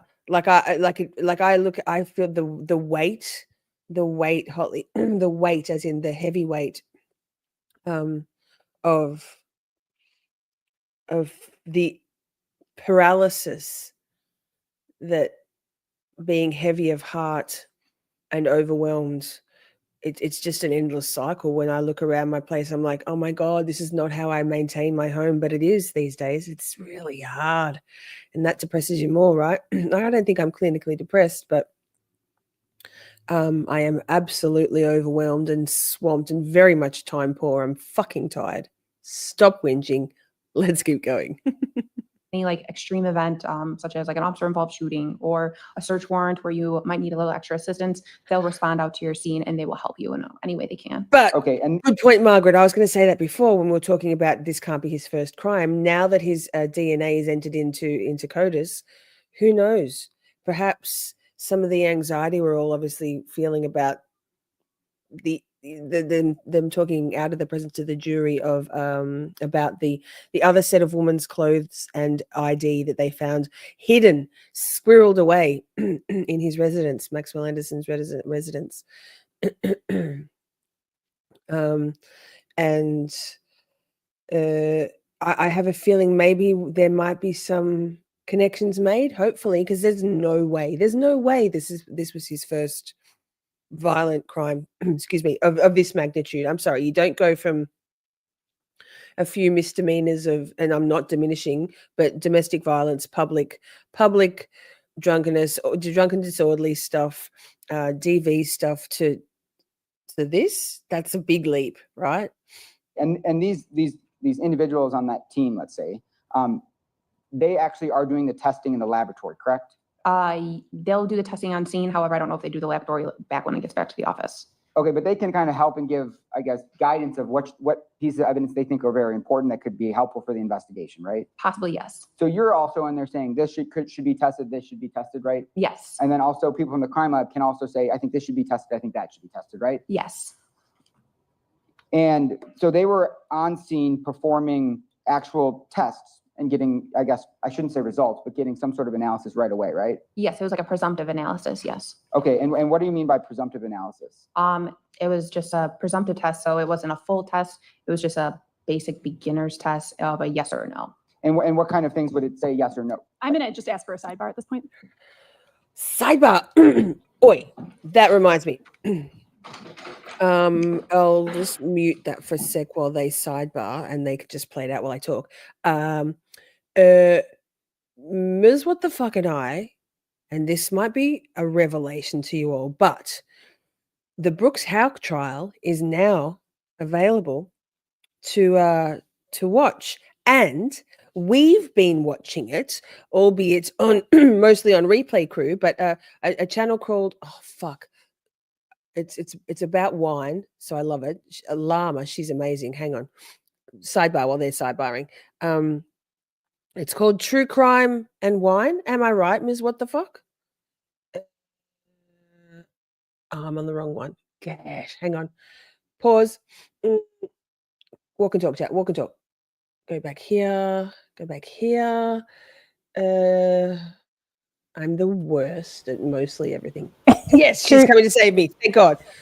True crime and wine time, and I just the link in the chat. Thank you so much. Thank you so much. That saves me being completely inept. Thank you. So true crime and wine is a solid combo. Okay, so I want you to all. I'm not joking. If you could find yourself a Miss Shorty, like not visual twin, but style presentation, it's a delight. It's just like listening to me. I don't watch, I listen mostly. But so if you want to watch the Brooks Houck trial and you want some not too much interruptions, not too much commentary, she basically stays quiet. Like I don't. No, I do. But she's funny. It's only a small channel, less than 2,000 subscribers. And you know what we do? We're rising seas lift all ships kind of folks, right? Hang on, let me just pause what they're doing in the background because I think it started up again. But go and subscribe. And she does other stuff too. But it's really cool. It's nice little small chats like ours. And you can get to watch the Brooks Houck trial. And why did I come here? Because the sidebars, you can hear what they're saying. So cool. So cool. So Akasha says, okay, I love her. And she is the one that did this case the first time I heard it. She also does do a lot of stuff. She does. And apparently her Discord, I'm not a member of the Discord, although I just got gifted a membership to her channel earlier today. So I'll pay that forward, obviously. Yeah, she does. They record a podcast every weekly, I believe. I listened to that one again, replay crew last night. Honestly, if you love Camp Shorty, if you love like publicly buzzed, I know you do. If you love Salty Sleuth, same sort of vibe. Some of our people are there. Her Discord is awesome too. Are you in their Discord? Oh my God. What? Who even are you, Ms. What the fuck? All right, let's go. Court. That. Rising seas lift all ships. Mute. Unmute. You're muted, Court. First, I think you said the first place you searched was the... Back to it. All right, so I'm just going to move forward I just can't and just kind of talk about the believe order of kind of the search that occurred. You're So the cheating on first, me. I think you said the first place you searched was the garage, I'm a terrible Yes. wife. and I think we saw some exhibits of that. If I just pull that exhibit number.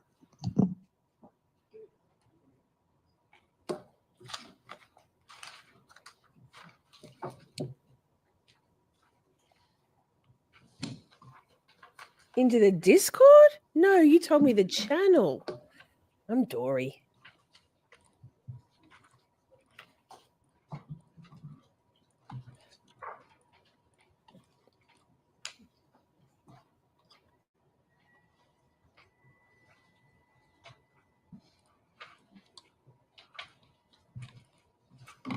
Oh, I know you weren't judging Simi, but it just made me think. It reminded me. I know you. I love you. I wasn't really talking about you. It was just a sidebar because I feel heavily uncomfortable when I see photos like that of 348. these things because I'm like, is the interior of the garage. I'm embarrassed right? about my Correct. house. And the ground of the garage, that was when you searched it, was it dry? Was it wet? What was it like? I can't recall the condition of the floor of the garage. Okay, but you don't see any like puddles of water or anything, right? Not that I can observe now. Okay, and then 349, that's I mean- also in the garage. That shows that truck, right? Correct. And then you can just see all sorts of things that you might find in a garage, right? Yes. Like a snow shovel, tools. Not quite sure what this is, maybe a power washer or something. Correct. And then showing you 345. So that, what are we looking at here? What is this? That's going to be the exterior of the garage, and then the alley is right behind it. Okay, and is that like a parking slab where a vehicle could get parked? Correct. And then is that the door? Sorry, I should point on the picture. This door is the door into the garage, right? Yes, it is. And then showing you 343. That is also the. That's another picture of the parking slab, right? I Yes, have it one. is. Akasha, it's so good. You can put your stuff in there when you don't have pockets. It's the best. 342. You of all people need one. And so that's going to be. Sorry. So that is going to be what a view into the alley, the back alley would be, right? Yep, I'm standing inside the backyard. Oh, that's someone standing inside the backyard taking a photo of into the alley, right? Correct. And you can see another garage, another detached garage in the background there, right? Correct. And this alley, it's kind of a standard Milwaukee alley where we see you can drive a vehicle through it, right? Yes, you can. And then there's garages on both sides of that alley, right? Yes. Where in people's houses, they all have these detached garages, right? Correct.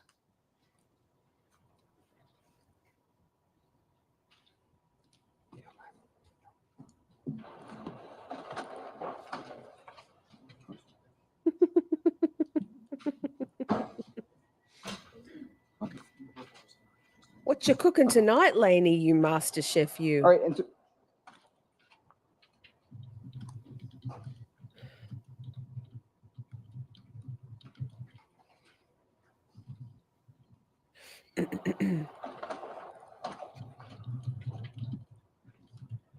I'm going to show you what's been pre-marked defense exhibit 806 and 807.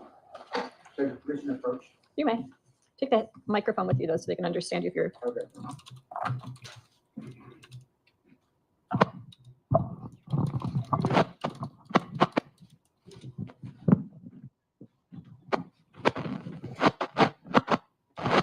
Yikes. Can you just take a Baby look at lawyer. those- Here's mine. Pink, of course. The dogs go, hey, I can smell dog treats in there. It was just weird from like Kmart. When I used to do a lot of hanging of things with hooks and stuff, fairy lights and stuff back in the day. And I used to put all the hooks and everything in there, my phone in there. So good. It was like $5. You got to get one, Akasha. Sidebar. Guys, you can't have that. They're like, there's dog treats in there. Why? You don't need treats. Oh. those two pictures and tell me what they are. I'm sorry. Your paper is stretching across the microphone. I'm not hearing you. I'm Yeah. sorry. No, So we can't can you tell me hear. what those photos are? Yes, those are going to be the two photos of the south entry into the residence. And this is the It is. I don't think that one. And so what door of the home is that? That's going to be the south entry. So that's where you could access the basement. You could access the first floor, access the second floor. Defense moves 306 and 307 in. 806 and 807? Yeah, 806 and 807, I'm sorry. Any objection? No, it's received. Permission to publish? You may.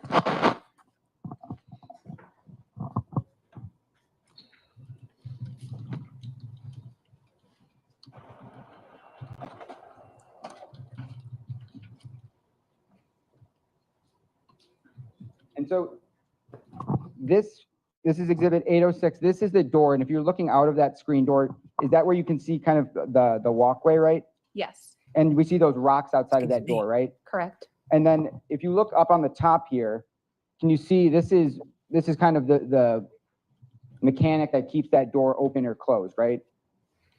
Yes, I believe so. And is that something that you looked at? Did you kind of test the function of this door? No, but we came in and out of it several times, so I would assume it worked. Okay, so you opened the door, right, and you closed it, right? Quite often, yes. And when you closed it, did it kind of slam shut because the hydraulic arm right there? I can't recall if it exactly slammed shut. Okay. And then showing you 807, this is just another photo of that same door, right? Correct. Okay. And then from behind this door, I mean, I guess if you turn around, that's going to be where the staircase is, right, leading up. Yes.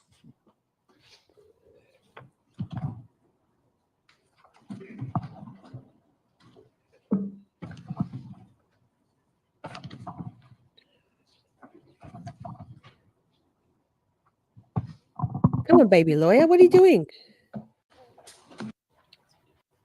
Not No, much. you understand everything. You got it. Okay, wonderful. Then have a lovely Oh, lunch. We're going to kick back lunch. up at what time's the last? further 1:45. We'll open up the room about 1:15. Have a lovely lunch. Put this completely out of your mind till you come back. Feel free to bring coffee, water, soda. It's hot out, I think.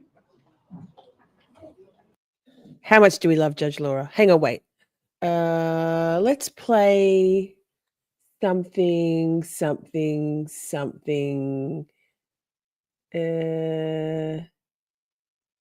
This one. I'm going to take that a little bit further and say that I don't like when he says people who have ADHD Calling State and of Wisconsin autism. versus I prefer Maxwell I have Anderson, case ADHD 24, and I am CF 16. autistic because autism neither is ADHD, but isn't something you just can carry around and then put down and pick up at your leisure. So I prefer I have ADHD, don't love the disorder part, nor the deficit part, because God knows I'm focused on everything all the fucking time, except the time. And ASD, it's going to be a hard no from me. I am autistic. I have ADHD. Yes, Tony, auditory assault by court audio. Sorry about that. Fucked it. Let's do one more, because this one is cute too. What did she say to me the other day? She goes, "Did you know that today is World Turtle Day?" She said, "Special shout out to an Australian turtle, something, can't remember, that has these a few different things and says, and breathes out of its genitals. What a rebel." And I was like, nice. Thanks, Alexa. Stay tuned to the end because Chatty's Bane now has, thanks to our girl Ms. Motion to Scream, what the fuck granted, has a video to go with it. So cute. 692 appearances. Megan Newport and Ian Vance Krzan appear for the state. Jason Finnegan and Anthony Cotton on behalf of Maxwell Anderson. Good afternoon. Jason Good Finnegan. afternoon, everybody. That's his name. Hopefully you Jason had a nice Finnegan. lunch. Hasn't started raining yet, but it's supposed to any moment, so we lucked out with that timing. We're still on the state's case in chief. State, are you prepared? Oh, we're still during the last witness. Where is our last witness? She's here. Oh, wonderful. Can you retake the stand? And we're going to re-swear you because we have a new court reporter this afternoon. We still are on the state's case in chief. We're on the cross-examination. Do you solemnly Facts. swear that the testimony you give in this matter will be the truth, the whole truth, and nothing but the truth? So help you God? I do. You can please be seated, restate, and respell your name for the record. Detective Kayla, Kayla, last name Bjerke, Bjerke. Please proceed. Thank you, Judge. So I think I left off, I was kind of talking about the staircase in this apartment. Do you remember the staircase? Yes. And you remember kind of how it's set Yes. up? It's not like an up and down staircase, right? From the first to the second floor, no. Okay, and it's like kind of like a, I wouldn't call it a spiral staircase, but it's almost like half spiral, right? Correct. If I show you photos of that, do you think you'd recognize it? Yes. The staircase, obviously. Yes. Commissioner George, You may. I'm showing you exhibits 808 through 813.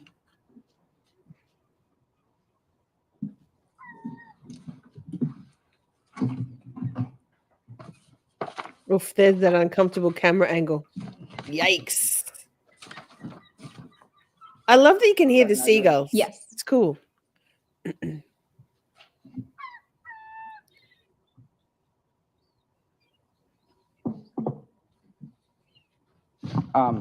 So what were those photos of the staircase?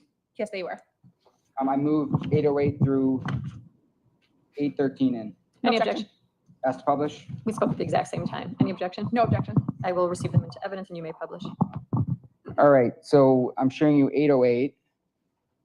So this is kind of the first part of the staircase, right? Yes, from the first floor. And then 809.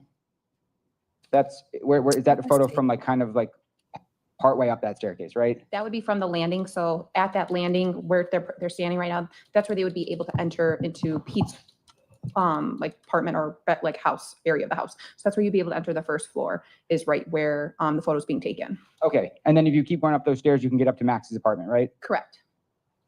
810. That's just another photo of continuing to go up the stairs, right? Correct. And then 811, this is another landing space on that same staircase, right? Correct. And then we have 812, that's just another photo of that landing. Yes. And then 813, that's a view from, just higher up on the staircase facing down, right? Correct. And if we're looking at 808, you can kind of see these stairs, they're wooden, right? Correct. And how this is set up, you go up the stairs and you kind of have to wind around, right? Yes. And these stairs, if you look at them, I mean, they were dirty, right? Ish. Yes, I guess I would say. Because it looks like you can see like dust and dirt on the stairs. Correct. They didn't look like they had been freshly cleaned, right? Correct. And then when you get to the top of that staircase, you can ultimately go into kind of the living quarters of Max's apartment, right? Yes. And in that living quarters, there's a big kind of bay window, right? That faces east to 39th Street. Yes. Okay, and it faces like the city street, right, where cars can park. Correct. And then directly below that window is kind of where you would enter Pete's apartment, right? I believe so. Yes. If I show you a photo of that window, you think you'll recognize it? Yes. Commissioner, approach. Go ahead. I'm showing you exhibit 814. I love Judge Laura. Is that the window that faces the street? Yes. I move 814 in. Any objection? No. It's received. Asked to publish. Go ahead. Okay, so is that big window? Yes, it is. And then if you're looking out that window, you can see, it looks like the neighbor across the street's house. Correct. And that's a pretty big window. It's like, I mean, did you measure how large a window that is? No, we did not. Okay, but it's fair to categorize that as kind of like a bay window, right? Correct. Okay. And you can see that's that red couch to the right of to the right of the picture. This is was this the same couch where that flannel was found on? Yes, it is. Okay, and you just found that flannel, it's just laying out on the couch, right? Correct.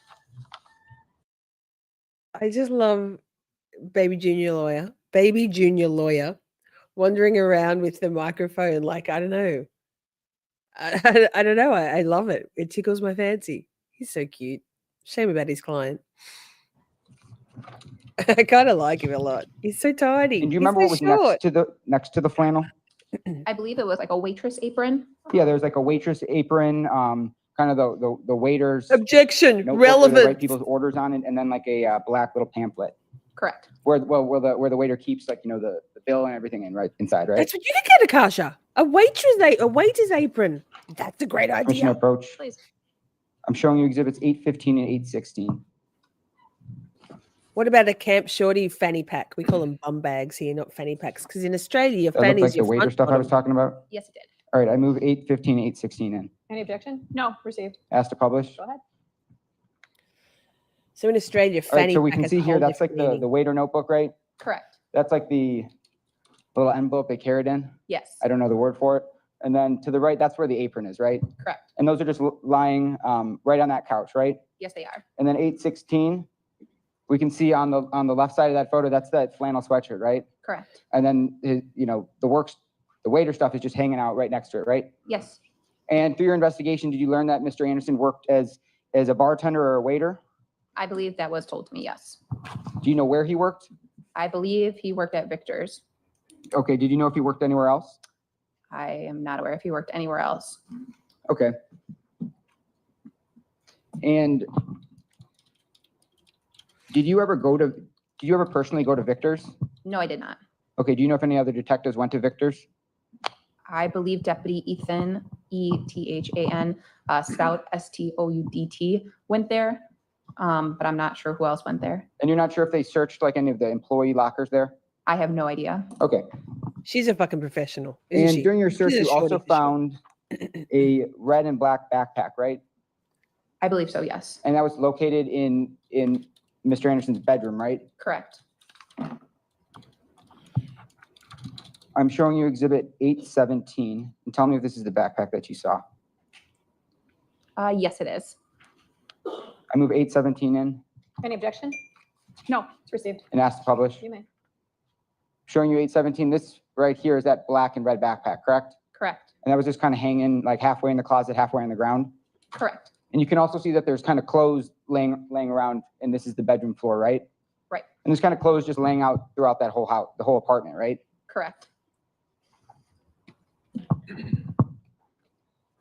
And then I think what you opened that evidence package just a Cody, little while you're ago so when you were on cute. direct and I saw you your photo revealed that in Discord. Carhartt shirt, right? Yes. And that Carhartt shirt was the one you believe that he was wearing on his date with Sade, right?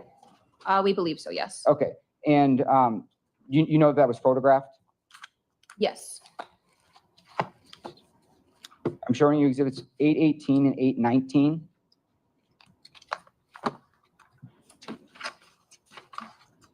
And are those photos of that Carhartt shirt that you found? It is.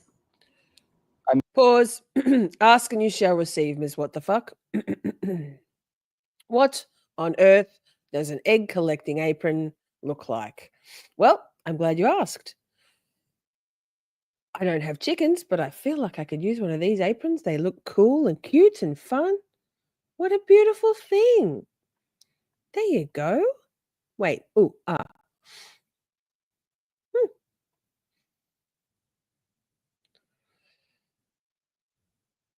Oh, look at this one.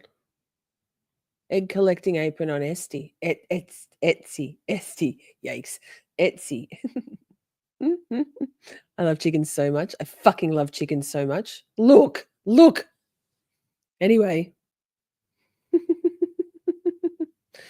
Vape holder. Back in the day, when I used to smoke vapes that were more like this shape, like longer, thinner ones. And I used to have 2 or 3, and I'd put them into my pocket in my work pants. And I wanted to have like either a bullet, you know, those bullet things that you put that cowboys put their bullets, and have vapes, or just have a vape belt. I was gonna market them, but now I just have one big ass one. Anyway, egg apron. I love it. Carry on, detective. 818, 819, and I'm sorry. Any objection? No, they received. Asked to publish. Go ahead. All right, so this is one photo of The shirt. And you said you Bandolier. found this in the dryer, right? That. Yes, and one set of the dryers. Okay. Vaporly. But that flannel sweatshirt was just laying out on that red couch upstairs, right? Correct. And then another Correct. photo, 819. Carhartt slander. I can't. This is the same condition you found that shirt in, right? The shirt was found in the dryer. We just pulled it out of the dryer to take a photo. But it's in the same condition as it was when it was in the dryer. You didn't manipulate it other than moving it from the dryer out to the tarp that it's on. Correct. And did you observe it to be ripped or torn in any way? Not that I'm aware of. No, because she was incapacitated when he killed her. Come on, And Jason. that was just in the dryer. It wasn't like hidden like behind any pieces of furniture, right? Correct. It wasn't like under a mattress No. or in the trash. I'm gonna No. hear him drink. Wasn't like partially burned in any way. No.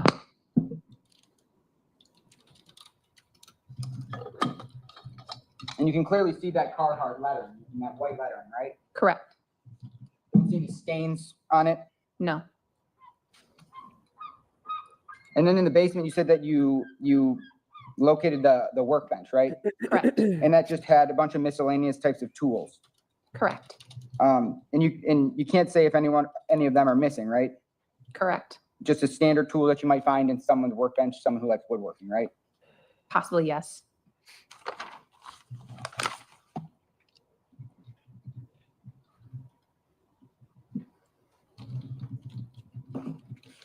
And through your investigation, when you initially came to the house, did you ever detect like an odor of bleach Not that I can recall, no. or ammonia?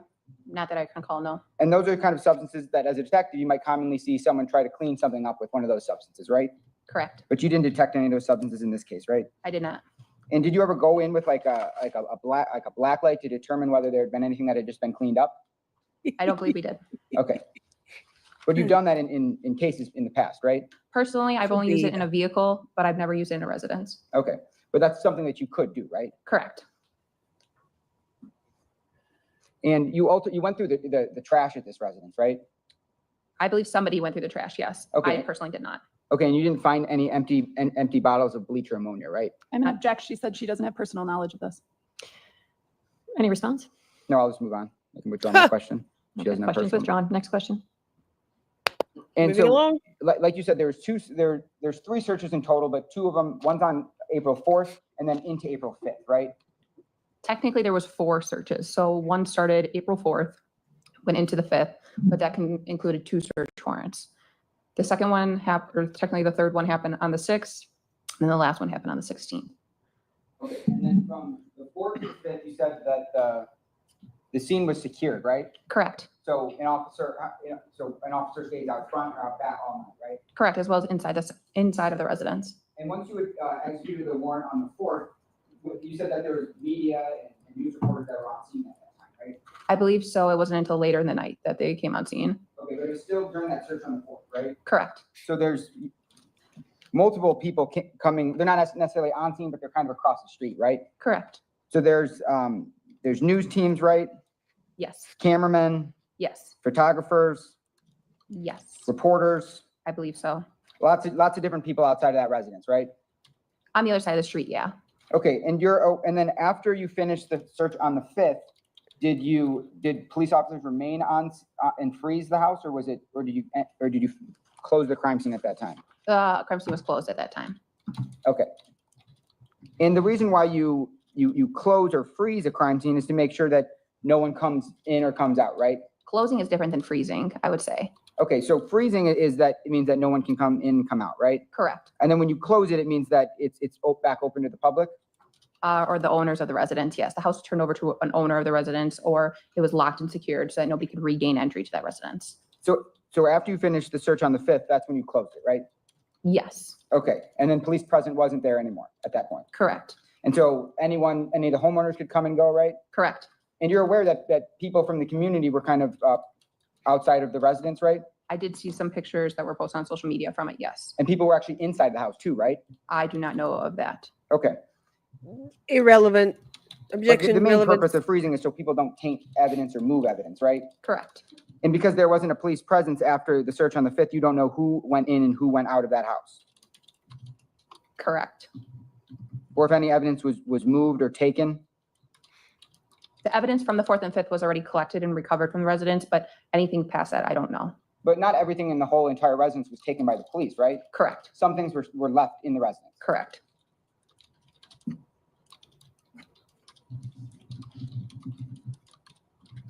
And you never found in this backpack that you attended some briefings where you saw photos of Max on a city bus, right?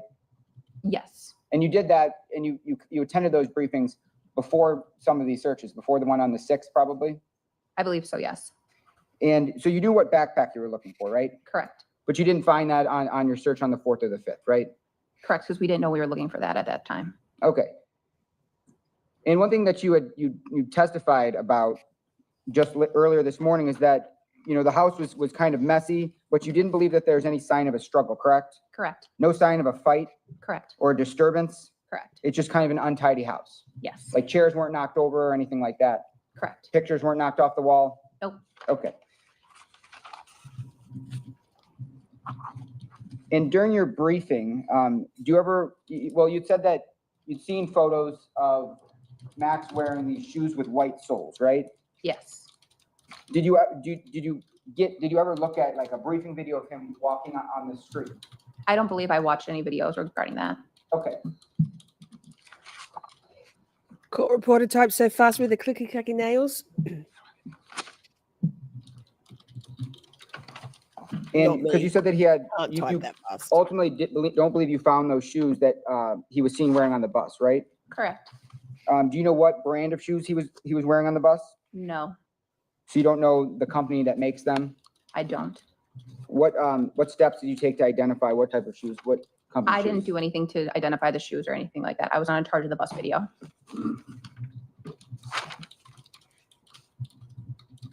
Okay, Jason. But you did locate shoes inside of the residence, right? Correct. You didn't find it. Did you find any that were like covered in sand? Not to my knowledge, no. And you would have recovered those, correct? Correct.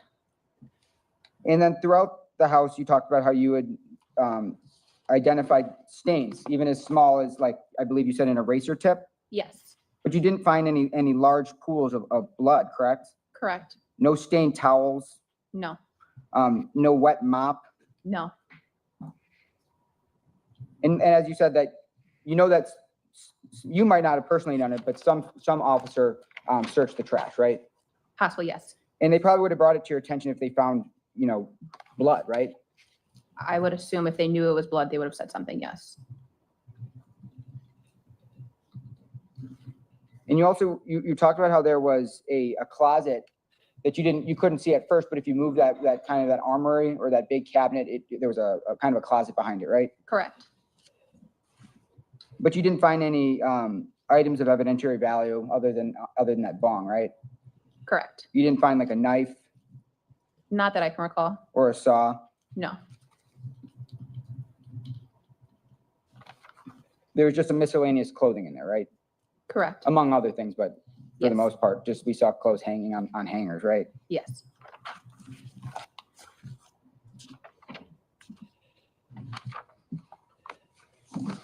I don't have anything further. State.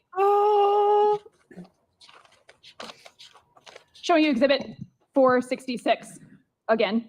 He You mispronounced were asked on M. cross about several items of clothing. I think it's clear that there were a lot of articles of clothing that were seen within the residence. Is that accurate? Yes. And you found a backpack, Correct. but not the backpack seen in this picture. Correct. And in the residence, you did not find this black jacket or sweatshirt, gray black jacket or sweatshirt, Correct. and you did not find the pants, We did not. and you did not find the shoes. No, we didn't. Chucked him in the lake message, like oh, no, Showing you couldn't. defense exhibit Ignore me. 816. On this red couch, do you remember seeing this item that I'm pointing to? Yes. What was that? I believe it was a package. I can't recall for sure. But you recall seeing that in that position? Yes. Okay, and it's blue and kind of flat? Yes. Fair? On April 4th and into April 5th, you've testified that you weren't sure what you were looking for specifically, correct? Correct. Because at this point, you hadn't discovered a lot of information yet. Correct. Okay, so I'd like to talk about the crime lab response. You testified that they examined certain stains, correct? Correct. Did some of those stains appear to be blood stains? They did. The stains in general, can you describe what the size range of those were?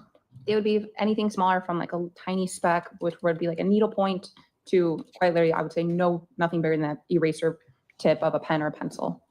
And as the crime lab's identifying these stains, nobody knows if they're human DNA or not. Correct. Could be a food stain. Correct. Could be something from an animal. Yes. Okay. So there was some testimony about presumptive analysis. What is that? Presumptive analysis is when you do a test, and based upon the test, you can get an indication of a yes or a no for that. A yes or a no for what? The yes or no for they were testing for human blood at this time. And did the crime lab do that? Yes, they did. Okay. Did some of the items that they identified as stains test presumptively positive for human blood? A few did, yes. Okay. You're aware, though, that none of them ultimately tested positive for Sade Robinson's DNA, correct? Correct. You testified on direct and talked about the knives that were located, correct? Correct. And what did the state crime lab do as it relates to those knives? They conducted a presumptive test on each one of the knives. And that was there on scene, correct? Correct. And you are aware of what the results were? Yes. Okay. Are you aware that there was no human blood found on those knives? Correct. Going to show you what's in Mark State's Exhibit 469 and ask you if you know what that is. Yes, I do. What is it? It's a picture of the knives that were tested in the kitchen for the presumptive test. These were some of the knives, correct? Correct. I'd ask that 469 be received and published. Any objection? None. It's received. None. What is this note down here, PHTH with a negative sign? That's a note from the crime lab stating that all those knives tested negative on the pathology test or the test that they conducted for the human blood. Are you familiar with Yikes. what a serrated knife blade is versus a non-serrated knife blade? Yes. Can you tell what is the difference? The difference is in the model of the blade. So you will see the jagged edges versus the smooth edges. See that one in the middle with the heart shape cut out of it? Yikes. So for example, the knife that I'm pointing to, Pretty. would that be a serrated or non-serrated blade? A serrated blade. Seagulls, I love it. In between the search warrants that occurred on the 4th and the 5th, you testified that there were law enforcement officers that remained on scene, correct? Correct. Okay. When you went back on April 6th, did it appear that the house had been broken into at all? Not that I'm aware of, no. Did it appear that anything had changed since you had been in it last? No. At the point when you were searching the house, specifically the living room, were you aware of photos that had been recovered from the defendant's cell phone? No. Nothing further. Defense? So Oh, you, God. you collected every knife inside of that home, correct? The crime lab did, yes. The crime lab did, right? But you testified that no blood were found on any of the knives, right? Correct. And you did test some substances, and some of the swabs were taken were positive for blood, correct? Correct. Including Mr. Anderson's blood, right? I don't know the exact human blood. It just tests positive for a human blood, not a certain person's blood. But some of those substances were just animal blood, or not? I can't say whether they were animal blood or not. Okay.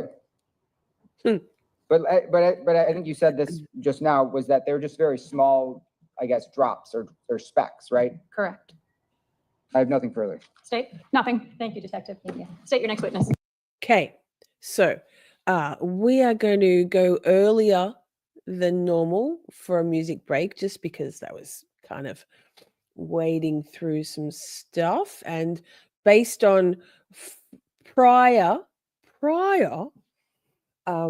voting, we have 2 more songs. I'm going to go with I'm going to pick Don't Hate the Player, and so that means we've still got the Dark Triad left. We'll be back in just a tick. Go to the bathroom, fill up your drink, go and have a cigarette, whatever you need to do, have a bong, I don't know, whatever you do. Now some music. The Supreme Leader decrees it. And we will be right back. Enjoy.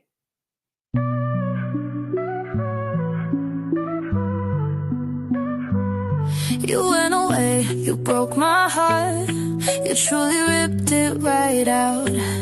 I'm getting there, coming to terms. My days turn into black nights. Writing songs to deal with this. It's all that I can do.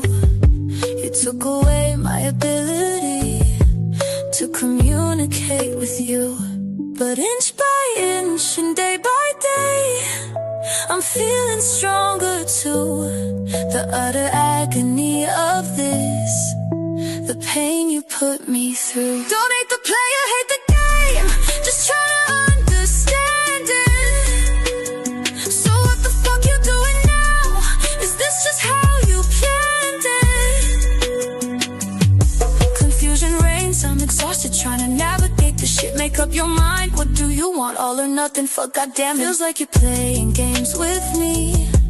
Should've thought this shit through first. Obviously there are no rules. You've seen me at my worst. Don't hate the player, hate the game. Just trying to understand it. So what the fuck you doing now? Is this just how you planned it? In the words of Marilyn, goddess tortured beauty true. Can't handle me at my worst. You don't deserve me when it's good. All I know is you've cracked the door by just a tiny bit.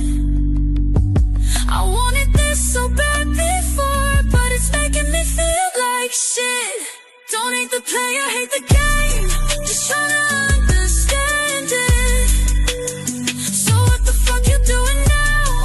Is this just how you planned it? I wanted closure, prayed for it. The ball is in your court. Now suddenly I cannot breathe. It's not a fucking sport. I've worked through stuff, I wrote that wave was tough, but still I made it. Don't play with me for the love of God. The point is yours, you want it. Don't hate the player, hate the game. Just trying to understand it. So what the fuck you doing now? Is this just how you planned it? Don't play with me for the love of God. The point is yours, you want it.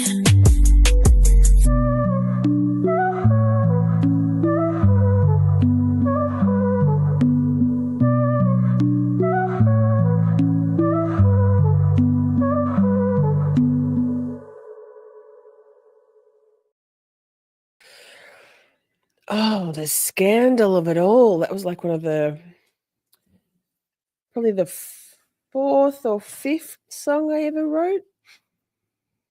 About December last year. The scandal of it all. How dare I?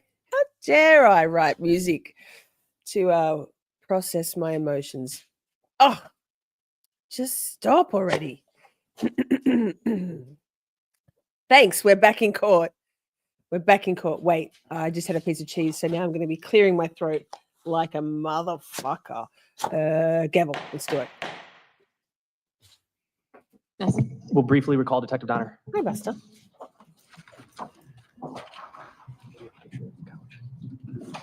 It's one of my favorites. Bloody good song.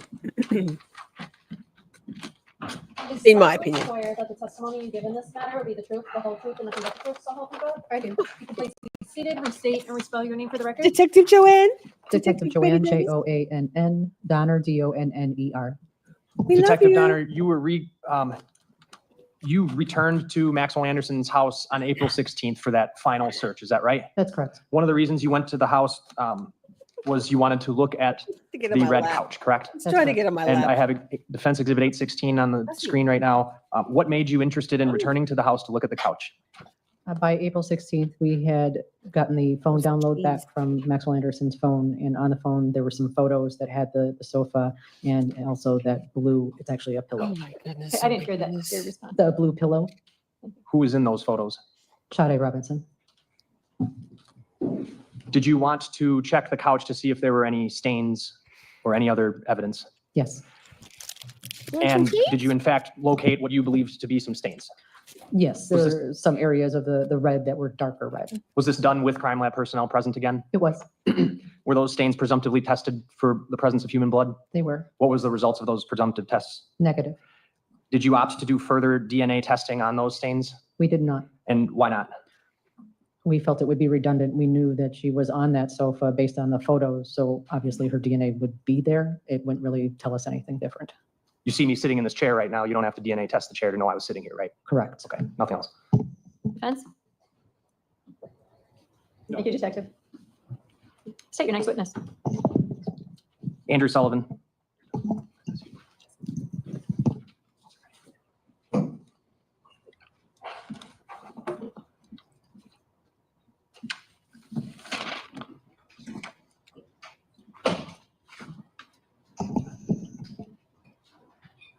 Very wise, very sage advice, Tony. Never ever blue light them either. You know, black light, luminol. No. Do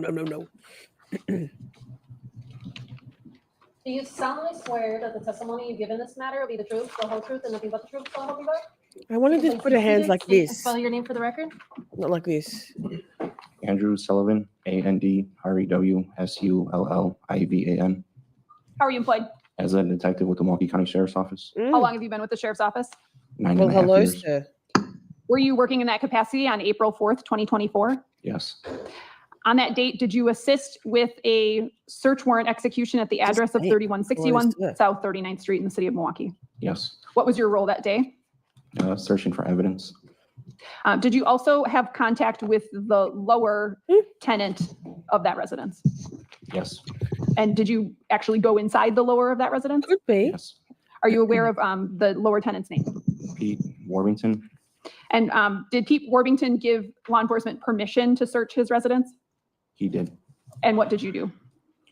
We Can't had be him sign fun seeing a this. consent to search form, and then we searched the residence. So that- The lower sorry. unit, I'm sorry. Go ahead.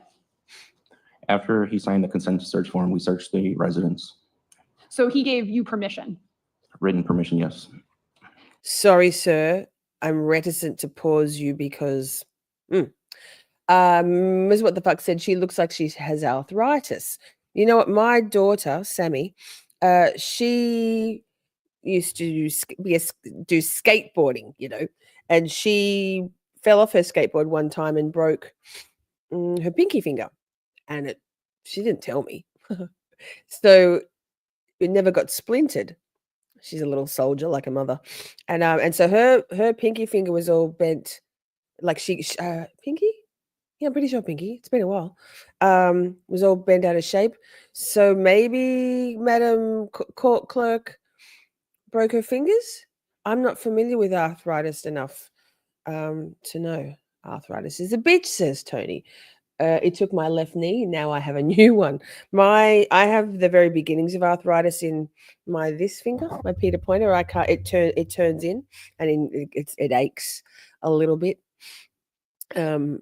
Particularly in the weather that it aches in when I'm tired as well.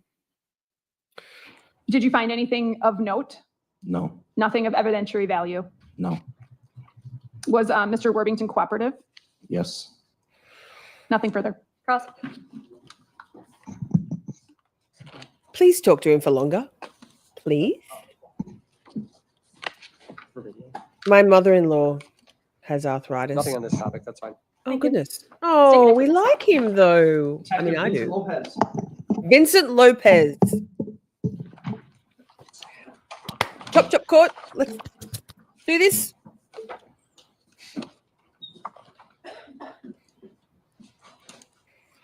My most annoying thing is that when I'm filing my nails, it's very superficial. When I'm filing my nails, I can't get my finger around where it needs to be to get the shape. It's a first world problem. Hard. Do you solemnly swear that the testimony you give in this matter will be the truth, the whole truth, and nothing but the truth, so help you God? Yes, I do. You can please be seated, state and spell your name for the record. Vincent, Vincent Lopez, Lopez. How are you employed? I'm a detective with the City of Milwaukee Police Department. What unit are you assigned to? I'm on the cold case of the homicide unit. How long have you been in the homicide unit? Approximately 5 years. And you said you're assigned a cold case? Yes. What does that mean? I primarily work on older cases. We say roughly 5 years or older. We investigate those. We follow leads on that when we develop information or get phone calls from people who want to talk to us about them. But we also help with active or newer cases. Back in early April of 2024, did you assist with the investigation into the disappearance of Sade Robinson? Yes, sir. On April 8th of 2024, did you attend a briefing in which Miss Robinson's disappearance was discussed and you were given information about the update in the investigation, if there was any? Yes, that's when I first became involved with this investigation. All right. Why don't you tell me how you became involved on April 8th?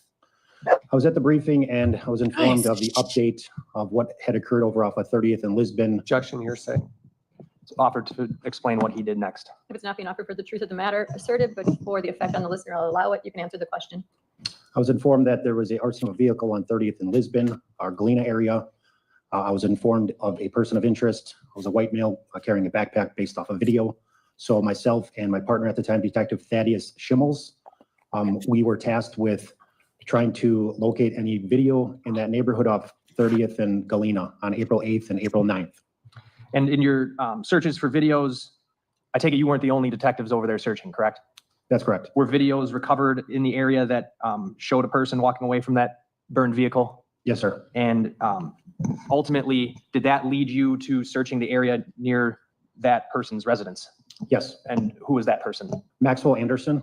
So on April 8th, you joined because you're going to start, you all were helping with the video canvas near the burned vehicle. And by April 9th, you had switched gears, correct? Yes, we actually also the 8th, we did like a secondary search near the railroad tracks. We looked for video, we collected video. And then the 9th, we pivoted to look for video and do follow-up near 3161 South 39th Street, which is the residence of Mr. Muted. Poppy, come back. I was just going to pause and show you Poppy's got a toy. Come here, Pops. Not you, Buster. Get out of the way, Bussy. Get up, Poppy. Go. You always get up. Buster, Poppy. Come here. Buster. We now pause for dog chaos. Poppy, come here. Bring your toy. Buster, get down. I'm showing Poppy. Poppy, no. Buster, no. Poppy's getting out of go. Poppy, come up. No, Buster. Poppy, come up. Shorty, swing my way. Swing it over here, shorty. Buster's very insistent. Came back to court. Sorry, it was going to be cute, but Buster is also cute. It was still cute. Mr. Anderson. The video Laura. search near the railroad tracks, was that a result of Sade Robinson's body parts being found in the playground off 31st and Galena? Objection, leading. How are you doing, girl? It is leading. Why did you search the area of the railroad tracks for video? So when I was briefed on the 8th, I was informed that body parts were found over the weekend near the railroad tracks of 30th and Galena and Walnut. Okay. And by April 9th, then what happened? What did you do? Myself and Detective Schimmels went to the area of 3161 South 39th Street. Video was already begun collection in that neighborhood, but we were doing further follow-up to find more video to locate any residences that did not provide video yet. While we were in that neighborhood, we decided to do we call it a search of the neighborhood in some yards and garbage carts and recycling carts. Did you specifically search garbage and recycling carts in the 3100 block of South 39th Street? Yeah, so we started West Oklahoma Avenue. We decided to kind of do a grid search of all the garbage carts. We went, started on Oklahoma, I think it was about 5 or 6 houses there between 39th and 40th. Started opening carts. After starting that, we realized that all these carts were empty or there was very little garbage. So right away, our mind was like, well, garbage just got picked up either today or Monday morning. And this was on, I'm sorry, continue. But yeah, this was on Tuesday afternoon on the 9th. Regardless, we continued the search of garbage carts and recycling carts down the alley to the south going to Euclid. And there's at least a dozen residences between Oklahoma and Euclid, which includes 3161 South 39th. I was on the east end of the alley. Detective Schimmels went on the west end of the alley. Just kept going through. My mind, I was just trying to hope that we found like the large backpack that I saw on video or something that just stuck out. Kept going. And I recall that day, that afternoon, we got toward the end, closer to Euclid. So it was a few houses past the defendant's address.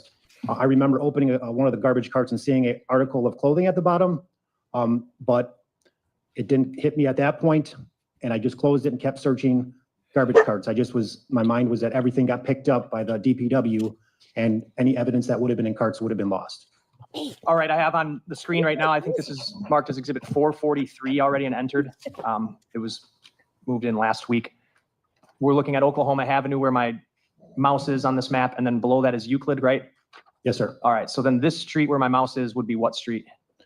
41st. All right, this street? South 39th Street. All right, and then This right here, where my mouse is what? That would be the alley. It was a T alley. You can see where you're pointing right now with the cursor. That was the Oklahoma Avenue addresses that we searched first, and then we walked south to Euclid. And where would the defendant's residence be around on this map, if you want to get up and just point? It'd be a little bit further south of mid-block, so I would say right around here, 3161. So you and Detective Schimmels are just going up and down this alley, lifting the tops of the garbage carts and really not seemingly finding that there was anything in any of them? Correct, yeah, they are all empty. After you wrapped up for the day on April 9th, tell us what happened next. Well, we went about continuing the investigation, the 10th and 11th, continued follow-up, reviewing video that was collected, looking for more video on the north side. And then I attended a briefing on April 11th in the evening. And that's when I was alerted to somebody had put a collage of 5 still photographs of the defendant on a bus, getting off a bus off 35th and Lakefield. And I saw that at the briefing in the evening, and they were really clear photos of the hooded sweatshirt that Mr. Anderson was wearing.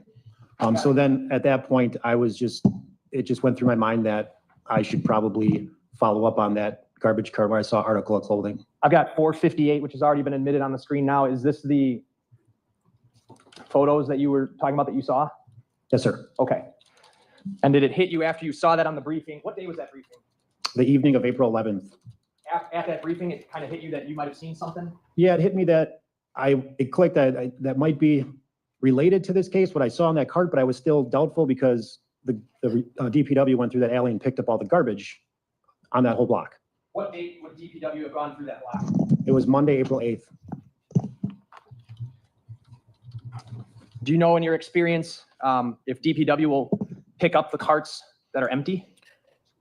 It depends from what I understand. I'm going to object on hearsay at this point. I'll sustain the objection, but the answer will stand due to Right. timeliness. Next question. So did you go back to that location? Yes, on Friday morning, April 12th, at approximately 9:20 a.m., I wanted to clear my mind of seeing what I saw in that cart. So I went back to that location, and I went through the carts again, and I came across a gray hooded sweatshirt at the bottom, and I saw a seam on it. Before I touched it all, I saw a seam on the back of the hood, which I could see on that still photo you just had up. Okay. Did you collect that item? Yes, I called Detective Schimmels, who met me at that location. We took photographs and collected it. Was there anything else in that garbage cart? No, just a few items stuck to the bottom, but nothing loose. Was this one of those items that was stuck to the bottom? The sweatshirt was not stuck to the bottom. It was just laying at the bottom by itself. Nothing on top of it? Correct. I'm going to show you.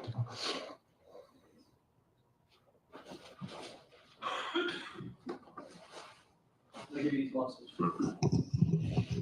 Oh, Andrea loves the theatre of the gloves, doesn't she? The performative nature of the gloves going on in court with they touch everything. I miss Andrea.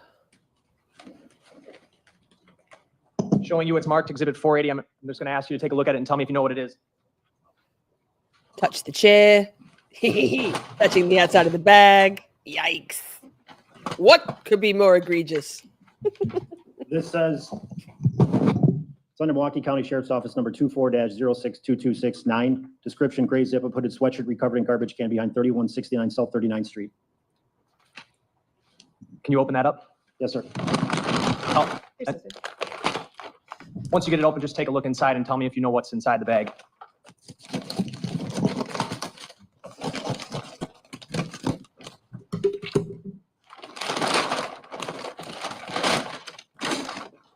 There is another bag, a brown paper bag with my handwriting on it, and I can see the gray hooded sweatshirt in that bag. Okay, I move 480 in. Any objection? No. 480 is received. Can you pull it out of the bag and show the jury, please? Yes, sir.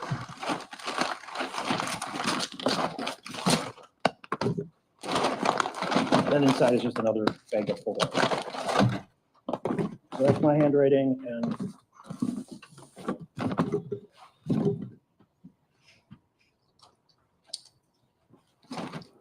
this is the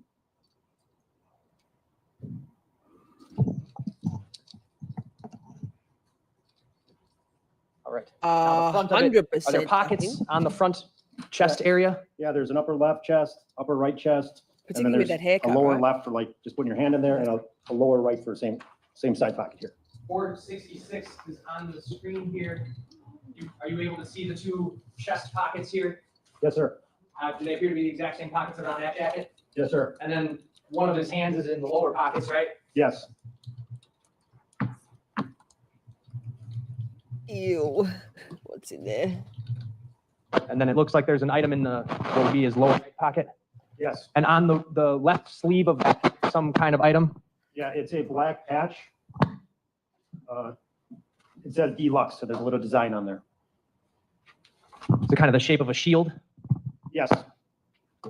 Oh, it's a fox. It's deluxe with a little face of a fox. I'm going to show you 478 and 479.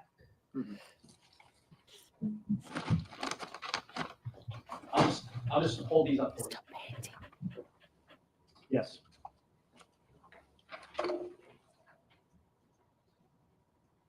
What are 478 and 479? There's still photographs of the defendant on the bus. Move 478, 479 and ask to publish. Any objection? No. 478 and 479 are received. Go right ahead. 479 first. Are you able to see that same emblem on the left shoulder? Yes, same shape, same size. And 478, can you see it again? Yes, it's more turned toward his bicep, but I can still see it. All right, you can put that in the bag.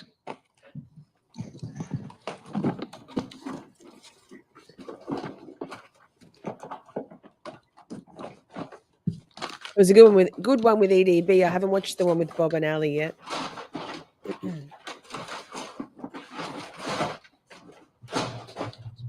He's just so beautiful, Mr. Alessi. I'm going to show you exhibits 389 through 402.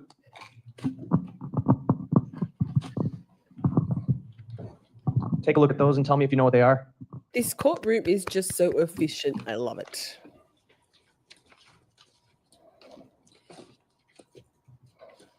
Yes, I'm aware. Are those all photographs from the date of the recovery of this sweatshirt? Yes, sir. They need a more I'm going to comfortable move each of those chair. exhibits and ask to publish. No objection, Your Honor. Can I have the numbers one more time, please?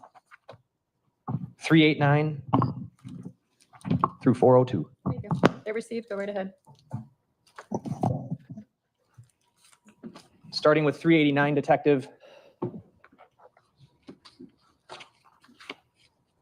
What is that?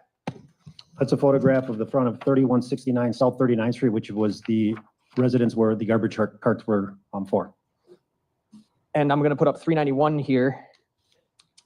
What's that? This is a view of 3169 to the left, and then it's pointing to the north, so that would show two houses down as 3161 South 39th Street.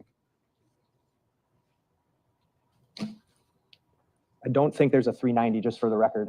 So It's very picturesque. the numbers were correct on the exhibit Forget it. numbers, except 390. There is none in this stack. So 389 to 402, excluding 390. Yes, I Got it. believe so. And if that's wrong, I will correct us. All right. So you found the sweatshirt behind this house, Yes, sir. and two houses over, that would be 3161. Objection, leading. Okay. It was leading also saying the objection. Ask your next question. What house is this? 3161 South 39th. 392 is on the screen now. What are we looking at here? This is a photograph of the back of 3161 South 39th. The defendant's residence. Yes, sir. Okay. And to orient us, 393. Now where are we looking? We're looking to the south in the direction of where the carts were that I located the sweatshirt. Right up here that my pen is pointing to. What is that? That's going to be 3169 South 39th Street, What's the object I'm pointing to? a basketball hoop. 394. That's just a close-up of getting closer to 3169 South 39th Street. All right. I'm going to skip 395 because it's a repeat. 396 is on the screen right now. What are we looking at? That's a photograph of the garbage cart and the recycling cart behind 3169, Is that, which one of those is the one you looked in? the left one, the green. The green. Okay. 397. This is a photograph with the lid open, showing the sweatshirt at the bottom. 398. And Why that's does a it look close-up like with the that camera inside? halfway down there. That's an odd looking Down the bin. cart, showing the sweatshirt. No other bags of garbage were in there? There was none. Anything else in that garbage cart besides the stuff stuck to the bottom? No, that was it. Was it light? The garbage cart, when you grabbed it yourself, did it feel like anything was in there? No, it did not. 399. This was me recovering the sweatshirt, and True Detective Sheen was tomorrow, taking a Holly. photograph of showing it, the whole front of it. Now, if you, and obviously you'd pulled it out of the cart by now, but if you had just pause, Holly, that area where Maxwell Anderson lived, is that like a medium socioeconomic area? Is it a lower? Like, is it ghetto? Is it somewhere in between? It's obviously not upper. What's that? Are you familiar? Give us your local tea. And no, tomorrow night we're doing the week that was, and then a psychology corner, part 2 of the ABCs of narcissism, because we're getting back to it. So tonight, just this, because we've got all day in court. All day in court. You've never seen a garbage can with white. I've never seen a garbage can with all that space on the inside taken up with wheel bays and shit. Ours are like a middle. What? Middle. I saw Simi say middle class and I said ours are like a middle. Ours are like a full rectangle so you can get, or square-ish, so you can get everything in there. Interesting. In between ghetto and middle class. Thank you. Yeah. I mean, it looks like kind of simple, but like kind of picturesque, not terrible. I don't know. Anyway, back to this fucking guy. just done a cursory lift of that garbage cart, would you have even seen that jacket? Blue Objection collar calls for kind of thing. speculation. No, I'll allow that. He can answer that if he's able to. If you're gonna lift it without looking, no, you wouldn't know. It'd just feel the weight of the actual cart itself. Did you look inside the pockets of that hoodie or jacket or whatever you want to call it? When I recovered it, I could feel objects in the pockets. I did not take them out until we got down to our building with the sweatshirt. But as I was putting the sweatshirt into this brown bag, a book of pocket matches came out of the upper left chest pocket. 400? What are we looking at? We are now downtown in our evidence room. Interesting. We have the Thanks, sweatshirt laid Ben. out, taking an overall photograph of it, somewhat zipped up, and them are the matches that came out of the upper left pocket. 401? What's that? This is a big lighter. There was a little smudge toward the bottom of it. This was recovered in the lower right pocket of the sweatshirt. And 402 finally. What is that? This is all the items out of the pocket. The blue and black Swiss Army knife, very small blade. That was in the lower left pocket of the sweatshirt. And then the other two matchbooks and that small keychain lighter, which the light did work, those were all found in the upper left pocket with that box of matches that fell out. Okay, so just help me understand, is one of these box of matches in this photograph one of the ones that originally fell out? Yeah, it's gonna be the bottom one. So this is the one I'm pointing to, that's the one that fell out when you were originally starting to go through it. Yes, And then in addition to that, you found how many more boxes of matches? the two on top, so 3 total. And then what is this gray item here? It's a keychain, just a flat light. I might have said lighter, but it's a light. Okay. And just one of those little push button lights, put it on and it gives you a little bit of light, and it worked. It's not a flame.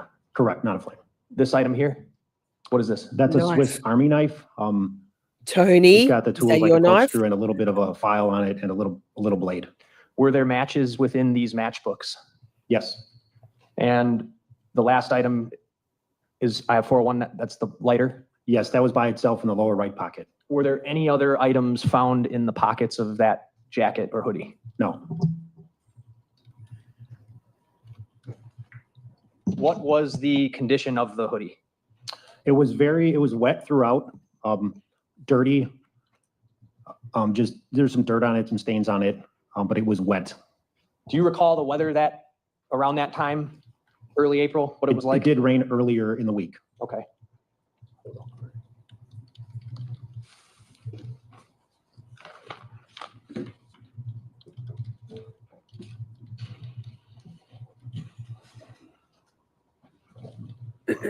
Well, here's 33. 481 through 486.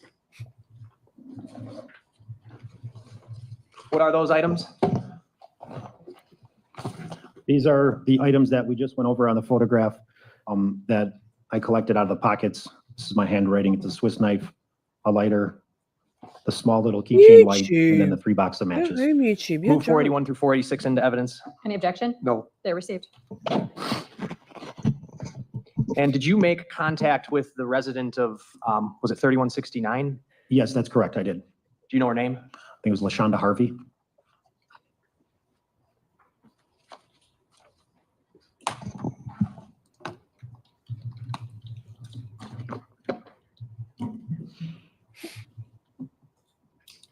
YouTube's having some issues at the Prior to- moment. YouTube's being crazy. Prior to going out there to do Crazy that search banana of that sandwiches. alley, had you learned from other investigators whether or not the hooded jacket had been recovered? I learned on that night of the 11th, it was brought up about the jacket or backpack or the sweatshirt or backpack. And then I learned that neither was recovered during the search warrant or during any type of searches. And in your searches of the alley, we'll strike that. That's what made you go back out there, right? Yes. And in those searches, did you ever recover the camouflage backpack? No, sir. Nothing else? Cross? Thank you. You played a number of roles in this case beyond just looking in trash cans, didn't you? Yes, sir. Including going to 27th and Lisbon to look for witnesses. Would you agree with that? Yes, I did. And actually, you did that on April 8th, didn't you? Yes. You and Mr. Schimmels, you just talked earlier about Thaddeus Schimmels. You and Detective Schimmels drove up and down Lisbon Avenue. That's correct. Because you're familiar with the timeline in this case, I'm sure, right? Yes, sir. That we have April 2nd, that there's a vehicle that is on fire in the days of what happened afterwards, right? Yes, I learned all that on the 8th, correct. Including that Mr. Anderson was arrested on April 4th, right? Yes. Okay, so we know that for sure, arrested on April 4th. Yes, sir. And obviously the arson happening a couple of days before that. That's correct. But the reason why on April 8th you went down Lisbon Avenue is because you did that briefing on that day, and it was decided that you would go out looking for these women who are seen on video pointing in the direction of the car, right? Yes, I saw that video, and the couple females on that video we were trying to locate, identify. And the reason why you wanted to do that was because you could see those, at least one of the women having some sort of a reaction. And as of April 8th, no law enforcement had spoken with her by that point. That's correct. So for days, almost a week, 6 days after the car has gone up in flames, neither of those women has ever spoken with law enforcement as far as you knew. That's true. And since it had been 6 days or so Car. and this woman hadn't made any statements, you thought maybe if we drive down Lisbon Avenue, we might find her. That's correct. And that's what you did. Yes. And you showed a photo array. Objection calls for hearsay. I didn't ask anything about what No, I'm going to overrule that objection as to that question. You can answer that question. Thank you, Judge Laura. Yes, I showed a photo array. in a photo array is what? It's a procedure that we use to show witnesses or victims of potential suspects. It's the target is going to be the suspect and then 5 fillers. So the person goes folder by folder to try to identify the suspect. And the person who you administered that photo array to is a woman named Laura Dyer, correct? Yes, sir. You concluded that Laura Dyer was one of the 2 women who had been near the scene of that car going up in flames. I'm going to object. The answer to that question requires hearsay. Any response? I'm not going to ask about anything she said specifically, That's but what she it's to said. show why he showed, it's to show the effect on him, why he showed a No, for photo the array truth to of the matter these is that it- individuals. So if you're not offering it for the truth of the matter asserted, you're offering it for the effect on the listener, the information that was garnered. I will allow you to answer that question. Can you repeat it? One of the women, who was the woman that you showed the photo array to? Laura Dyer. Very good. Now, Very good. that happened on April 8th, right? Yes, sir. Did the photo array. Yes. You talked to her. Yes. And just to be clear, as far as you know, that's the only time she spoke with law enforcement. Yes, I believe so. Okay. Now, moving forward, and then on that day, there were other things you did too, looking for more videos and things like that nearby. That's correct. You would agree that the amount of videos that you've reviewed is rather extensive, right? Sorry. Not a sidebar, but like a reasonable judge, the court allows them to respond in a respectful and respectable manner as to why she should decide either way, and then she decides and rules. They have had a sidebar, proper sidebars, stuff that needs to be outside of the presence of the jury. They go up to the bench. Right? Yes. I won't go through all of them with you here on the stand. Sorry, but, mansplaining. Shorty's in general, planning. You're also aware of the fact that there is video surveillance. When we were looking at remember we had the map up Loves a of good the Shorty's plane. alley in the trash can area? You remember that? Yes, sir. You're even aware that there was video surveillance of the home across the street. Just in case other folks house, didn't right? know. Yes. Akasha. Okay, that there's a video camera that may not be the best quality, but allows one to look into essentially down the pathway leading to the alley, right? Yes, sir. And you canvassed that whole area, Correct. including the alley area for videos as well, right? Yes, I know there's initial video canvas done by other shifts, and then we piggybacked off of them to try to get addresses that they had no answers. Okay. Who do you see on video putting that sweatshirt into the trash can? Any video I've seen, I did not see anybody. You cannot see a person put anything in that trash can. The trash can's off camera view. So to be clear, there is no video of Max Anderson putting that sweatshirt in a trash can. That's correct. Okay. Is there a video of Max Anderson, for example, wearing that sweatshirt, walking just off camera by a trash can and then coming back on camera with no sweatshirt on? Not to my knowledge. Well, we know he had it on the bus because we saw the photo and the video, right? Yes, sir. And then beyond that, what can you say about the sweatshirt? You found it April 12th, Yes, sir. 11 days, 10 days later, That's correct. during which time there had been at least 2 trash pickups, according to your testimony, right? April 8th, you said there had been a trash pickup. There would have just been on that, he returned on the 2nd later. So yeah, it would have been just on the 8th. There would have been one on April 8th, and you didn't recover that until 4 days after the trash DPW. When you said DPW before, you meant the trash department. Yeah, Department of Public Works, they oversee the garbage collection. Okay. And April 8th, they would have gone through the alley and picked up the trash. Yes, they did. Okay. And we know by April 8th, Mr. Anderson's been arrested, right? That's correct. And then somehow 4 days later, this sweatshirt is found. That's correct. And it's your testimony that you actually went there on April 9th, right? After the afternoon of April 9th, we were over there checking for video, and we did that also. One of the things you did was go up and down the lot and physically jiggle the can, look in the cans and or jiggle them, right? Yes. With respect to the specific can 3169, can you say that on April 9th you looked in that trash can, or is that just one of the ones you jiggled? I looked in it and I saw an object down there, and I just remember that in my memory. So if trash came on April 8th, then the next day is when you would have believed you saw that same sweatshirt. I did see it, yes. You believe it's the same one as you testify? Yes, sir. Okay. And what would be important is obviously take that sweatshirt, test it for DNA and other such things, right? Yes, I packaged it, and that was the plan. And to see if there's any hair follicles in it, for example. Yes. Or blood would be important to look for as well. Very true. And you did all of that, you packaged it and had it processed for all that testing, right? No, I packaged it all, and then some of the items I took to our forensics unit to be swabbed for DNA. All the items like the Swiss Army knife, the matches, the lighter, the keychain light. And then I physically met Detective Kayla and gave her the property. Right. And when you keep saying lighter, what you mean is actually the flashlight thing. Well, there was the big lighter, and then there was the little keychain flashlight. Okay. You're aware, you've seen video of Mr. Anderson smoking, right? Or no? No. Okay. You're not aware if he's a smoker or not a smoker. I have no idea. You would agree that smokers often carry Bic lighters with them? Yes. Or matches? Correct. Now, you did say that you spoke with the homeowner about her trash behind her house. You did interview that person, right? Yes, sir.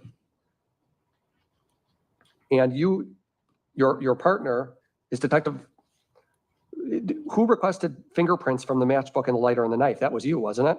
Yes, I took those items to forensics for processing of DNA or fingerprints, depending on the material. What were the results? He's so nitpicky. Fingerprints, nothing. I love DNA that was swabbed, and I gave those DNA swabs to the sheriff's department. What do you mean nothing for fingerprints? Meaning there were none? Correct. Not that they were and they didn't match. That's correct. And obviously, you're going to agree with me that things can be missed, right? Yes, sir. An example being, you look in a trash can, you see something, it doesn't register that it was important at that time and it gets missed, right? Yes, sir. Same thing can be true just for any officer can miss something, right? Yes, it can happen. And in this case, all the testing that's done is crime lab stuff for DNA and things like that, right? Yes. What about testing a sweatshirt, for example, for flammable liquid? Would that be something important to do? Yes, that would all be, the whole sweatshirt would be sent to the crime lab for processing of what they deem necessary. Okay. Now, since you're familiar a little bit with the timeline in this case, you are aware that there were multiple searches on Mr. Anderson's home, right? I was aware a search warrant was executed there. I don't know the details, and I don't know how many times. Okay, so you're not familiar with how many times law enforcement went into the home? That's correct. I have no idea. Do you have any idea? Well, let me ask this question. April 9th, okay? Let me take you back to April 9th. You've had the briefing on April 8th. You're going through the alley. You're looking in bins, right? Yes. On that day, and obviously on that day, you know which home is Mr. Anderson's home, right? It's been communicated and you've been there. Yes. On that First of all, this sweatshirt was not found in Mr. Anderson's trash can, right? That's correct. Nor is it in a burn pit in his backyard or anything like that, right? It was not. When you went down the alley on April 9th, That's correct. Mr. Anderson's home was not surrounded by law enforcement at that time. It was not. It wasn't being actively processed as a search scene, right? That's correct. In fact, the only law enforcement there were you and Thaddeus Schemmels. Thaddeus, we love his and name. that was what time of day that you were going through the alley on April 9th? It was the afternoon. Okay. So then the morning, you didn't as a detective instruct a deputy to keep eyes on this alley at all times, did you? No, I did not. Well, when you try to piece things together with video surveillance, because there is some video surveillance in that alley, isn't there? Yes. So when you try to piece things together with video surveillance, are you able to piece together a time frame in which Mr. Anderson supposedly put, can you even say that Mr. Anderson put that in the trash can? No, I cannot. Okay, that's all. State? Did you attempt to figure out the timeline of when that would have gotten into that trash can? We tried. Did you do that by talking to the woman who lives there? Yes. What'd you learn? I found out that she was in and out on vacation and used very little trash, which is why it was no garbage in there, and there was no article of clothing that she put in that garbage cart. And did you follow up with DPW to try to figure out if they had in fact picked up that specific can? Yes. What'd you learn? We learned that I'm going to object on hearsay grounds to what DPW said. I think he opened the door for this. Woo! It's still hearsay. Woo! Any other response? No, he opened the door to it. I still need a hearsay exception or reasoning underlying. I'll ask a different question. Go ahead. Oh. You talked to the DPW workers about whether or not they picked up the can that day, correct? Yes. And you'd agree there is no video camera that captures that can. There is not. And so are you even aware of whether that can was actually put into a DPW truck? I don't know. Do you know whether their typical practice is to empty every can? Again, that calls for hearsay. I think that could be based on his own experience and knowledge, and I think if it's his opinion as to it, he can answer that. Yes, Laura. They are supposed Strongly to dump agree. every garbage cart. Do they always do that? No. Nothing else? Fence? Yes, I'm a homeowner. She didn't say she put out no trash, right? She said she had very little trash during this time frame because she was on vacation a few times. Right, during portions of time she was on vacation, but she still had some trash, just less than normal. Yes. Okay, that's all. State? Nothing more. What? What's Thank the you, point? Deputy. You're welcome. Come on now. Come Thank on you, now. Ms. Janel Vytlacil. Woo! Sidebar, I think I'm going to bejewel this light here. It kills my life so much. I'm going to stick Swarovski crystals on there. Your thoughts? I hate this light. It kills me. It's so distracting. Bad. Anyway, that's what I'm talking about. That's all I've got to say about that. Do you solemnly swear that the testimony you give in this matter will be the truth, the whole truth, and nothing but the truth, so help you God? Yes. Please be seated, state and spell your name for the record. Janel, Janel, Vytlacil, Vytlacil. How are you employed? I'm a forensic investigator with the City of Milwaukee Police Department. What does a forensic investigator do? Forensic investigator works within the forensics unit. The forensics unit is a unit that assists patrol and criminal You are so investigation good, bureau with Miss. What the processing, documenting, and collecting forensic evidence from scenes and evidence for crimes. How long have you worked as a forensic investigator? Going on 8 years, but I've been with the department going on 20. Ooh. As a role of a forensic investigator, do you swab items for DNA? Yes. Can you just briefly discuss or tell the jury what that process entails? So if I'm giving a piece of evidence or there's a surface area that needs to be swabbed for DNA, first I will photograph the area or the object of whatever I'm going to be swabbing. So the swabbing process, first I'll put gloves on and then we'll have 2 cotton swabs. One of them is moistened with distilled water and one of them is dry. So we'll take that moistened one and we'll swab the surface with that one and then we'll follow it up with a dry swab. So these 2 swabs are then put into a glycine envelope, which is a wax paper type envelope, and then sealed into another envelope that has She's the case talking very information on it. fast. She's running out of breath. Did you receive a series of items to swab from that were recovered from a hoodie, namely matches and a lighter? Yes. Okay.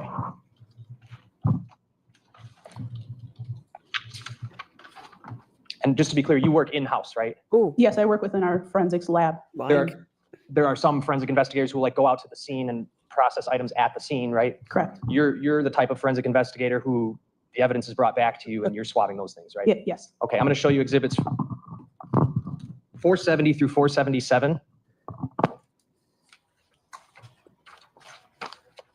she might relax into it. Hang on. Let me see. I might. Oh, I didn't mean to press pause. Apologies. What are those? So 1.25. Wait. These are my DNA swabs. And what did you take those DNA swabs from? So there's 8 total DNA swabs. They were collected from a Swiss Army knife, a Bic lighter. There was a small pocket keychain light, and then 3 boxes of matches. 401 is on the screen now. That's the big lighter. Yes. And 402, the matches and what other objects? So this is not my photo because I did not have the sweatshirt, but yes, those are the 3 boxes of matches along with the knife. She's forgetting to breathe. I would move 470 through 477 in. Any objection? No. They're received.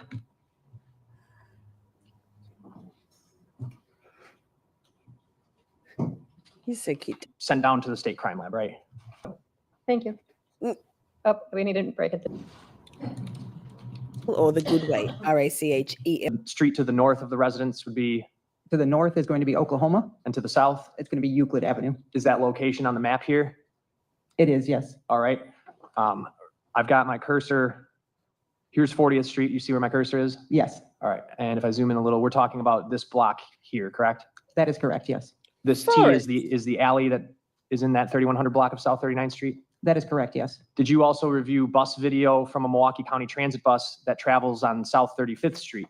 I did, yes. What was the relevance of that video to you? That bus, I was made aware that the defendant had traveled on that bus from 35th and Lisbon south all the way up to the area of 35th Street and Lakefield. Everybody okay? Are you all Can with you, me? using the microphone that is next to you, which I believe you're going to have to turn on, can you get up and tell us from your review of that Milwaukee County Transit video where the defendant exited the bus? Sure. So the bus traveled southbound on 35th Street here. He exited the bus right about here, just south of Lakefield, which is the street here. And then he traveled west on Lakefield. And then it would be south on 38th Street and then continued west on Euclid until arriving in this area of his residence. All right. So Lakefield here is this angled street on the right side of the screen, but this going across 35th Street would be the most logical route to take from where he got off the bus to get to his residence. That is correct. That is what we believe. I So froze for what a minute. area, did you search the area of the alley behind the defendant's home for video that might show him arriving back? Yes, we did. And could you point out on this map approximately where you found video? Sure. So the residence is going to be 3174. It's right here. And it is a camera in the rear alley facing technical towards difficulties? the address of 3161, L39. Does it angle towards either of the north or south streets? Yes, it angles. Pause. The camera. Tell me what happened. Lisa, everything's fine now. It just was buffering, but people just needed to refresh and it came back. Me buffering or the stream buffering? This is exciting. The whole stream buffered. Huh. Rude. I'm like technical difficulties. Circle of death. What's happening? It was The just whole YouTube being a jerk. YouTube, come on now. Okay, thank you. Okay. Back to regular programming. Okay. Yikes. Camera is on 3174 and it points in a southeast direction towards it's going to capture like the alley and it captures nothing Euclid, happened. and then it just captures South 39th Street in the background. The corner. Correct. Okay. The T part not depicted, right? Correct. How exciting. Did you also become aware when you were reviewing the footage from that camera of an approximate time that Sade Robinson's car arrived in that location? Yes. This would have been obviously hours before the bus. That is correct. Yes. Where was that? What did you see? So on that camera from the front, we observe 39th Street is here. We observe the vehicle arrive at approximately 9:20 in the evening, traveling northbound on 39th Street. And then how about that alley video? Do you see the car on that video at any point in time? Yes, we see that car leaving the residence at approximately 12:47 p.m. on the 2nd. PM? I'm sorry, a.m. on the 2nd. All right. I apologize. I've got exhibit 206 in my computer here. Okay. Breathe. Is it a disc? It is a disc Thank you. marked as exhibit 206. Thank you. I'm going to bring up the first clip, these are titled for purposes of court presentation. I'm going to call this, well,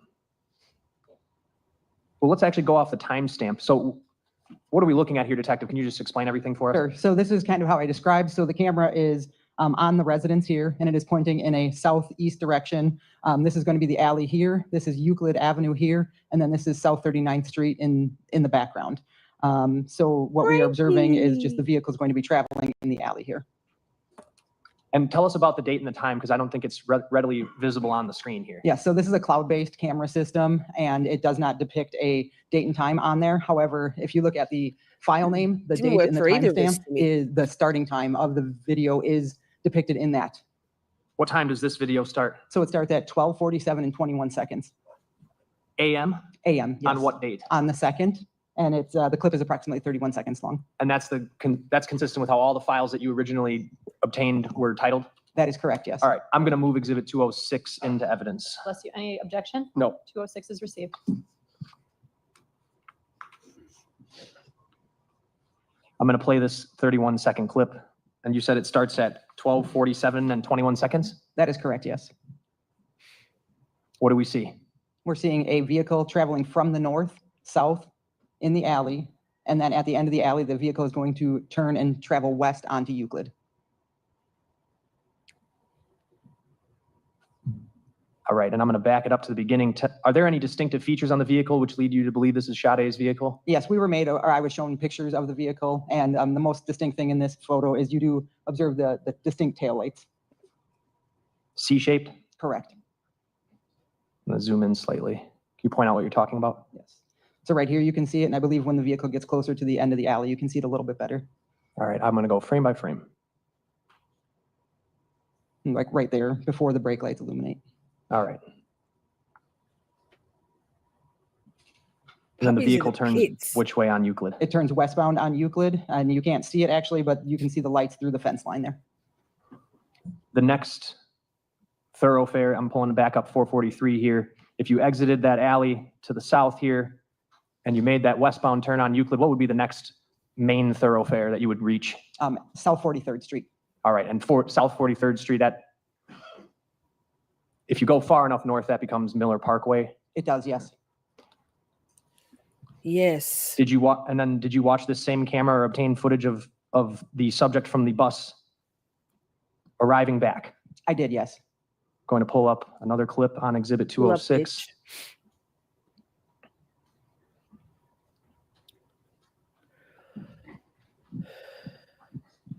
And can you tell us what date and time we're looking at for this clip? Sure. On this one, it's going to be April 2nd, 2024, and this clip starts at 8:42 and 8 seconds a.m. On what date? Sorry. On April 2nd. Okay. Oh, gosh. Oof. Yeah.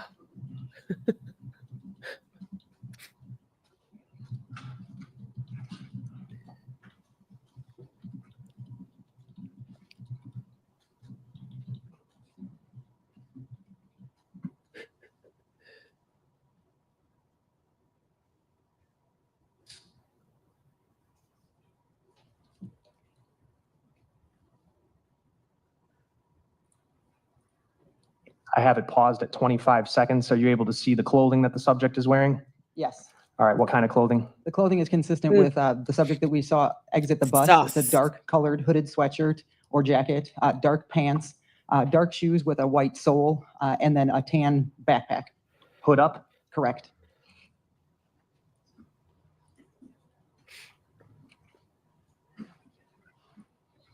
I'm going to disengage the zoom and play it again from the beginning. While that's playing, are you aware of what time that subject gets off the county transit bus? Let me restart the clip. I think it froze there.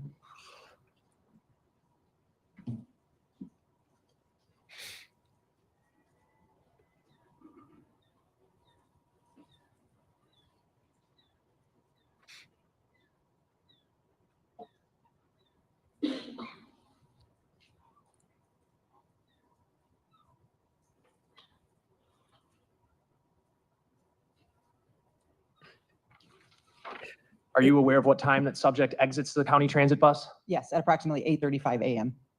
Are you aware of how long it would take to exit the bus and walk to the point where that person is picked up on camera? I believe we did a Google Maps type thing where it's approximately 0.3 miles and walking distance estimated approximately 7 minutes.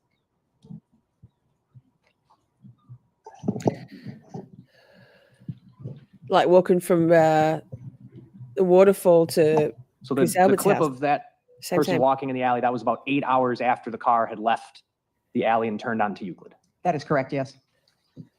I'm going to now bring up Exhibit 205.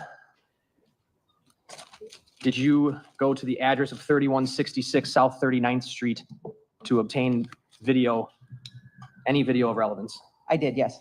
Did you, what is 3166 South 39th Street? So it's a private residence that is across the street from the Target address. I observed that it had cameras on the exterior of the residence that could potentially have video. And that would be, can you orient us again, just off of this map? Yep, so this is South 39th Street here. So it's going to be approximately right here, and it is on the east side of the street with the camera. There were several cameras on the residence that pointed in a west direction. Did you meet with that resident owner? I did, yes. What was her name? Lydia Flores. Did she allow you access to her video system? She did, yes. Was she well-versed in how the system worked? She was not. Okay, so instead of accessing it for you, she just let you look at it yourself? That is correct. She indicated that she wasn't very familiar. Objection, hearsay. It's Any not hearsay. response? It's not hearsay to ask if she was allowed to look at the video system herself. True, but she was just about to say what Ms. Flores said. I don't, If okay, you can fine. answer it without saying what Ms. Flores said, answer it. Can you just repeat the question? Were you allowed to look at the video system yourself and recover video yourself? I was, yes. Did you check and see if the video system was in working order? It was in working order, but I did observe that the timestamp was approximately 1 hour slow. From real time? That is correct. And did you observe this to be a continuous recording stream? So at the time of the downloading of it, the video system was set up as continuous recording. However, once we did download the files and get it back to the to our police building, when I was reviewing the files, it is not a continuous recording. There are gaps within the video. Not really. It's set up to be continuous, but there were definitely gaps in the video. What time frame did you obtain video from? We obtained video from 9 p.m. on April 1st until 11 a.m. on April 2nd. Why that time frame? Nora! That was the time frame that we had been made aware of other events in the investigation. I believe it was phone records and other things like that, that we knew that was kind of the relevant time frame that we were looking at. Were there Good God, multiple Laura. video cameras depicting What are you doing getting areas getting that were really not of spoken? interest to your investigation? There were, yes. And describe that, please. So there were several cameras, and I observed that only 2 of the cameras on the system would capture anything relevant. Several of the cameras Sorry, I were in was the backyard, the driveway, distracted. in a direction that didn't face towards the target residence. So what we're going to be talking about today, do you remember what cameras those are? The ones that were working? Yes. Yes, Channel 4 and Channel 5. Channel 4, I'm going to pull up a video clip here on Exhibit 205. It's a flash drive. And what are we looking at here? It says Channel 4 up in the corner. Yep, so this is Channel 4, and this camera was placed in the south, that would be the southwest corner of the residence, and it was facing in a northwest direction. And is the defendant's residence on this camera or not? It is not. Okay, where would it be approximately? It would be approximately right where the Channel 4 is, kind of right here. What are we going to see on this camera? On this camera, we are going to see the victim's vehicle arrive. What does it do? Stop in front or do what? As it's traveling past, the brake lights do illuminate as it's slowing down, but then it does continue past the residence north. And date and time. So as I indicated, so this is April 1st, 4/1 of 2024. The timestamp on here says 8:20 and 11 seconds p.m., and that is 1 hour slow. So this is actually 9:20 and 11 seconds. All the cameras were an hour slow, correct? That is correct. All right, so I'm going to start by playing this clip, but when we go to future clips and we're going through these, I'm going to ask you just to say what the real time would be, not necessarily based on what's written on the video. Does that sound good? That's fair. Yes. All right, 9:20 p.m. camera 4. I'm going to play this clip. Clock drift.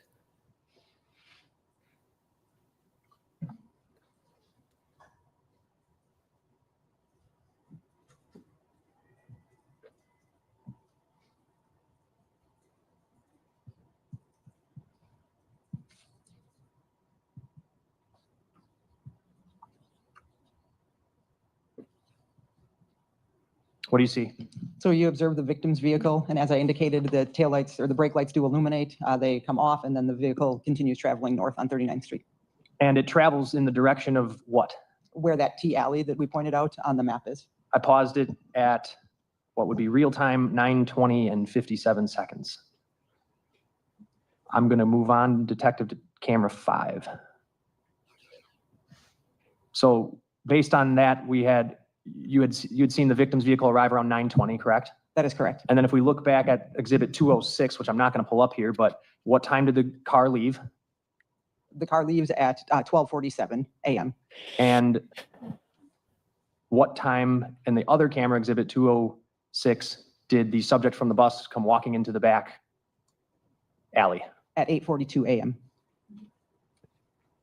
All right. What are we looking at here? So this is, so the camera is mounted in the eastern, Nice the lawns. northeastern corner of the residence, and it is pointing in a western direction. And we are, this right here is going to be the defendant's residence. You have watched many hours of video footage from this camera, correct? I have, yes. How many hours would you estimate you've spent combing through the video footage recovered from this residence? Upwards of 100. Okay.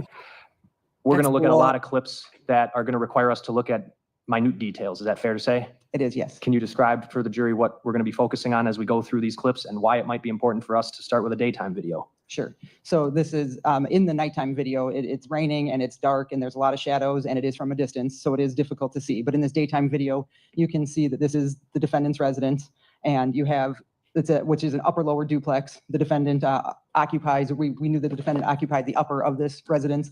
This is the front bay window or picture window, if you will, where we do see movement in there. And then over here to the left of the screen, which is going to be the south side of the residence, you're seeing a fenced area, and then you see this overhang here. The entry door that is the only door that leads to the defendant's unit is here.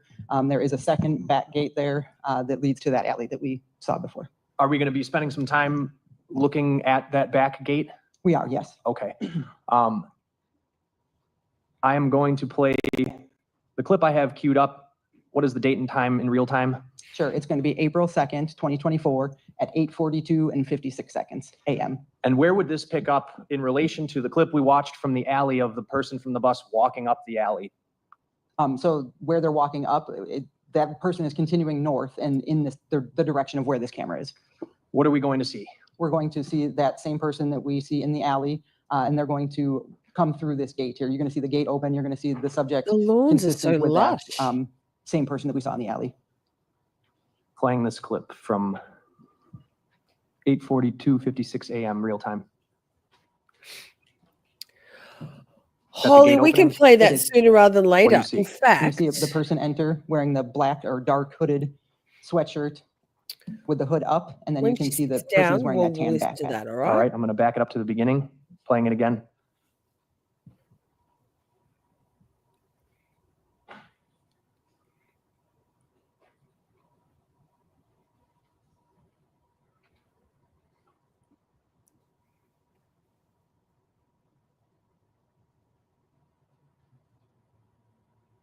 Is he in the backyard still? Yes. Oh, there we go. He's right up near the timestamp in that fence. Just his little I'm gonna go to murdering. the next head. clip. Where does this pick up? So it picks up where the last one left off, and that person still is in the backyard. And then I believe they enter the residence here. Judge, at this point, I'd like to ask if the court can ask the jury if they're all able to see this clearly, and if we need to dim the lights, because we're going to be going to the nighttime view of this as well. We can definitely dim the lights. Is everybody in a position to see? Does anybody on the end want to come up into the front seat in the front, very front row? Or are you all good? We Yeah, love. sounds good. Okay. All right, so this clip picks up at what time real time? 8:43 and 38 seconds in the AM. Right. 8:43, 43 seconds in the AM. Wait, I'm going here. Oh, my brain just buffered. Happens so often. Like, so often. I gotta say, I can't, just sidebar. We're gonna do a quick song because Holly requested it, and Holly's my woman. One of. Can I just say sidebar? I cannot wait. And I can't stand daylight saving in Australia because it's very hard for me to get to bed at a reasonable hour. I'm going somewhere with this. A reasonable hour when it's light till all hours. I can't imagine how someone living in, say, Alaska copes with it. Anyway, that's all not the point. But when you guys, your daylight savings ends and ours begins, my streaming start time will be 2 hours later. I'm just saying, I can't wait. But let's play a song. Music is not a weapon. This is a great song.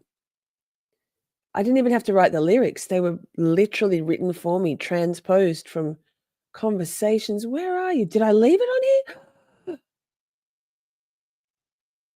Wait, it's in alphabetical order. Did I delete this off there? No, there it is. It's all good. Crisis averted. Enjoy. This is so funny. It gets stuck in my head so hard. Enjoy. We'll be BRB. But hear me out, anyone laughed really hard when they heard the title of one video in particular that was in really silly font. And it was like, we need to talk about rape, because I sure as fuck did. She's the best graphic designer in the world, or was that just me who heard that every day? Adam, she called you her production assistant. She did? Yes. I'm just like, if anyone walked up to me and screamed that in my face, please don't, that's assault. That makes me more mad than anything. You think the milkshake song pissed me off? Oh no, I'm gonna call you my production assistant now. No, what are we gonna do? No, but really, can we make it merch? Production assistant. She called me a very talented lyricist. She called me a cunt. She's a talentless piece of shit that preys on people's trauma for money and clout. The bitch needs to be put down. I love when True Crime Society says never dirty, delete. And I picture myself on the channel screaming, burn it down, flush the drugs. Motion to tell Aussie Insider I will kill myself if she doesn't buy Ernie makeup. I think you were taken for a ride by someone who wants a green card. Green card is the going low. I'm starting to feel that way. Shit, so she's just an idiot. Yeah, just a dumbass with a big old heart. LOL. She's not as smart as she lets on, and I'm sucked back in. She's a lot meaner than she lets on. Facts. Not happening, not happening. None of this will ever happen. Music is not a weapon. The bitch needs to be put down. Well, to be fair, I'm not gonna dog her too hard because she did drugs and has mental illness. So she could be very bright and just going through some unhinged, psychotic, feral shit. And maybe one day she could be better, but for now she's just somebody that I used to know. Not happening, not happening. None of this will ever happen. Music is not a weapon. Also, I'm serious. If she and Adam make up, and if she apologizes and acts nice, I'm not against anyone changing, taking accountability, making amends. Not happening, not happening. None of this will ever happen. Music is not a weapon. Well, let's hope they, no matter what, she gets help, gets better, and gets some enjoyment out of life besides being a raging cunt to some of us. Adam, let me dream. It's a fucked up dream, but go for it. This is where I come back and it gets fucking good. A bit middle school. I hope she gets some good mental health support. Tits and glasses, bit middle school. I had to secretly watch and avoid chatting. A bit middle school. I am not naive or a fence sitter. No, you are not. Is this new beef or from a while back? I get unhinged with my family being attacked. Sexiest man alive. I love you, brother Adam. Not happening, not happening. None of this will ever happen. Music is not a weapon. Amber and Kat got blocked immediately. Hi Amber, you should not have been silenced. Not happening, not happening. The bitch needs to be put down.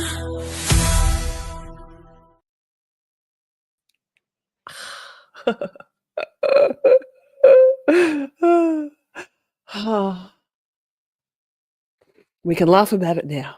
Fucking great song. Fucking great song. Hey, we're back. We are back. What are we doing? Judge Laura. Oh, we're watching video. Okay. CCTV. And do you see that subject anywhere? Yes. So you see that you first saw the door swing open and then the subject entered the door. And this one picks up at the end of the last clip, correct? Correct. Not that Amber. So thank based you. on these videos, detective, when correct. can you conclude the person who got off the bus arrived back at Mr. Anderson's residence? At 8:42 a.m. You've seen the bus video, right? I have, yes. You know who's on the bus? Yes. Who?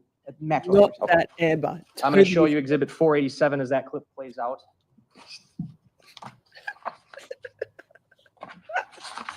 Is that just a still frame from that video? It is, yes. Probably liked it too. You could. Just write on it the correct time at the top. I moved 487 in. Any objection? No. It's received.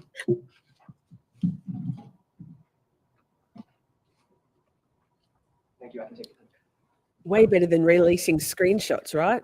I mean, not there's a time and a place for everything, but that song just is the only way it could have been done at the time. So the arrival back to the residence 8:43:05 a.m. would be this timestamp. That is correct. And right in here, hard to see, that's the subject of the backpack. That is correct. It's entertaining in and of itself.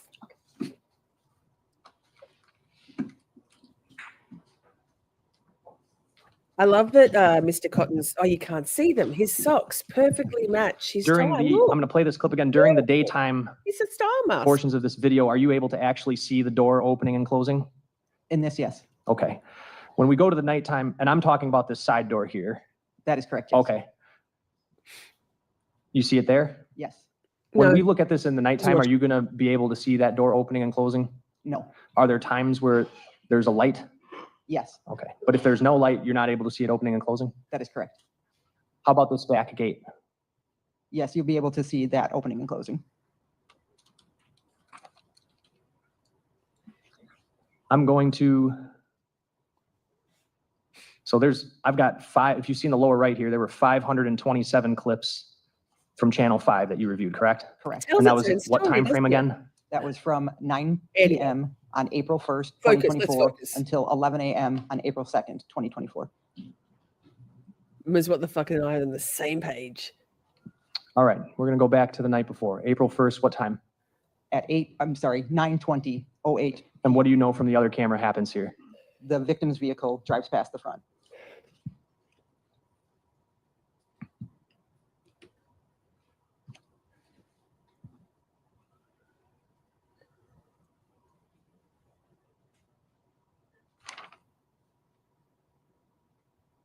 Oh God.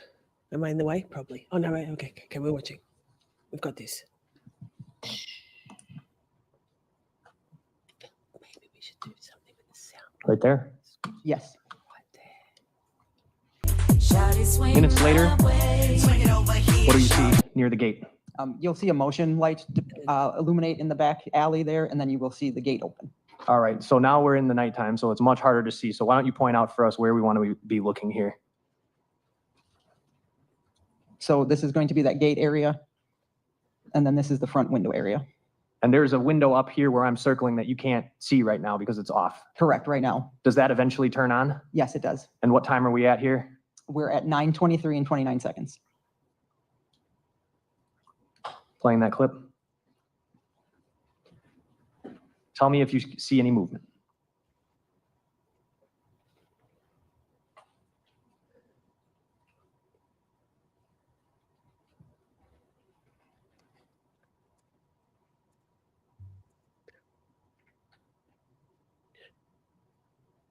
Lucky I didn't That's play where we that. see the motion light activate. Sorry, talked over top. Oosh. This Amber, lucky I didn't play this one. Wait, because I could have gone with this one and it would have been, I feel like this would have been louder. So I'm warning you in advance, right? Wait, hang on, wait. It doesn't even make any sense because what's on the screen at the moment isn't that. Hang on, wait, this.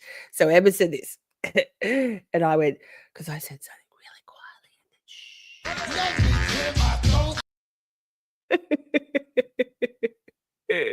I'll go back 10 seconds.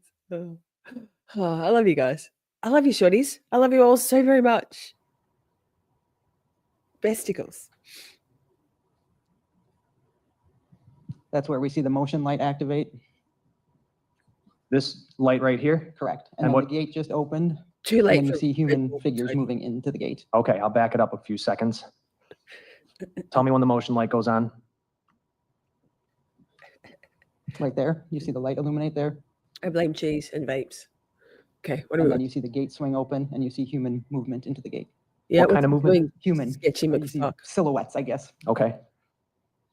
It's only one. As I move this clip ahead, the gate has closed. Yes. Are you able to see whether those people go to the door or can you On just the not belly, see it? gosh, Can't like really see. puppy.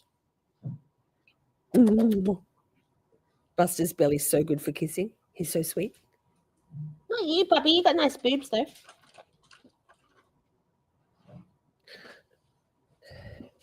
That clip is finished. Next clip, we're picking up at what time, Detective? It's going to be 9:25 and 15 seconds p.m. Short. Poppy is here with her toy, so you can see it. Oh, we've got the wrong background. That's all right. Look, can you see Poppy's dirty toy? I watch them all the time. It's a parrot. Can I show the friends your parrot? She says no. Can I show the friends your parrot? Ta, good girl. So emotional, one of many emotional support cuddlies.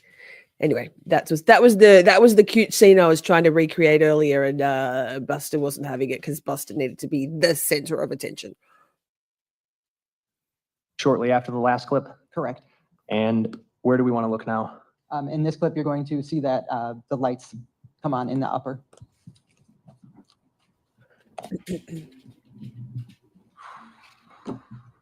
Tell us when.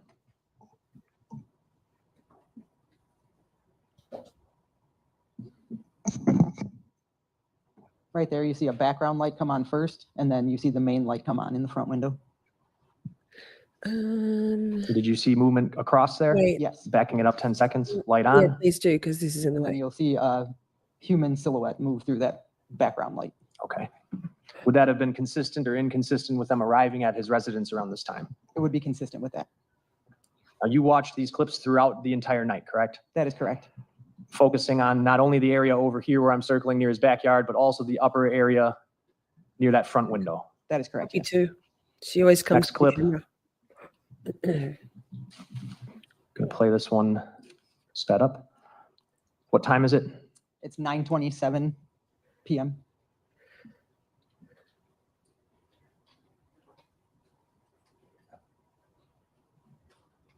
And a car drives by at what South time? At 9:28 and 40 seconds.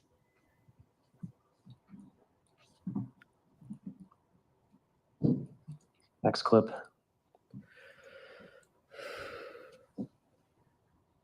What are you looking at as you're watching these clips? Oh, he's upstairs. Can you see him? I had to go through them twice and watch, the door one time and the Might have been upper that window the window. next time through, because it's hard to watch both locations at the same time. In this particular clip, there is just human or silhouettes moving in the upper unit.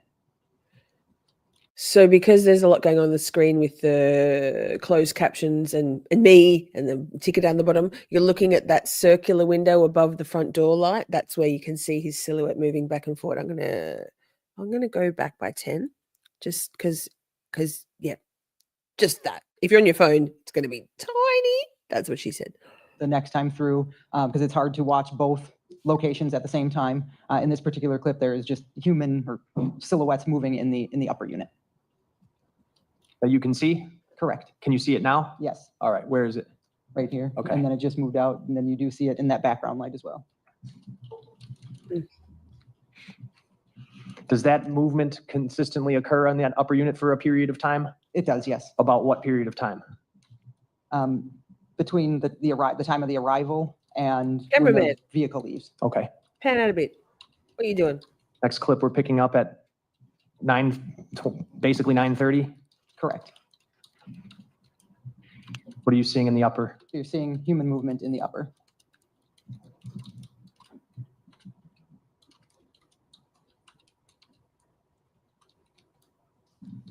Next clip. Picking up where the last one left off, 9:30. Yes. Okay. What do you see? You continue to see the movement, the silhouettes in the upper unit in that front window.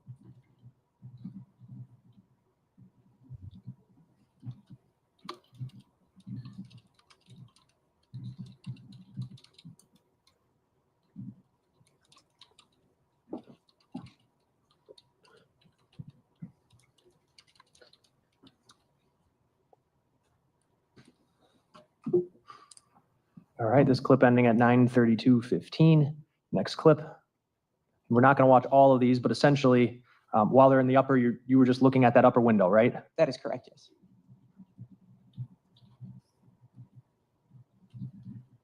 Do you see more movement? Yes, you continue to see movement. Appears to be human silhouettes interacting.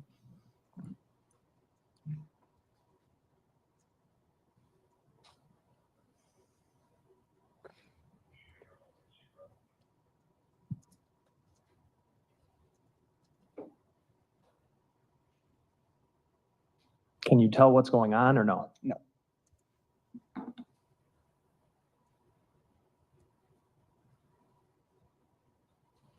What is causing you to think human movement? Just based on this, appears that that it would be consistent with somebody standing. Yes, that's fair.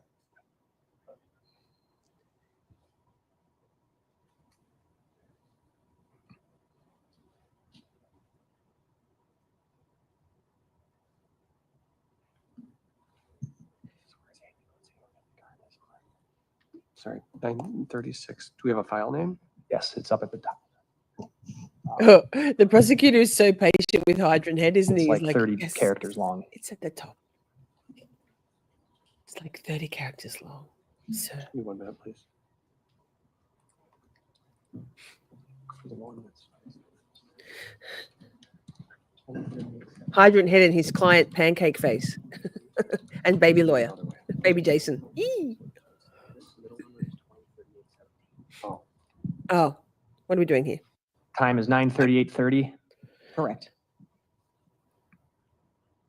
What do you see? Again, you're still seeing movement in the upper. The silhouettes aren't directly in the front right Now now. half It an hour appears that they're left, kind of in that chat. background light right now. 40 minutes? They moved sort of to the left. That is correct, yes. Okay.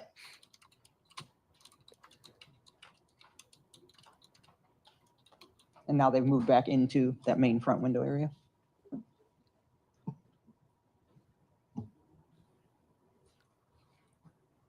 Next clip. 9:40:40. Yes.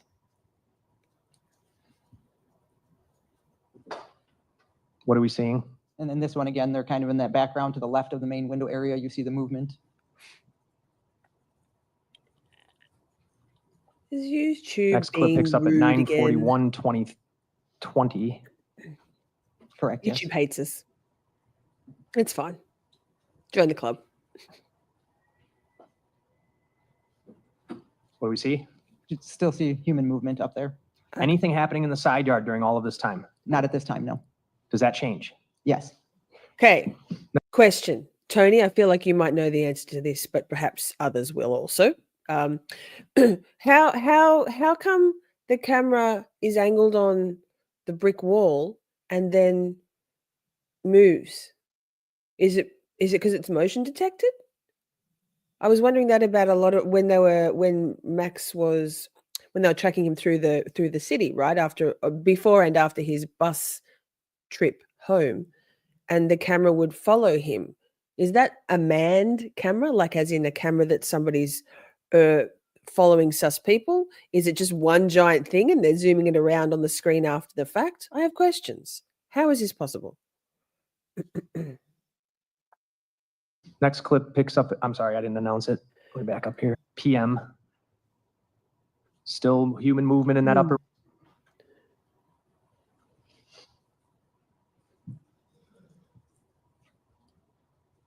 Look, yes. Pure fun. You said you voted last time. What are we doing here?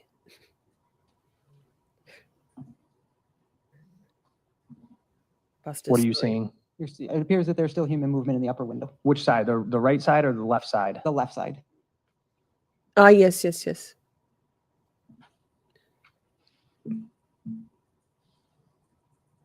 And then right there, this is the first time that we pick up movement in the side yard again. Okay.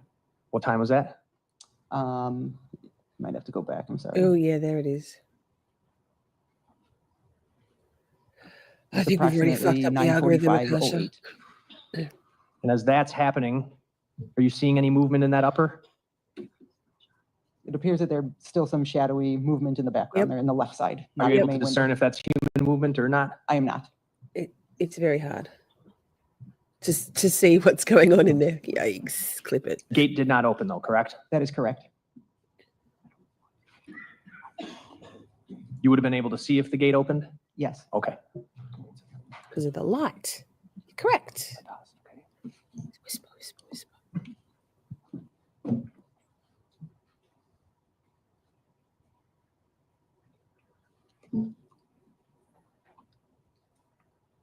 And again, if you're looking at the back door, oh, clip cut out, but let me go all the way to the end of it there. I have it queued up to 9:45, 57, and we zoom in the back door area. Are you able to see whether or not this door is opening or closing in the nighttime? You are not. Okay. So that movement you saw right where my mouse is, the gate never opens, but you see sort of somebody about the size of the fence or slightly higher than the fence. Objection leading.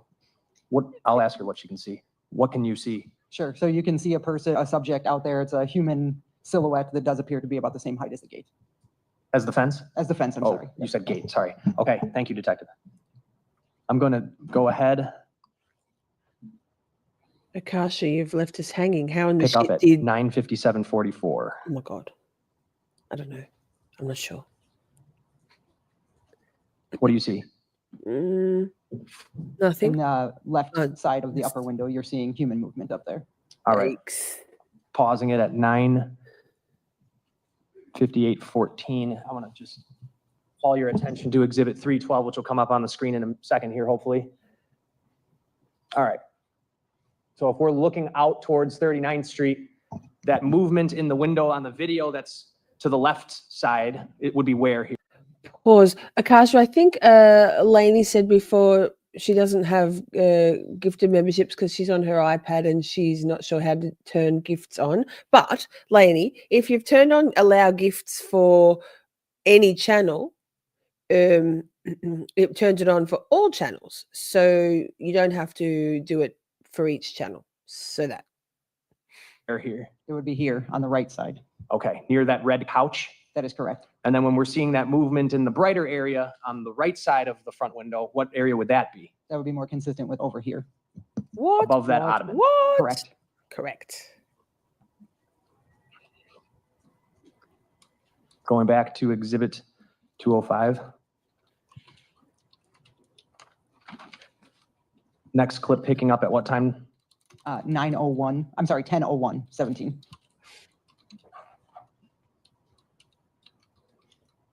What do you see? You're seeing movement on that left side, Can you point it out when you see it?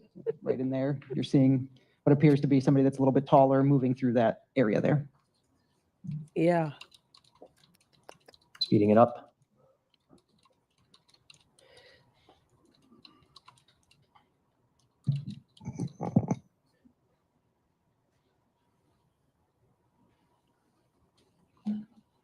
What does that mean? Next clip picking up at 10:03:19. Go back to the beginning. All right, what are you seeing and point it out, please? Sure. So you're seeing that movement over on the left side there.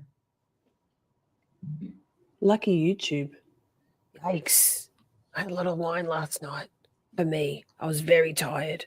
I had to go to bed very early. And then the movement is moving closer over into that area in the A little middle. bit of a headache.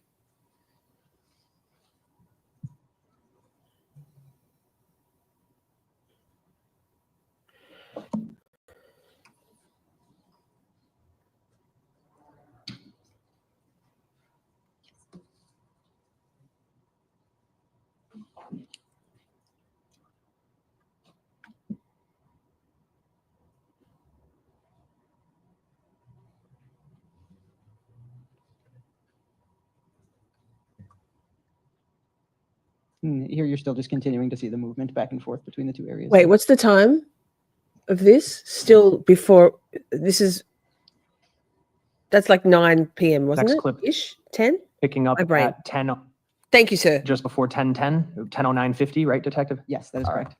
Let me play it from the beginning. It's only 30 seconds long.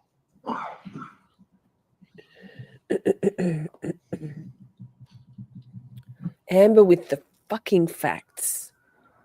So we think that probably Sade's still alive at this point, I presume. Perhaps incapacitated, but alive. And He's again, in this doing- clip, you're still seeing that human movement that's a little bit.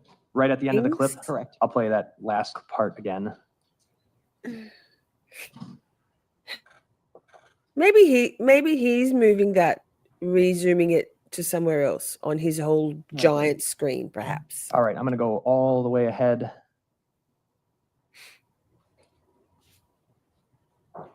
What time are we at now? We're at 11:25 and 11 seconds PM. And up until this time, Detective,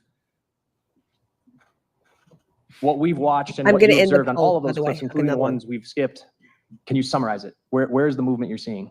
And those ones, you're seeing the movement in the upper unit in that front window. And then there's one point, it appears to be movement in the side yard, correct? That is correct, yes. But that gate it never opens? Correct. All right, where does this clip pick up? So this is at 11:25 and 11 seconds PM. 11:25 and Pause just momentarily. Sorry. So I ended the poll. 13 of you voted. Have you ever karaoke'd? 61% of you said, fuck yeah. 23% of you said, I don't leave my home unless I must. 15% said, hell no. And 0 of you said, I want to, but I'm too shy. So that. Had I not already karaoke'd in my life, my answer would have been, I don't leave my home unless I must. So that. But I'm going to start a new poll. So stand by while we watch this chilling CCTV footage. 5 and 11 seconds. All right, playing from the beginning. What do we see? And you see the gate open there, and what appears to be a human silhouette go out of the gate. And then in the background, that motion light does come on again. Motion light comes on? Correct. All right, I'm going to go back to the beginning. The silhouette that you're seeing going out the gate there, or at the gate there, I should say, do they appear to be the same height as the fence? Yes. Or shorter? The same height as the fence. Okay. Do you see any other lights go on? Or any lights, I should say? No.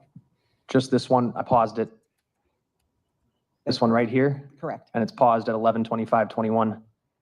Does that appear to be the same motion light that went on when the subjects arrived in the back at just after 9:20 PM? Yes. All right, playing again.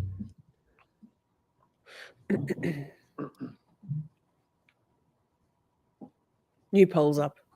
Chat. Shorties. And then there you do see another light go on kind of in the background a little bit more. Near where the garage would be? Correct. What do you see now? Now you see the gate opening.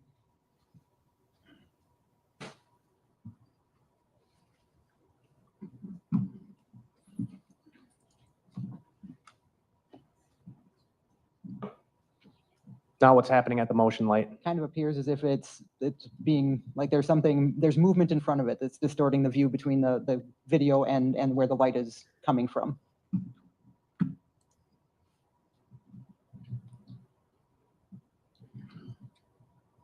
Now what happened? Now the light is out. Okay. So that time that the light goes out would be what approximately? 11:26 and 17 seconds PM. I think it's him zooming in. Does it come and back? moving it around It does on not. his screen. So at around 11:26 Yes. PM, the motion light behind the house is turned off or deactivated. It appears that way, yes.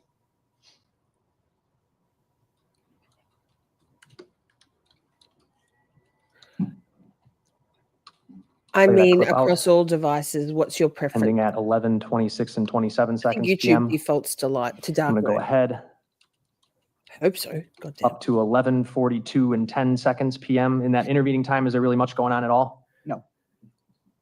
What are we going to see here? This is the one time that you do see the back door open, and you're going to see the light on in the back door there.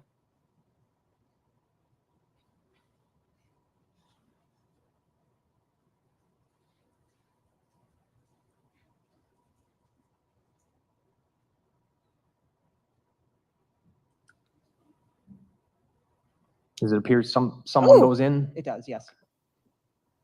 Something just And that went across happens the screen at as well. 11:42? That is correct, yes. 11:42 and 39 seconds. So 11:25, it looks like that someone goes out that back gate, right? Correct, yes. And then at 11:42, in the back door with the light on, right? That is correct. Okay. The motion light never goes back on in between that time, right? No.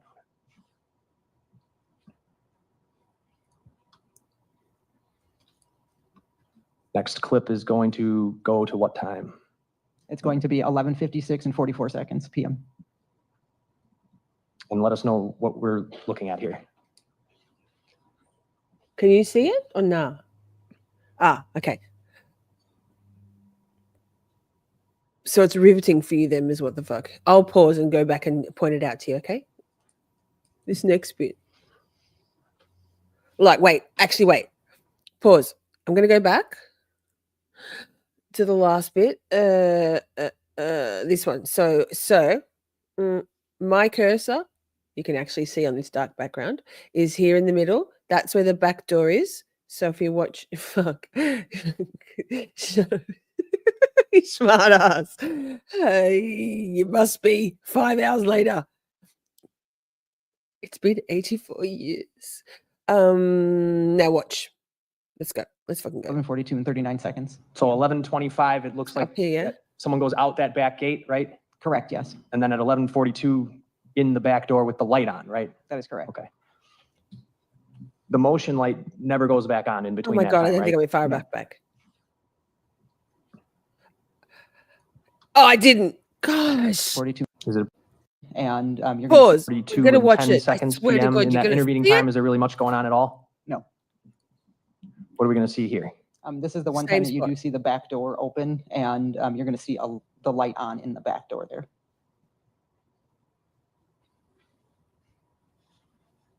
Ready? Here, it's coming here. It's coming. That's what she said there. Come, is it? That was an easy one. Does it appear someone goes in? It does, yes. And that happens at 11:42. That is correct, yes. 11:42 and 39 seconds. So next clip is going Next to clip. go to what time? It's going to be 11:56 and 44 seconds PM. See you And later, let us know Lainey. Thank what you. we're Have looking at fun. here. We won't still be going when you get back. I don't think.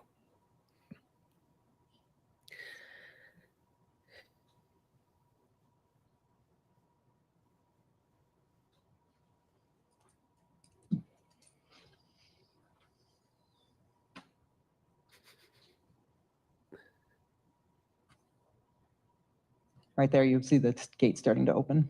No, And then the clip ends. couldn't We're gonna see pick up that. The next clip, Must admit. Wait. 11:57:19. No, we're going to do that Okay. again. Because there I you- didn't. Hang on.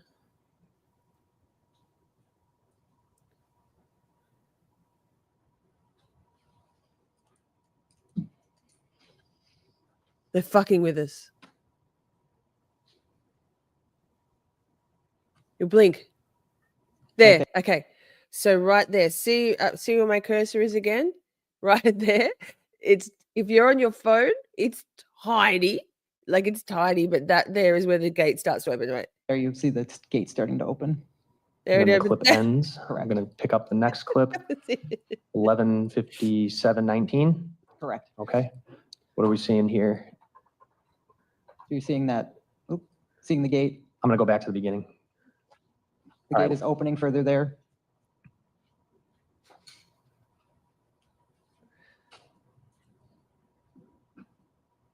And then the Good motion light point. is on there. Where what? Motion light's back on. Correct. Pause. So that's up here, the motion light. So this light obviously shines the other way onto the back part of the house, onto the rear houses. That's that light where my cursor is. Can you see that? And then you do see Oh, a human. yes. Or appears to be a human. Pause.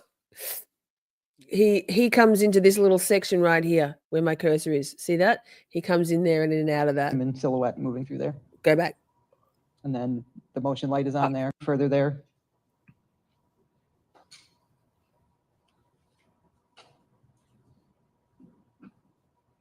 And then the motion light is on there. Motion light's back on. Correct. And then you do see a human, or appears to be a human silhouette moving through there.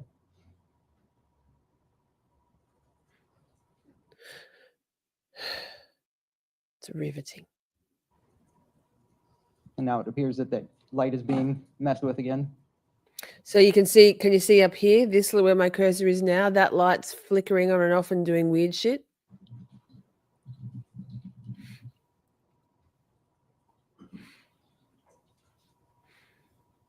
There he is. So he's coming. Fuck. He's coming right there. Right there into screen, into shot. And walks And you do across see the there. human movement back there again. Walking Does towards that the gate. human appear to be, again, the same size as the fence? Yes.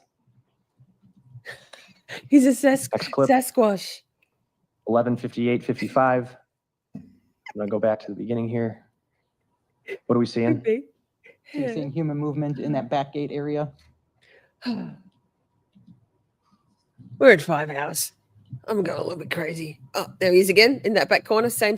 Up in the back there. Now what? Again, it appears as if somebody's over by closer to that motion light and messing with it. Yep. All the action's happening right up here in the top screen. Weird shit. Sus shit. And you're seeing movement again by the gate area. Yeah, he just walked across that part. Imagine scrutinizing And the this next clip that we pick up for with hundreds of here hours. starts at what time? It starts at 12:01 and 54 seconds p.m. And where this one picks up now, the motion light is completely off, right? Yeah, and I apologize. It's now going to be 12:01 a.m. Sorry. Okay. Yep. Does the back gate appear to be ajar? It does. I thought it was a gate.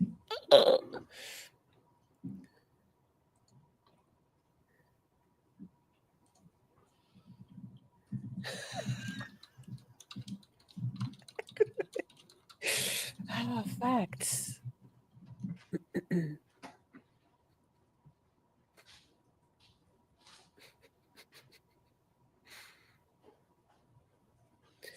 It's very confronting how it goes from light to dark too. It's hurting Next my clip brain. I have up here, this is what time? It's going to be 12:03 a.m. on the 2nd. And in this clip, the light is out in the front window. The front window light has gone out. That is correct. Okay. The back gate over here still appears to be ajar. That is correct. All right. What are we going to be seeing?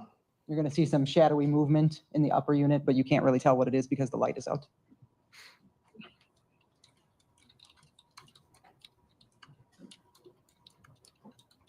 Where are you pointing? Where are you referring to? Right in there. And there's Okay. appears to be like a gap, and there might be some light in the background coming through that's picking up that movement. but the YouTube's main on light is drugs off. tonight, Britt. Today. Don't you worry about it. It's fucking us all over.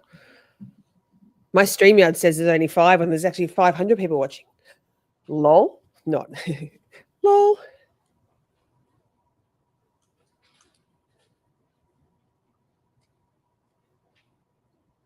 Now the gate is closed.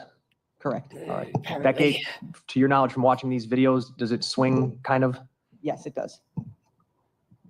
in the wind? Correct, yes. All right. And you know that from watching what clips? From watching the All of them. daytime clips where you can see that there's nobody there in the yard, but the gate is moving.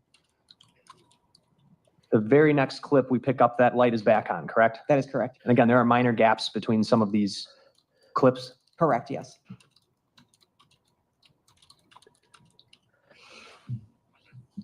This is at, oh, sorry, 12:04 a.m. 12:04 and 49 seconds a.m. on the 2nd now, yes. What are we doing with that camera angle?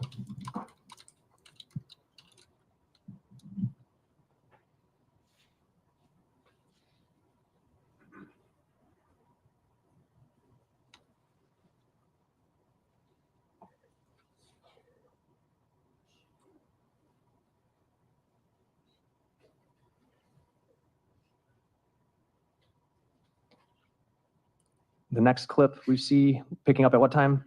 It's 12:05:22 a.m.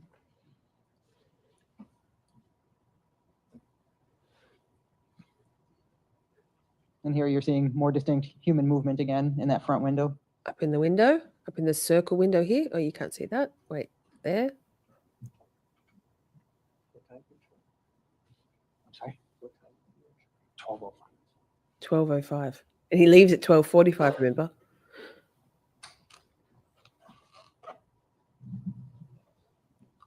So 12:05 a.m., again, you're seeing noticeable what you would consider be human fuck movement outta in the here. front window? Correct. Yeah, so I read it. I'm bringing this clip up. It's 12:06 and 59 seconds a.m.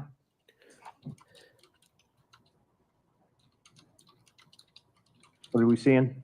So in this one, it appears that the gate is open on this one, and then we are seeing what appears to be some human movement. The lights are kind of changing in this one. All right, I'm going Oh, sorry. Back, the gate appears to be ajar, right? That is correct. Are you seeing a person back there or no? No, All right, the human movement is where? It's in the upper front window.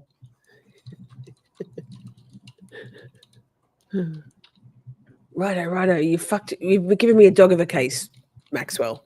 Just shush. Hush now. Be grateful there's no death penalty. Be grateful there's no death penalty. Good Lord. L what for you, sir? Ah.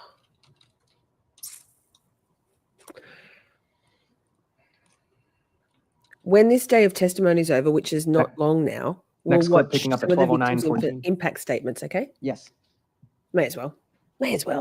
I'm actually going to play the last one more time, and I want you to describe what kind of movement you're seeing in this 40-second clip. Sure. So in this one, again, the back gate is ajar, but there is no movement back there. And in the front upper window, you are seeing what appears to be human movement moving around up there. He would have absolutely been given the death penalty if you did have it there, Holly. 100%. The jury would have gone, yes, firing squad. And here you're Thanks. seeing more lights illuminating. The second light comes on.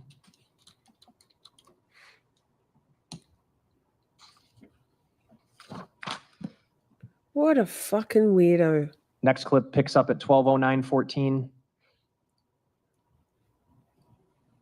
Back gate still ajar? Correct, yes. And what are we looking at in the front window there? And you're seeing just movement in that area in the front window there.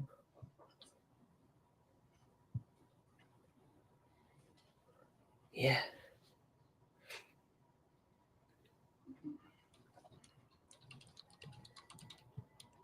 He's been in solitary, right? Off with I his go ahead. This is picking up at what time? 12:49? Correct, 12:49 a.m. Okay. And why don't you narrate what you see as we play through this clip? So now the gate is closed again. The gate appears to be closed right now, yes.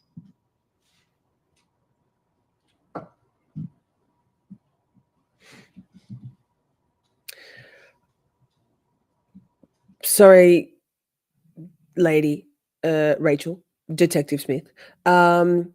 Not least of all because this is not older, but older than Sade, an older white guy who did this to a young black woman. I can imagine in prison that would add a certain level of ferocity to the feelings towards Maxwell Anderson by some of the inmates in particular. I mean, it's just disgusting on every level.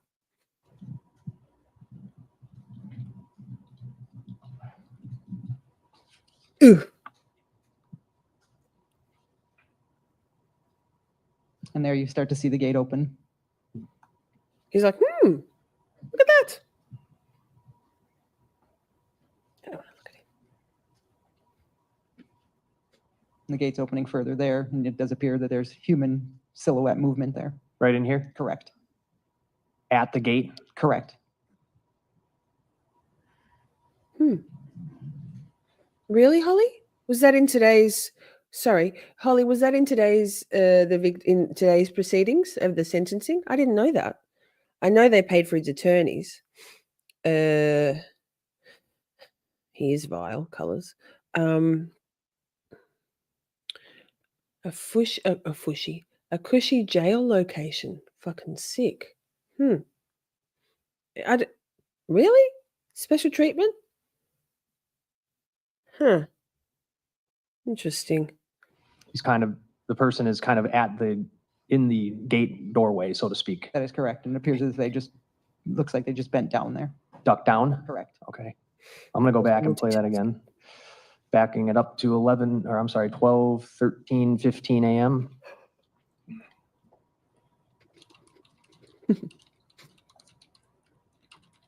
I've got the yawns. Sorry if you hear me. I'm going off screen to yawn, but sorry if you can hear. Because this is so riveting. You're seeing the movement there. Yes, true, Tony, very true. Prison justice, huh?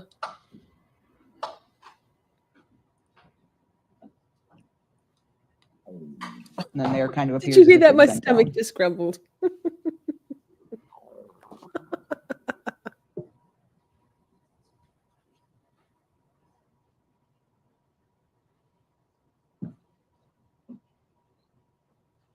Gate is now what? The gate is still open there.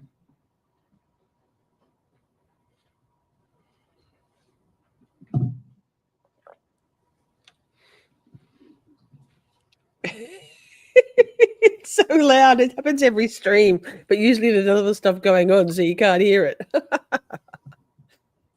This clip is coming to an end at what time here? Yeah, hungry. Sorry, can you move the box just a little bit? It's right on there. Sure. It's 12:14 and 40 seconds a.m. What time? 12:14 and 42 seconds a.m. Right when that last one ended off. Okay. At least it wasn't a buster fart and you didn't all blood shit's What are we outrage. supposed to- Sure. Right here, it looks like the gate is still open there. I can't see that. Oh, hardly ever fart. If you zoom in, And what are we seeing? Or what are we, why don't you narrate it as it goes through? Sure. Right here, it looks like the gate is still open there. so we're looking at the gate. Don't worry about the gate. Top window. I don't know, man. What are we looking at? See that? What are we looking at? It's not funny. It kind of is. The poor jury. They can't see.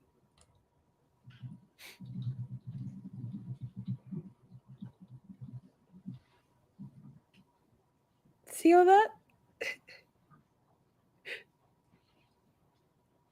It's not funny That because the clip timing ends is right terrible. I'm not around being what time? disrespectful, but That geez is Louise, at that's 12:15 and 45 seconds a.m. It's funny trying to see it. It's not Going up to funny 12, what we're 16, trying 10. to see. What are we going to see in this one? It appears as if the gate is open and then you can see it kind of swinging because you don't see human movement, but the gate is moving.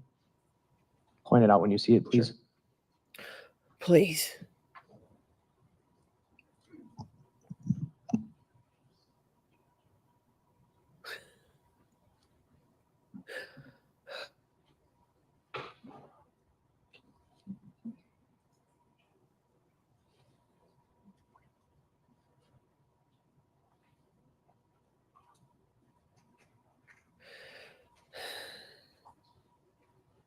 Right there is where you see the gate moving. Oh, I wasn't even looking at Don't the see gate. a human silhouette near it That is at correct. that time? Okay. There's stuff happening upstairs. I can see that. And this is at 12:18? Correct. What? All right. Is there going to come a time, detective, where all movement ceases at the human movement in the upper and in the side yard? Yes. About what time? Approximately 12:45 a.m., I believe. I'm at 12:32:28 a.m. right now.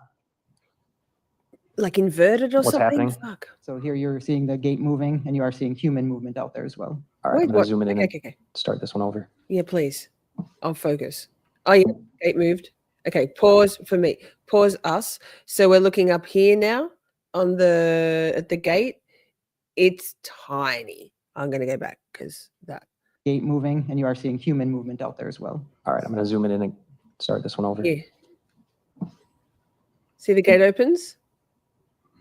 Is someone behind the gate doing shit? It's not discernible. There you see The the gate gate opened open. wide.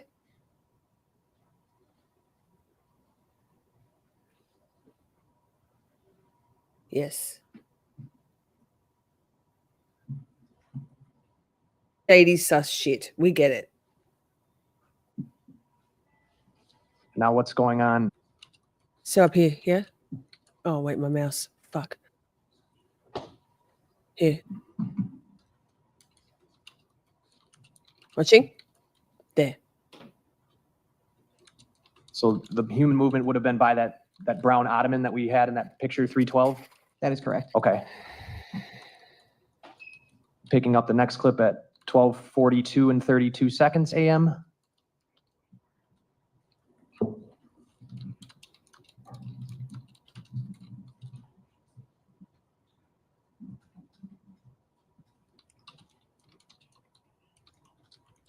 There you're seeing that human movement again in the left of where the ottoman is.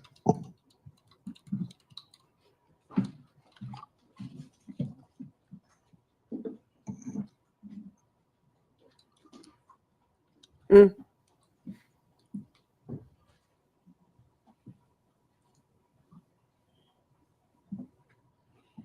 Mm.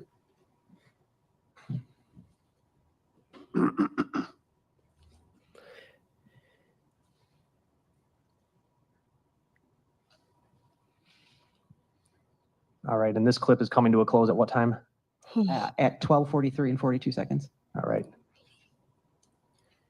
Next clip picks up at what time, Detective? 12:43 and 53 seconds. What are we going to see here?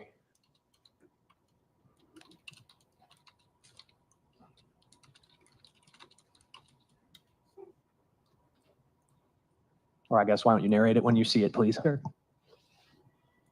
So there you're seeing the gate open again. Well, I was moving the That's okay. camera. I'll back it up. Sorry about that. That's okay. There, the gate is opening again, and you are seeing the human silhouette movement through there. Comparable height to the fence or no? Correct. Up here. It's very hard to see.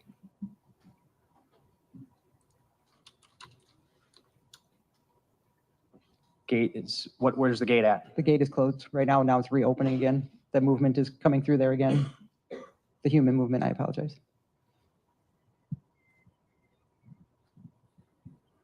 And the gate is still open right now. We're not seeing any movement right now.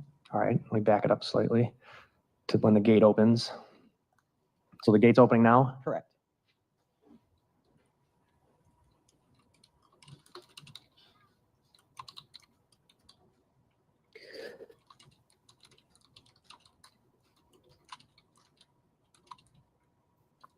Now what are you seeing? You're seeing the human movement through there. In the gate doorway area? Correct.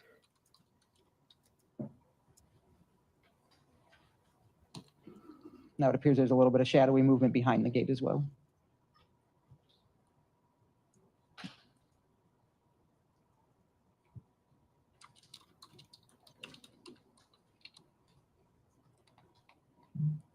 Did you see anything just then?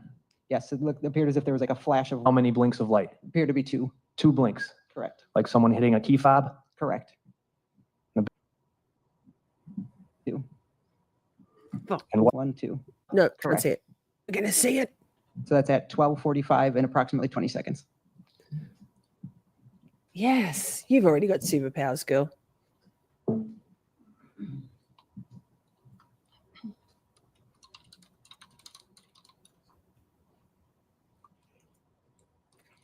All right. Is there any more human movement that you see on these cameras after 12:45, that clip we just watched? No, In the upper unit or in the side yard? not that I observed, no. Until when? Until when the defendant returns home. Okay, and that was at 8, what? 8:42 a.m. Okay. You've watched the entire night's clips? Correct, yes. And I have it advanced here to 12:52 a.m. We saw the lights at 12:45, and what time, again, remind us when we saw her car going out of the alley onto Euclid? At 12:47. All right, and then, but you do see the gate move at various times, right? That is correct, yes. Playing at 12:52 and 14. What do you see? So you see the gate swinging there, but you aren't seeing any human movement associated with it. And you know from watching these that the gate can move with the wind? Correct, yes. Do you see throughout the night anybody coming through the front area, through that front gate, as if to go through the front gate to get to the side door? No, And no one appears to enter through the back gate? correct.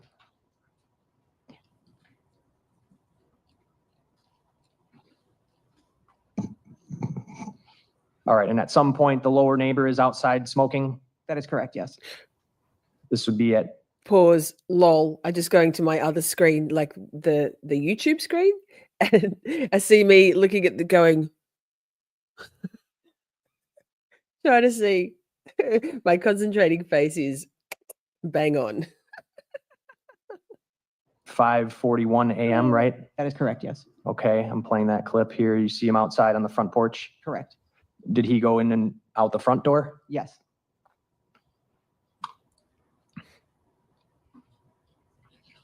And then if we go all the way up, 8:42 a.m., this would be the clip we started with, correct? That is correct, yes. View out of the darkness. Goodness me.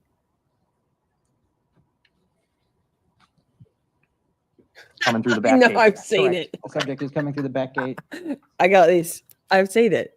After the last movement in I that can't see my shit. I'm 50 at the years old. Give an old 12:45 woman a a.m. break. hour, that upper front light over here stays somewhat on, right? That is correct. And Yes. you watched the entire night's worth of video footage that you could watch, and you never see God. any human movement? Objection leading. I'll rephrase it.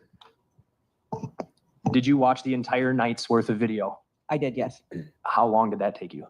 Several hours. I watched it several times. And do you ever see human movement in that upper front? I do not.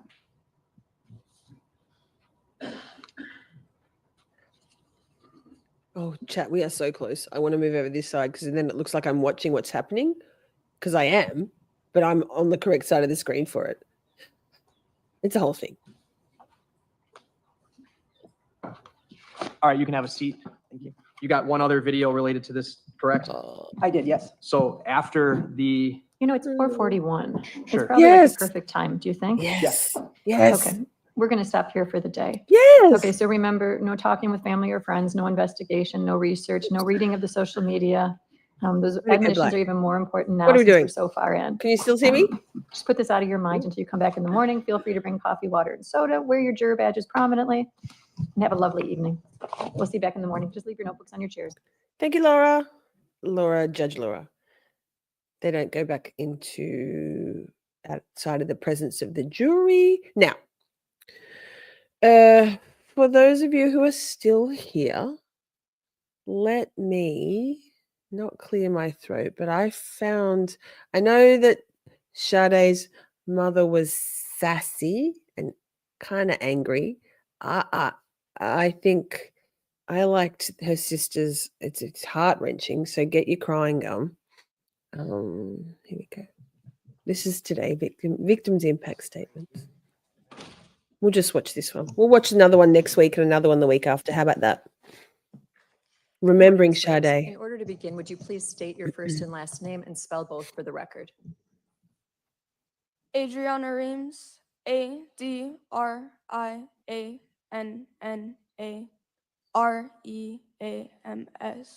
Ms. Reams, what would you like to say?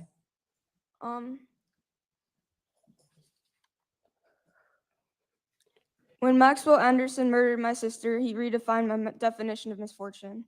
No amount of financial hardships, disputes, or everyday struggles were even in the same realm as the effect of the loss he created. He made it, And try to go slow, okay? He made it to where my grandfather, who had just gotten diagnosed with cancer, She's so brave. lost his will to live his already health-threatened life. He was mentally sick and constantly bedridden. He could not even garden, which is a core part of his life that I have seen him do every year that I have been alive. He made me witness my hypersensitive grandmother on the verge of heart attack several times. Breaking down. Hang on. Forgot these.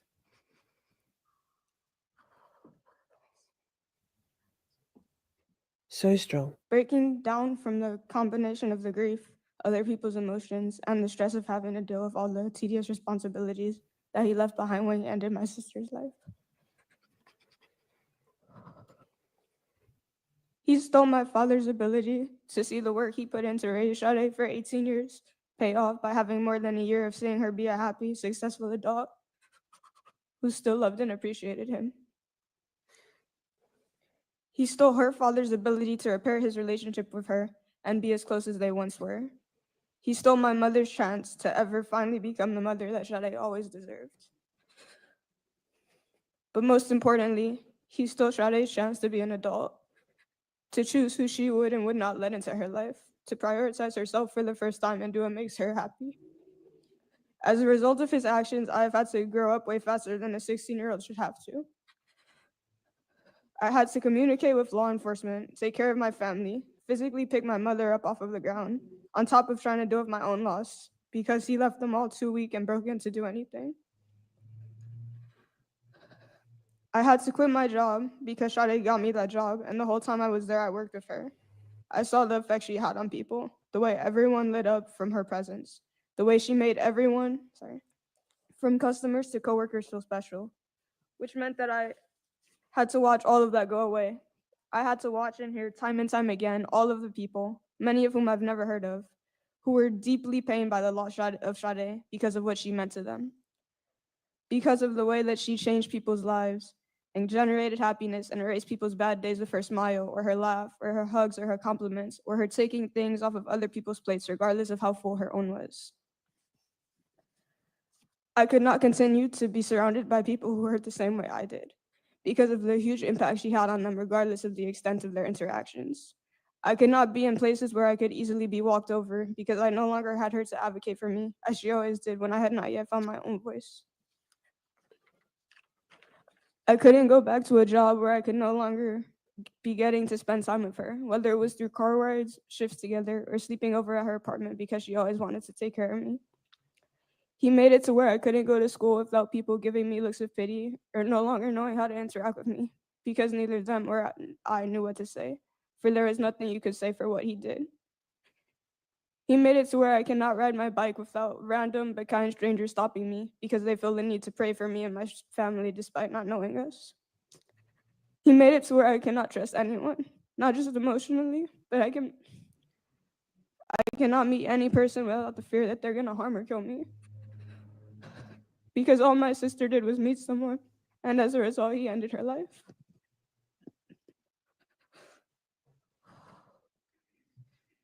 He stole my ability to feel momentary happiness without feeling guilty for enjoying my life when I know Sade will never get to enjoy hers. He made it to where I cannot let myself stop doing things because I know that if I have time and space to think, I will break down and I will not be able to start again. He made me miss school and sports and a number of other things because I was searching for my sister's body that he unremorsefully hid from us, knowing that it would cause us extra pain. He made me feel extra anger for the fact that he could be so ruthless and relegate my sister, who took years to build up the confidence to feel like something, back to nothing. He makes me feel extra anger because he still shows no regret and sits here looking stupid without an ounce of guilt for what he did. He stole my sanity because I will spend the rest of my life searching for answers that I'll never get about what he did to my sister and why he did it.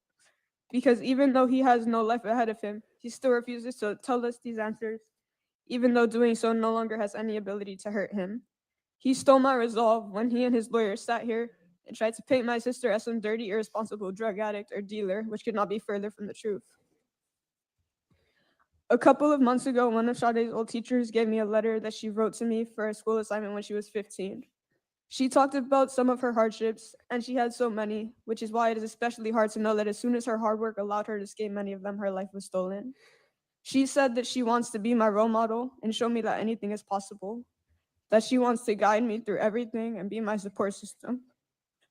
She said that even 5 years ago, she wanted to inspire me to be as independent as she was, and that she hopes she inspires me to do what I want to do in life. She said that everything she does is for me, and she will do anything for me. Even in her 19 years, she was still incredibly hardworking, independent, kind, supportive, selfless, resilient, and special. She continues to inspire me for the fighter that she was, but he took the guide and support system and role model that she was going to be for the rest of my life. He stole my big sister that always protected me and nurtured me and put me first. And he robbed her of her ability to do that and feel accomplished because she knew she was setting me up for a life better than the one she was forced to struggle through. He made it to where I cannot read that letter that I should have always cherished and smiled about without crying, because now it is just a reminder of everything I no longer have. He made it to where I cannot speak about her without breaking down or think about her without shaking, to where I cannot even grasp or understand my emotions because they are so overwhelming that I have to be numb to them. He made it to where holidays are no longer a celebration, but a mourning.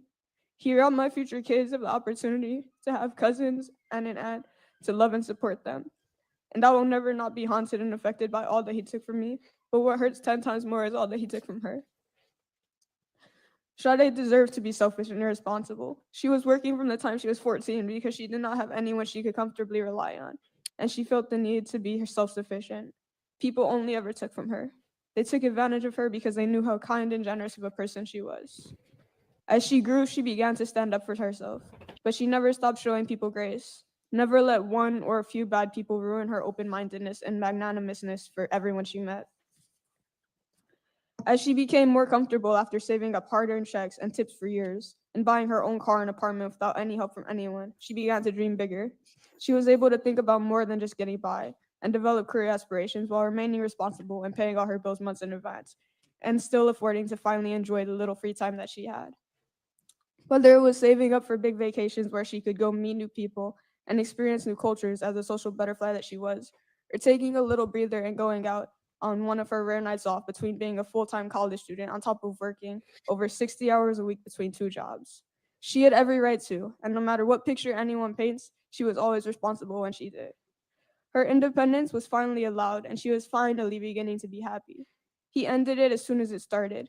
He made it so she went through 19 years of hardships and abuse, and then after working hard to escape it, had no life left to be able to enjoy it. No chance to learn from whatever normal minor mistake she made as any 19-year-old does. All she wanted was to be cared for and praised and appreciated, the way she had always done for everyone else, and he instead took her ability to do anything. She was the definition of a fighter, the definition of resilience. She never laid down or backed down, and to know that he took all her power away and stole her ability to fight for herself is the worst thing imaginable. There is nothing that can justify what he did to her, and what he did was much more than just murder or dismember her. He erased her independence, her ability to fight for herself. He tried to erase her existence and her value. Now I no longer have the opportunity to try and give her everything she gave me. I cannot show her how proud of her I am or how much I looked up to her. But much worse than me, she can no longer make herself proud or make herself anything. And the only one who took that from her is the man sitting right there. I beg you to not let this man have any type of parole. You heard his ex-girlfriend describe the psychological abuse and self-harm he tried to impose on her. His behavior is clearly a pattern, and there is no way that after he has demonstrated the extent of what he is willing to do to a person so casually, he should ever walk these streets again. He still refuses to even admit what he did, and the jury and the public did not even have to be there to unanimously know what he did. He is clearly a danger to the public and should never be given another chance to cause anyone such tremendous harm the way he has done to my family. These law enforcement officers and prosecutors worked countless days working to find the truth. You, us, and the jury sat here for 2 weeks hearing all the heinous things he committed. Do not let any of that go to waste. Do not let the loss of Sade go to waste. This man should never walk free again. Thank you. Thank you, Ms. Reams. You spoke well on behalf of your sister.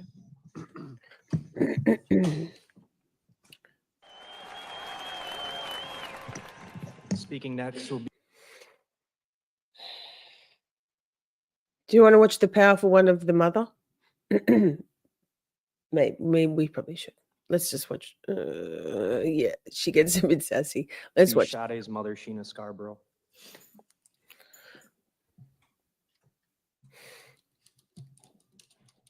Just so we don't go out sad, even.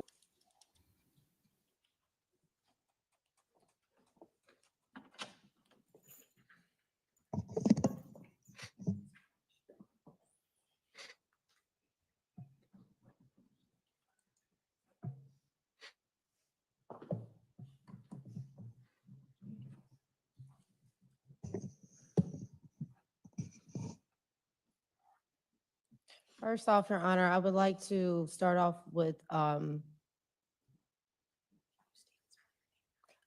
name is Sheena Scarbrough, SHEENA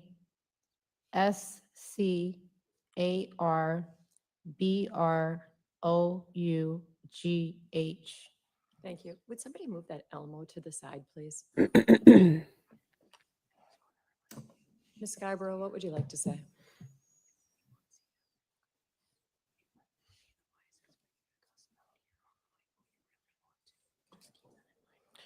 I am the mother of Sade. I've raised my daughters. We are light worker people. We are very angelic individuals. For us to even be here, I'm going to have to ask. I wanted to go before my daughter because I need her to be protected by this heavy demonic energy that is residual in this courtroom, this devil. and his entire demonic family in this courtroom, it's very heavy to where I can't even is talk. heavy.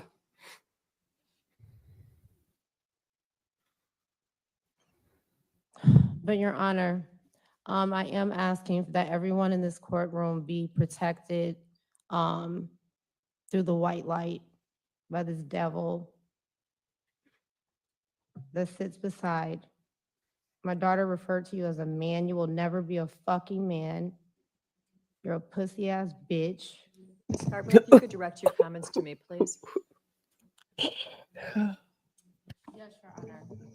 First off, Your Honor, I would like to thank you and the entire team for what we all had to endure, which was it was freaking torture to even have to be dragged through what we were dragged through.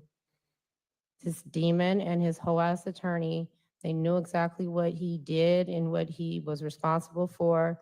They took us through extreme agony and pain. We are already dealing with so much trauma. There's no such thing as justice with what you did to my daughter, what you have done to my family. I have bust my ass for over 20 years to raise the best possible angelic light worker kids that do nothing but good.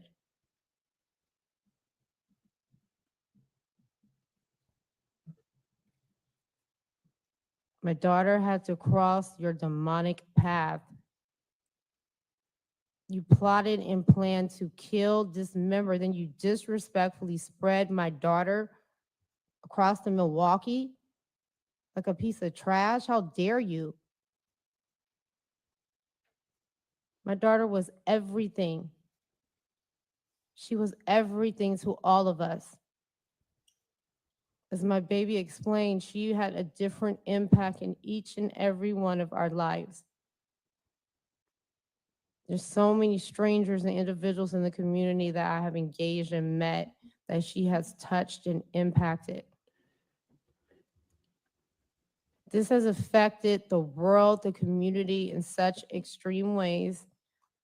There's no way in hell we should have even ever went through this freaking trial that you drug us through.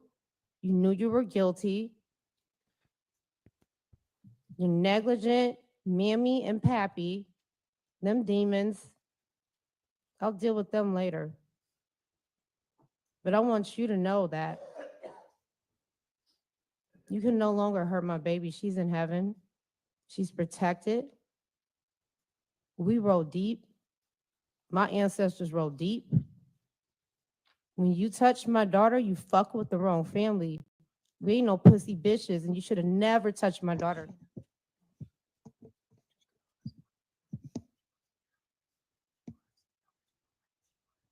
My daughter helped everyone. She fed homeless. She worked 2 jobs. Everything Adrianna said. The community knows who my daughter was. Everybody knows who my daughter was. How dare y'all even pull that whole shit about that meth? You will not drag my daughter's name down, trying to plot and set up stuff. You gonna carry my daughter's name the correct way in her legacy. You and your family will be held fully responsible for the rest of your life. You will be eternally haunted by myself, my ancestors. I know you cannot sleep at night. They have already been at you. You will never get peace. You will never sleep. You no longer can harm and hurt my innocent baby. You took advantage of her. You manipulated her in the worst possible way. You're a coward. My daughter is a hero. My daughter is a hero. She has saved so many other women from this demonic serial killer that there's no telling how many more people that he has killed. If you had any type of decency, but you are a devil,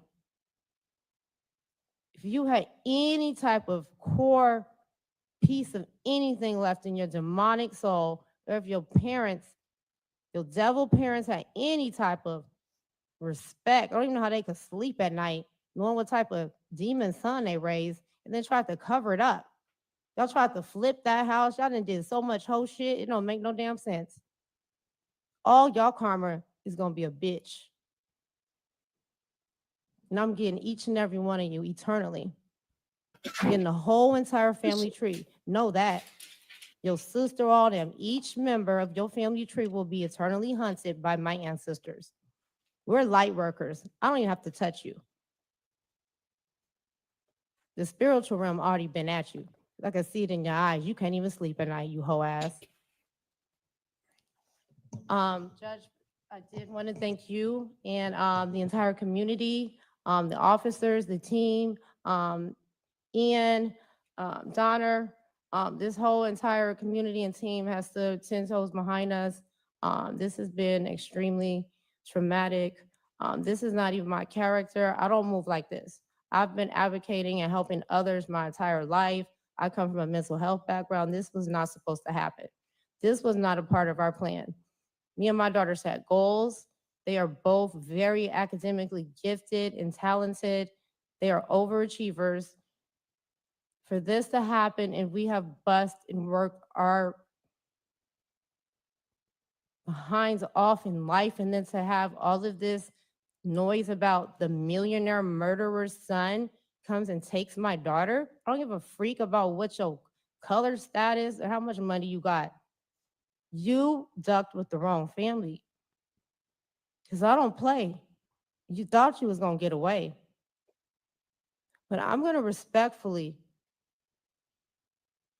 request that you confess where the rest of my daughter's crown is, if you have any respect left for me and her father and her sister and the rest of my family in this community. You've already done the worst. You can at least give us that much. You have messed the entire community up. People can't even take walks and go to the park, and everybody's in trauma. This was not your first time doing this. And all your dark is going to come to the light.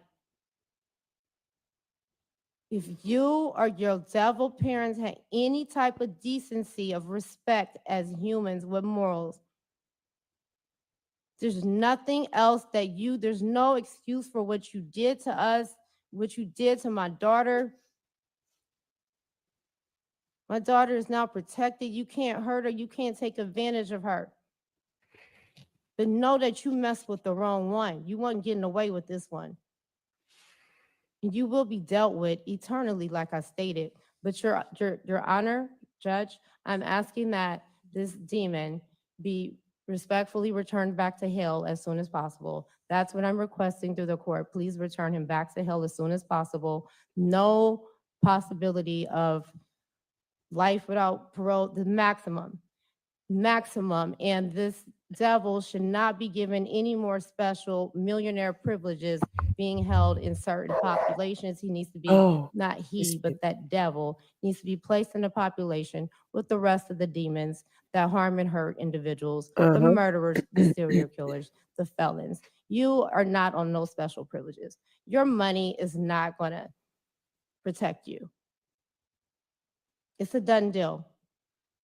Sade's justice is just now beginning, and you and all of your family will eternally pay for what you did to us. Thank you, Ms. Scarbrough.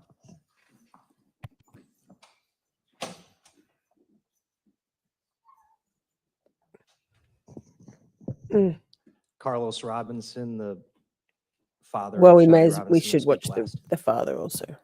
Why not? Ugh.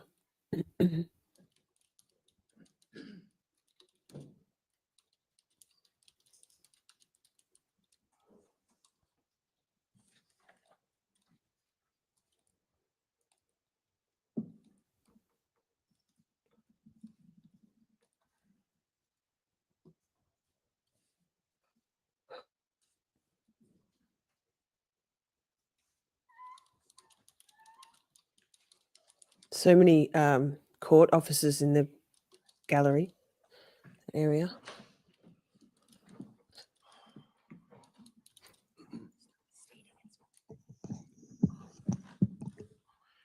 My name is Carlos Robinson.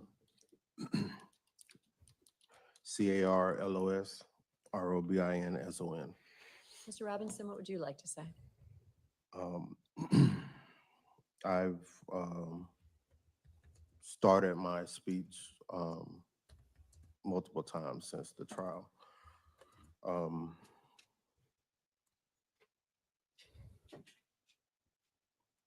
My daughter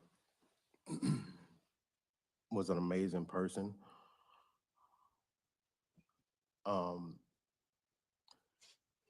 She lit up every room she walked into.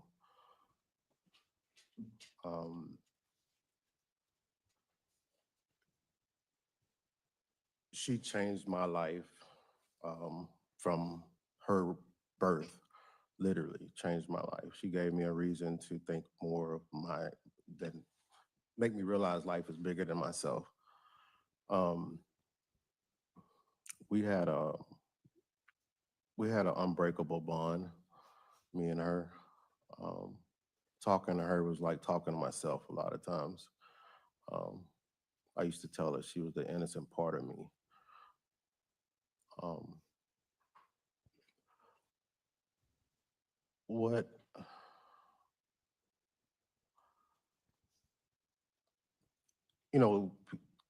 People lose their children. That's sometimes a part of life. I understand that. But to lose your child in this manner is unthinkable. No, I've tried therapy and all kind of treatments, and nobody can help me get through this process because everybody says nobody has ever been through this. What he has done is inconceivable. And to know that there's a chance I might not even have her completely, to be able to put her at peace, brings me night terrors and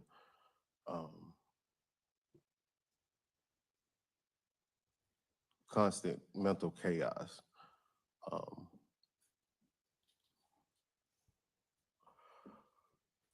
He has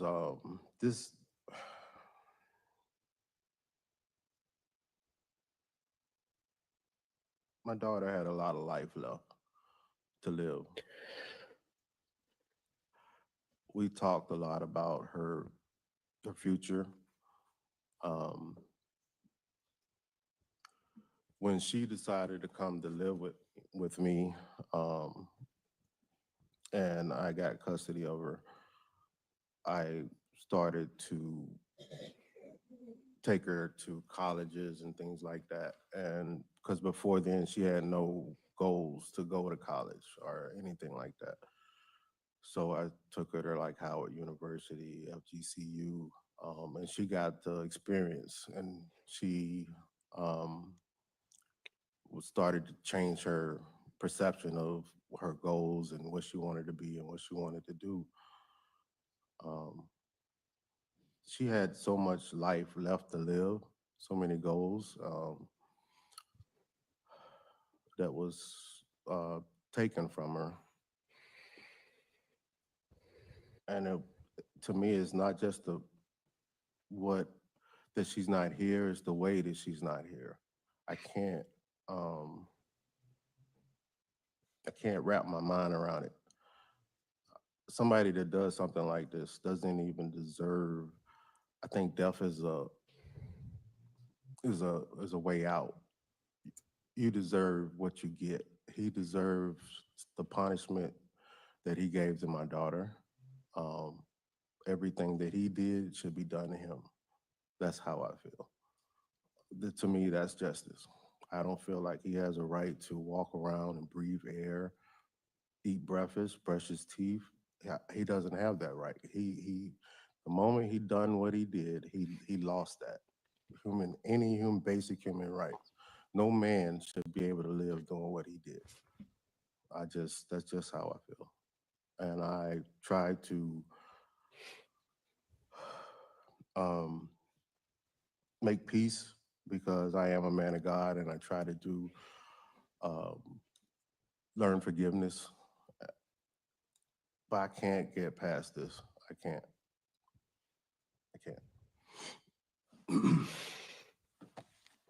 Thank you, sir. Thank you, sir.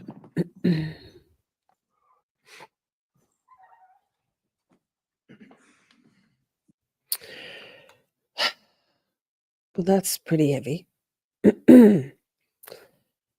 But it is heavy. Thank you all for being here. I appreciate you very much. Big long 6 hours again. We will continue next week with day 6 of the Maxwell Anderson trial. I don't know if you know or if you recall, I have said it, but Hydrant Head doesn't put on a case at all. They rest. So we've got 6, 7, 8, 3 more days of full testimony to watch. So that should take us up to, assuming it goes ahead, Donna Adelson's trial, which is scheduled to start voir dire. I thought it was the 18th. Then there's something about the 8th of this month. But anyway, we might need to do a couple of 2 days, like both weekends of Camp Shorty, to make sure we finish this trial in time for Donna's trial, which might mean that the week that was, we don't do it next weekend or the weekend after. We'll see. I'm starting to think maybe we might, rough. I'm starting to think maybe Ms. What the Fuck, I'll talk to you offline, but perhaps we should make the week that was always Saturday night and always do trial stuff on Friday night to give you a little bit more breathing room and less panic to try and pull the stuff that I've sent you and everybody else has sent you together in time for the week that was. What in the world? But we'll talk about that. What else? Thank you so much to my beautiful moderators. I see we lost a few of you along the way, but thank you for being here for the time. That's amazing. And Ms. What the Fuck for being here till the very end. And Colors is in and out doing other important things. What else? Tomorrow night, the week that was, I have no idea what time we'll start. Technically, we're starting at 4:30 Eastern. I don't know why. Is there a reason? Maybe it's 5:30 time. Just make sure you hit the bell notification so you know when we go live for What in the World, the week that was, the only place on YouTube to watch, to get your news, your laughs, political, current affairs, true crime, funny stuff, what the fuck stuff, weather watch, political shit show. It's all happening. Oh, Amber's still here. She's just been doing her quiet stuff. What else have I got to say? Thank you all for being my beautiful friends. What a great community we have. Chat is Bay. And then tomorrow night, like I said before, Psychology Corner.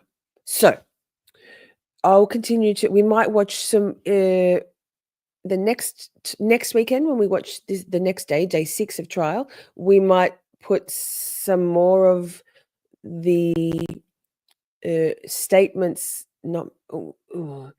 from this sentencing hearing, and then that should get us all the way through to John Adelson, because I've also got towards the very end, once the verdict is read, I've got some jurors interviews and stuff. So we're packing a lot into every weekend. I really appreciate you being here. Thank you for your kindness, your support, your sense of humor. Colors says, I am not in and out. I have been here the whole time. You've been multitasking. Yes. How dare you? That's assault. Good night, Holly. Tony says, community enjoyment and entertaining insights. That's it. Replay crew works, Akasha. Replay crew works. Thank you so much. Just don't lose your phone before. Buster's saying goodbye. Can we go out with the brand new Chatties Bay baby AI? What the fuck is a legend video? Chatties Bay? Yes, we shall. I love you all very much. Buster does too. And I will see you tomorrow night. Peace. I love you all so very much. We had a blast just chatting and stuff. Things may have gone bit off the rails. Professional when all else fails. 'Cause chat is babe, so much to say. Emotes and all the caps out. May have been cheese, bit faster please. The time has come, Camp Shorty out. We're skating through all the tough things, learning about this and that, defense motions, prosecution, and narcissistic twats. 'Cause chat is babe, so much to say. Emotes and all the all caps out. May have been cheese, bit faster please. The time has come, Camp Shorty out. Community, just you and me. Occasionally, Buster and Poppy. It's the whole thing, Miss Shorty swing. Together we make each other happy. 'Cause chat is babe.